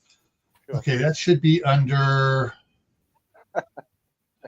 I got to dig into the folders here, because I got it automatically saving. So that here. No, Laurie put there. You can't fix stupid. Yeah. That's why we can't fix the governments. Yeah. But they make money being stupid. You see, that if someone says to you, "I want you to be the prime minister or president," and everybody's going to hate you. Everybody's going to think that you're against the country, but you're going to be a millionaire after it, and you're also going to get lifetime protection. They don't care if everybody hates them. They're going to be rich. God bless you too, Laurie. God bless you, Laurie. Documents, the Asset Center. Okay, so I need to be looking in documents. Got to find where I hit it. That is so typical.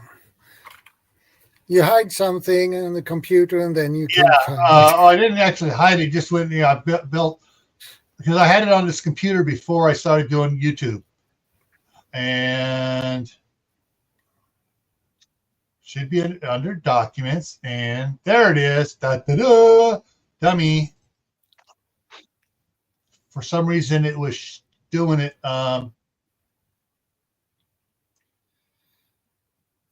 Where is? There we go. For that. Earthquake information. There we go. Okay, so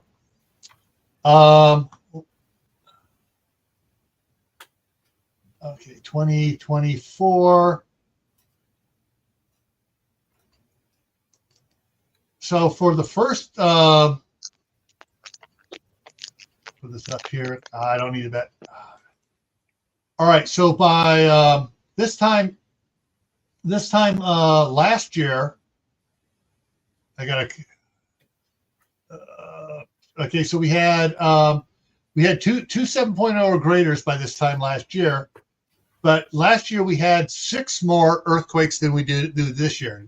I thought last year was a slow year. Let me go back to the previous year. 2023. There we go. Bring that one up. And so, all right, 2023. By March 3rd, or March 8th, there were 29 earthquakes, not 13. 29 earthquakes. There were five, not 2, that were 7.0 or greater. So you see, as I go back here and on my tracking here, that we're in a low earthquake phase right now. Last year was low. This year is low. Total for 2023 was 102. I know it's just by September. Shoot, I didn't grab the wrong one. So just by the end of September was 102 earthquakes in 2023, 6.0 or greater worldwide. 16 of them were 7.0 or greater. So what events are increasing, if any? Earthquakes are dropping. Earthquakes are dropping, and what about hurricanes and stuff like that? Are they picking up? Hurricane. I never clocked hurricanes because that wasn't a worldwide event. Yeah. And and NOAA does a great job of tracking that. And you can go on NOAA, the National Oceanic and Atmospheric Administration, and they got all that data right there for you to look at. Yeah, I will get. Yeah, it's good stuff. That is very good. Let me go ahead and close that out. And close that out. There we go. So that's it's good tips to look into wherever you live. If you've got hurricanes, if you've got earthquakes, you've got volcanoes, you've got flooding, wildfires. There's information out there from anything from how to escape, anything to how to treat people, and what kind of things to stock up on. Yeah, one of the things that I'm trying to remember how many there were in there. I created a list of emergencies.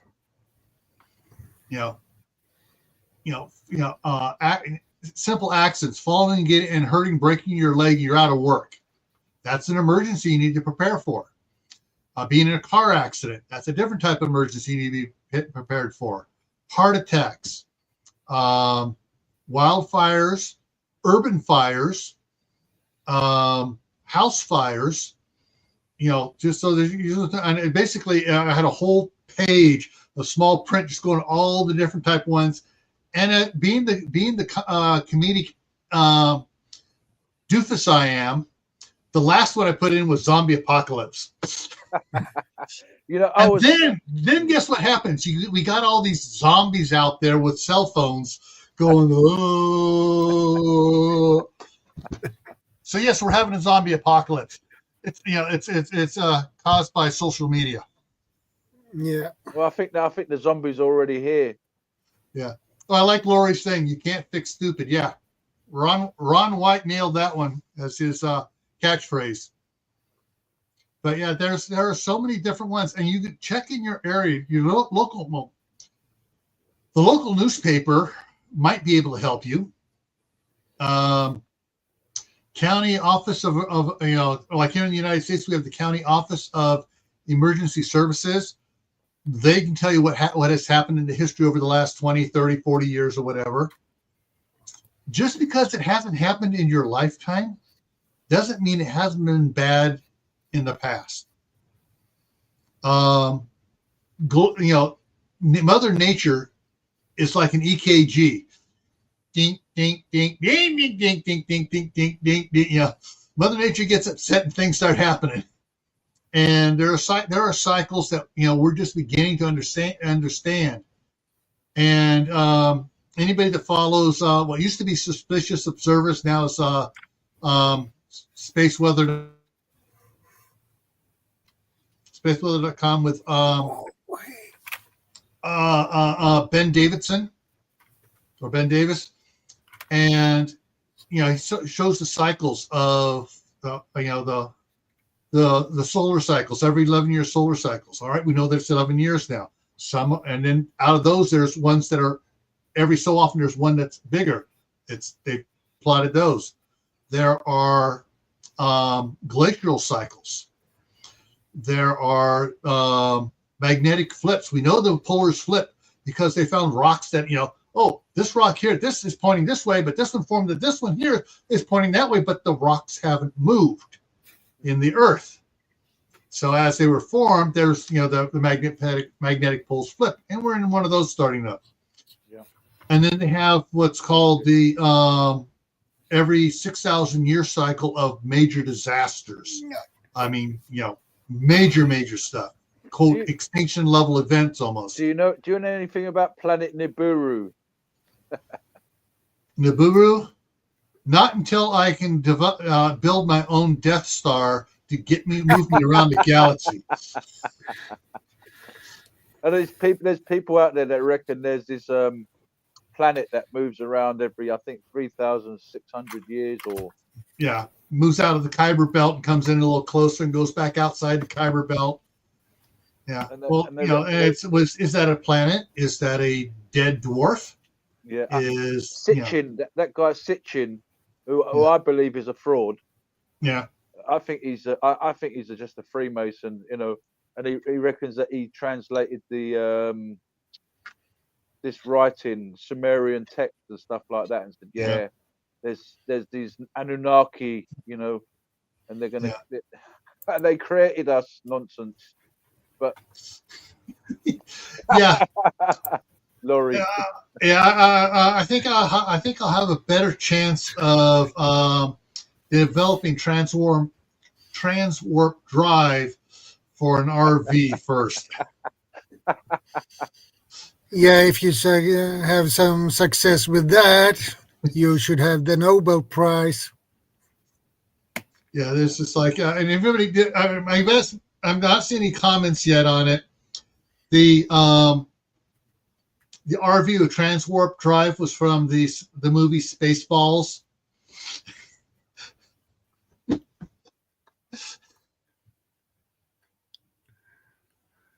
Oh, have I upset Laurie? No, she's agreeing with you. Ah. Yeah. Whoever that guy is, he's full of it. Yeah. Yep. But yeah. Well, it's almost 4:30 here. I need to prepare for your live stream. Well, it doesn't start for another hour and a half. I'll tell you what, it's gone. Talking about this information is very valuable because people out there, they don't know. They might not have friends to talk to. They might not, know much. So there's lots of information for people to gather out there. And again, like we said, whatever area you're in, there's information on that. Whether you live in a dry river, what to do if you live in a dry river, what to do if I live near a volcano. I'd say move away if you do live near a volcano, and if you do live near a dry river, get out, because Mother Nature. The people say dead this, dead that. I'm like, well, hang on a minute. Why is it that they can suddenly get resurrected? And you get these flash floods in Cyprus. People are like, wow, we've got a really nice cheap house. And now you know why. Now you know why that house was cheap. Yeah. Well. You wouldn't get Coca-Cola building on land like that because they know, they would sort of do their research. But you get these companies, we'll sell properties, we'll sell you. They don't care what's coming. They just say, oh, we didn't know it was going to rain, Yeah. So what about? That's an interesting one to talk about. What about the unexpected things like that? That's why I said about doing drills because you don't know what can happen. I mean, all right. One of the things I have been pushing for decades, because I started teaching emergency preparedness right after the 1971 Selmar earthquake. Well, I was 3 years old. Yeah, I was 14 as a Boy Scout. Wrote a pamphlet and stuff for it, and started teaching and pushing it because Brilliant. hey, I lived through it. So Unexpected. is you need to have a base plan, a basic plan, which doesn't deal with any disasters. The base plan covers. Hey, Gary, good to see you. Yeah, the base plan covers food, water supplies, clothing, and the essentials to survive. The appendix to the base plan is a communications plan, how you're going to communicate, and so basically, and then you start. Then from your base plan, you start having event plans, or in the federal government called it tactical response plan for a TRP for a specific event. So then, like for in LA, when I lived in LA, so we had our base plan, then we had our earthquake plan, then we had our wildfire plan, then we had the flood plan, because it doesn't rain in Southern California, it pours. And the canyon up behind us would flood, 3-4 times a year. And so we had to work on a flood plan. And so we had the summer heat plan for, it's 120 this year. What are we going to do? And so you start on what happens in your area historically. And then you hunt out the old timers and find out what happened back when you were a kid 80 years ago. Oh, I remember when I was 15, we had this happen. Damn, nobody knows about that happening here ever. Now you know something that has happened before in your area. Not often, but it has happened. Yeah. So now you need to add that to your list. It may be farther down the list, but it's you start off with what is the most occurring one? California earthquakes, wildfires, floods, riots. All the different ones you go through, things that happen often. And you work your way to things that happen every 50 years, or every 100 years, or whatever, or never at all. I'm preparing for the nuclear war. Never happened yet. How many people are off there trying to worry about a nuclear war? I mean, people have been doing that since I was born. Yeah, the last time they worried about nuclear war, that was under the Cold War. Yeah. And after that, when that ended, people didn't worry about that anymore. Yeah, and there are still people, but it's going to happen. And there's people that are so worried about it, go, screw it. What's a first strike area? I'm going to move there, so it's over in a flash. I don't have to worry about it. Yeah. CB, you got that one right. I don't want to give us strikes for singing. It won't be a copyright strike. It'll be a crimes against humanity strike if I start singing. Yeah, don't give up your day job, please. Yeah. Shadow, up there, just about ready to go off. My last comment I put in there, it just went off so you got to scroll up to see it. Let's see. Right before YouTube police came in. Okay, there we have. Oh, yeah. So the link's in there, and the title of it is after the power grid collapses. What are your plans? So you want to come over there and talk about stuff, guys. Side chat, you want to come over and listen to see what sort of conspiracy stuff I'm going to talk about the power grid. Yep. So feel free to do so. Yep. And everywhere, the power grid isn't just power grid collapse is not strictly a U.S. or European thing. It's anywhere there's power, and it can be as simple as some areas it could just be as simple as a car running into a power pole and just causing domino effect. I just gave your channel a thumbs up. Thank you. N428, after the power grid collapses, what are your plans? Yep. Yeah. Yeah, Lori says, put your legs and kiss your butt goodbye. Well, I mean, what if you're put into a situation, because it's interesting that we've got Jill here and Shadow's a leader of a group. If you're in a situation where all of a sudden you're having to lead a party of people that you know, I mean, you might not, you may well survive, and you know, we're talking about this kind of subject, and there's a reason why we're talking about this now. Maybe God wants us to help people in the future, and we you know, you could find yourself in a situation where you have survived, and now not only that, you've got like some children that have turned up, some people that are there with you that don't know what to do, they're stressed out, they're anxious, they're worried, you know, and as having the basics of survival, the basics, you know, can save lives. Even just how to process water, how to make a fire, how to build shelter, because people actually, they need, it's actually, life is actually much more simple than the society makes it out to be. You know, I mean, what do we really need? We need shelter, some food, some water, you know, but today's society, they need so much more, you know, entertainment, you know, instant food, instant gratification, instant this, instant that, you know, instant tomato sauce instead of making the real deal, you know, everything's instant. So in a situation where all that's gone. Yeah. What's interesting, why I started to laugh there is I write books, novels. I'm getting ready to start publishing some of them. But I just started another one, the outline of another one. And the outline of the other one is basically it has nothing to do with me because I don't have an IQ of 175. There's a kid.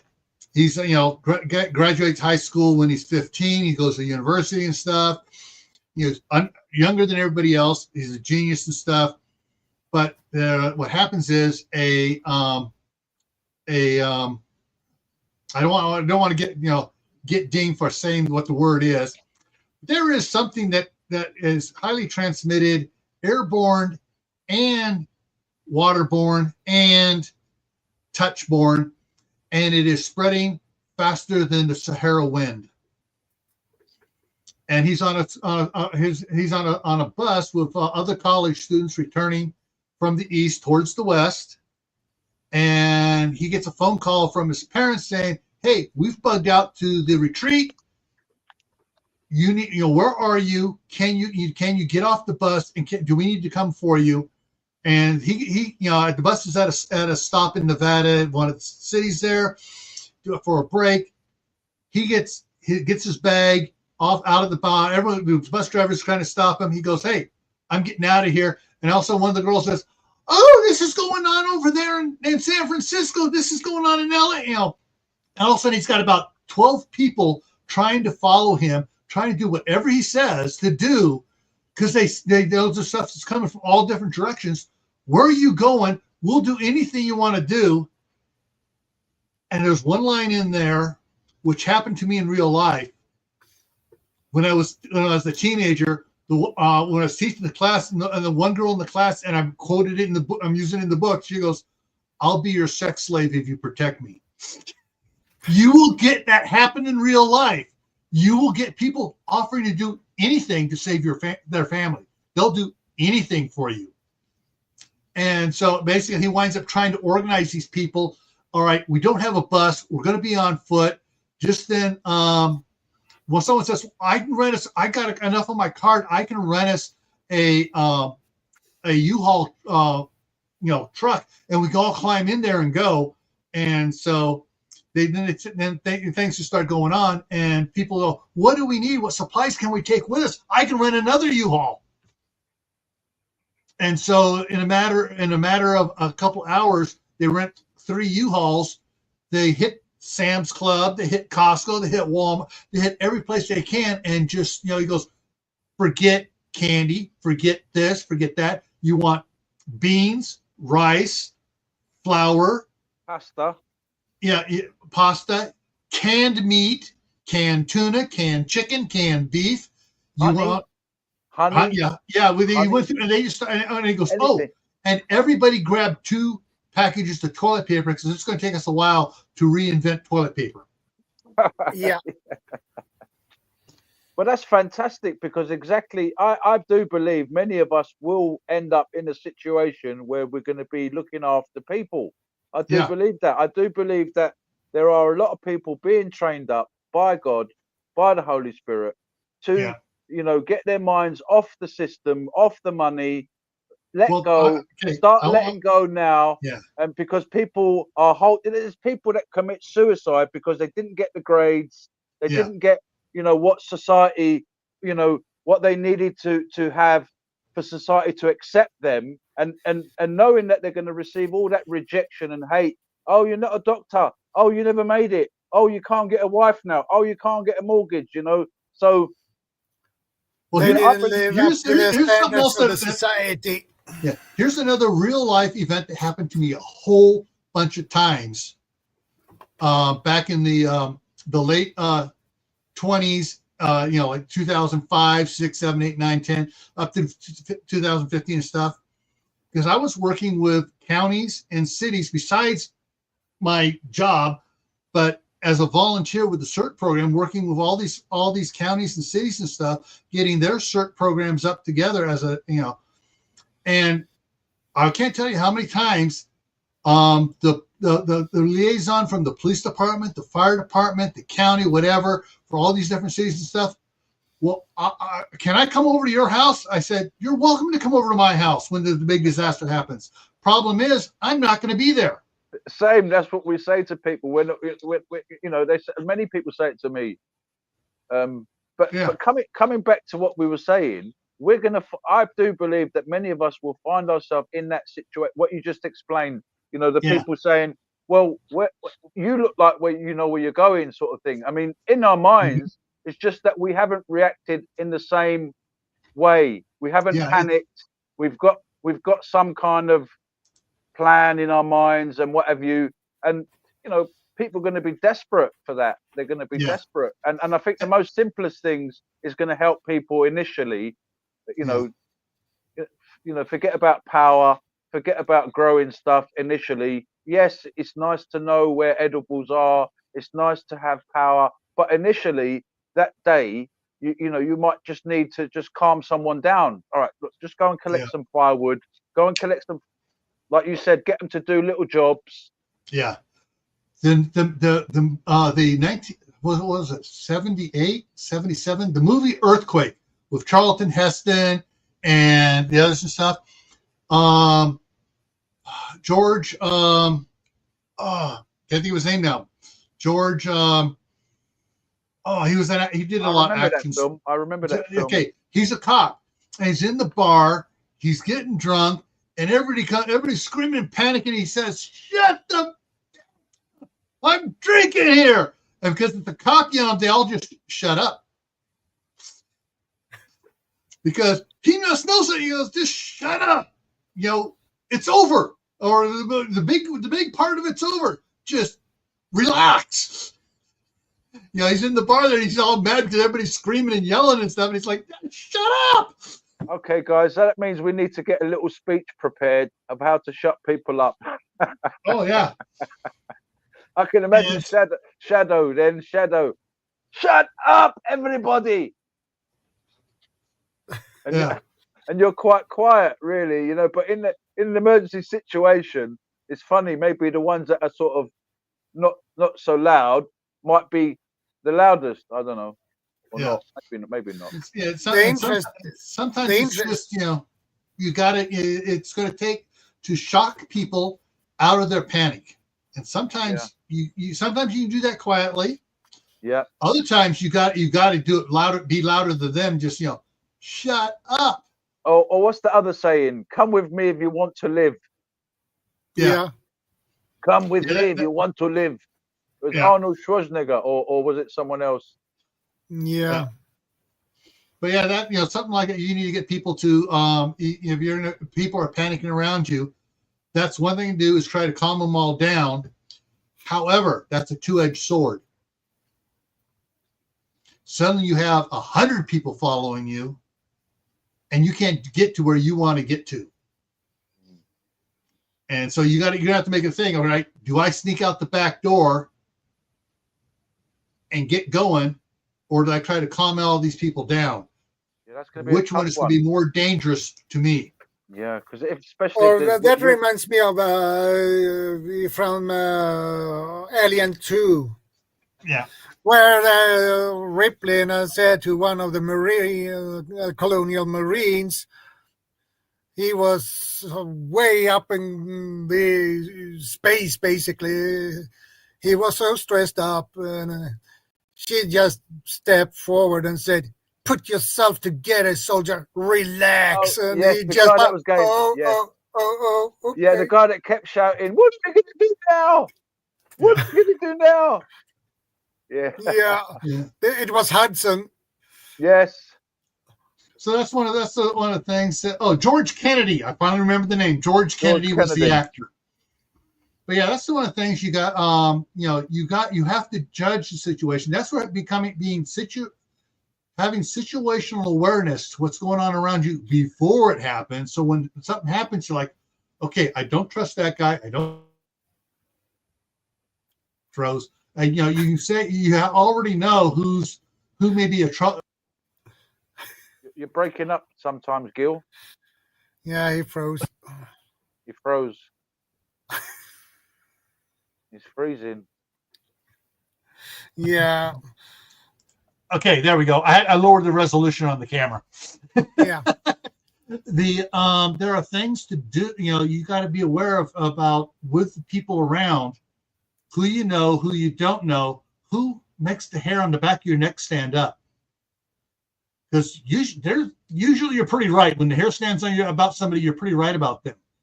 And you need to be able to make a decision of, do I get involved with these people or not? Is my safety going to be compromised? Is the safety of my family going to be compromised? And this is a hard call.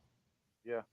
Well, you even see that in a military situation where, like Shadow just mentioned, the aliens. There was one scene where the predators were, the soldiers were falling out of the sky, and they landed on this planet. And there was one of them was a triad, one of them was a Russian, one of them was a woman who was Israeli army. Another guy was IDF. IDF. Another guy was an American soldier, mercenary, and Royce. Everyone was all confused, and like he was the only one that seemed to be sort of calm, and he was like, "Well, I'm going this way," and everyone decided to follow him. So yeah, that's very true there, Jill. I mean, yes, if you're with a bunch of guys that are dangerous or could, who do you stick with? But I'm thinking more of vulnerable type people. Yeah, and the thing is though, you got to remember about vulnerable type people. They're just like a drowning person in the water. I'm learning. This is all good. We're learning. It's good. They might drag you down. Yes, exactly. Because a drowning person will hang on and try to climb up on top of you and drown you before they wind up drowning. Yeah. So you may, it depends on the size of the group. If there's 2 or 3 people or 4 or 5 people, that's one thing. If you got like 30 people around, I'm sorry, it's like I'm playing Snagglepuss, the cartoon character. Exit stage left, as fast as I can run. Gone. So it's one of those things of it's like this is a what if with 40,000 different variables, and you have that's why your situational awareness has to be going on constantly. You're not always thinking paranoid. Okay, earthquake. It's amazing. No, you just think, all right, okay, I'm in a new restaurant. Okay, there's an exit over there. That's an exit over there. Why is that guy giving the waitress a bad time? And just simple things, and just acknowledge things around, keep aware of it. So if something happens, you have a little bit of already assimilated visual input to judge on what you're going to do. It's true, because it's easy saying, okay, I'll help these people out, and they're like, in their mind, they're scheming. You might have a vehicle, a weapon, some supplies. You might have a truck. You know, they might have a little car. Other people might have some other transport, whatever. And then next minute you wake up in the morning, your truck's gone, your gun's gone, your supplies gone. The people you was helping out have robbed you. Yeah. And and that's one of the things, having grown up in Southern California in the San Fernando Valley. And then up here, and then moved up to Northern California by Oakland. I am not that trusting of groups, right, or even some individuals. And so it's kind of hard for most people to be. Very good, because actually, from now, I would advise people to know who's around you. Mm-hmm. Make a note, because in certain situations, especially when we talk about stuff, and people say to us, we're going to come around your house. But how many of those people have told other people that you've got stuff around your house as well? Yeah. Oh, yeah, I've got a friend around the corner. He's a prepper. We could go around there. Yeah. Anyway, I spelled this right. No, I didn't spell it. Hang on. I got to correct it. There we go. All right. So she said, rule 1, trust no one. Yeah. Come on, pop up. Rule 2, trust but verify. Yeah. And so there are things you have to realize. Pros again, with other people and stuff, to figure out what you're going to do. It's but you can't always just be, that's another one I would want to type in. I'm just going to say it. Hard times, hard choices. Hard times, hard choices. You best be prepared to make those hard choices. You can't save it. Oh, and then what goes right along with that is you can't save everyone. Or as one guy says, you can't save everyone, so get over it. Yeah. And it's kind of what's the word, crass, jaded, but hey, you can't save everyone. And I like the there was come on, brain work. Jerry Ahern's book, The Survivalist. I can't remember which book it is. But he made the main character made a statement: I will survive so my family can survive. My family and I will survive so some of our friends can survive. My family, and our friends will survive so we can help the community survive. Myself, my family, my friends, and the community will survive so we can help the city to survive. And it goes right on up so we can help the nation survive. Yeah. You got to start small. You got to start with yourself. It's an upside down pyramid. So you got to be able to make those hard choices. We need to survive. Sorry, you got to go.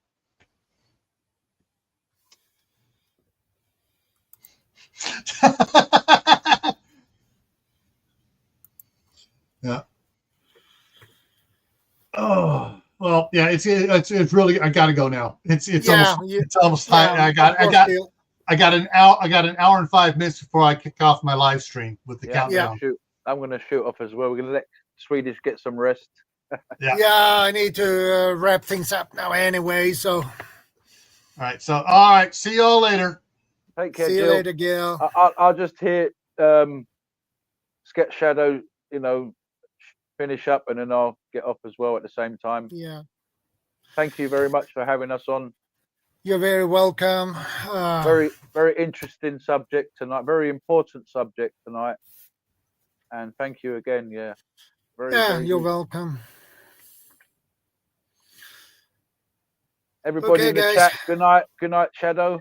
Good night. Take care. Stay safe. Thanks for stopping by. I appreciate it. And I will see you in the next one. same time, same channel. You know the drill. So until the next time, take care, stay safe. God bless. God bless you.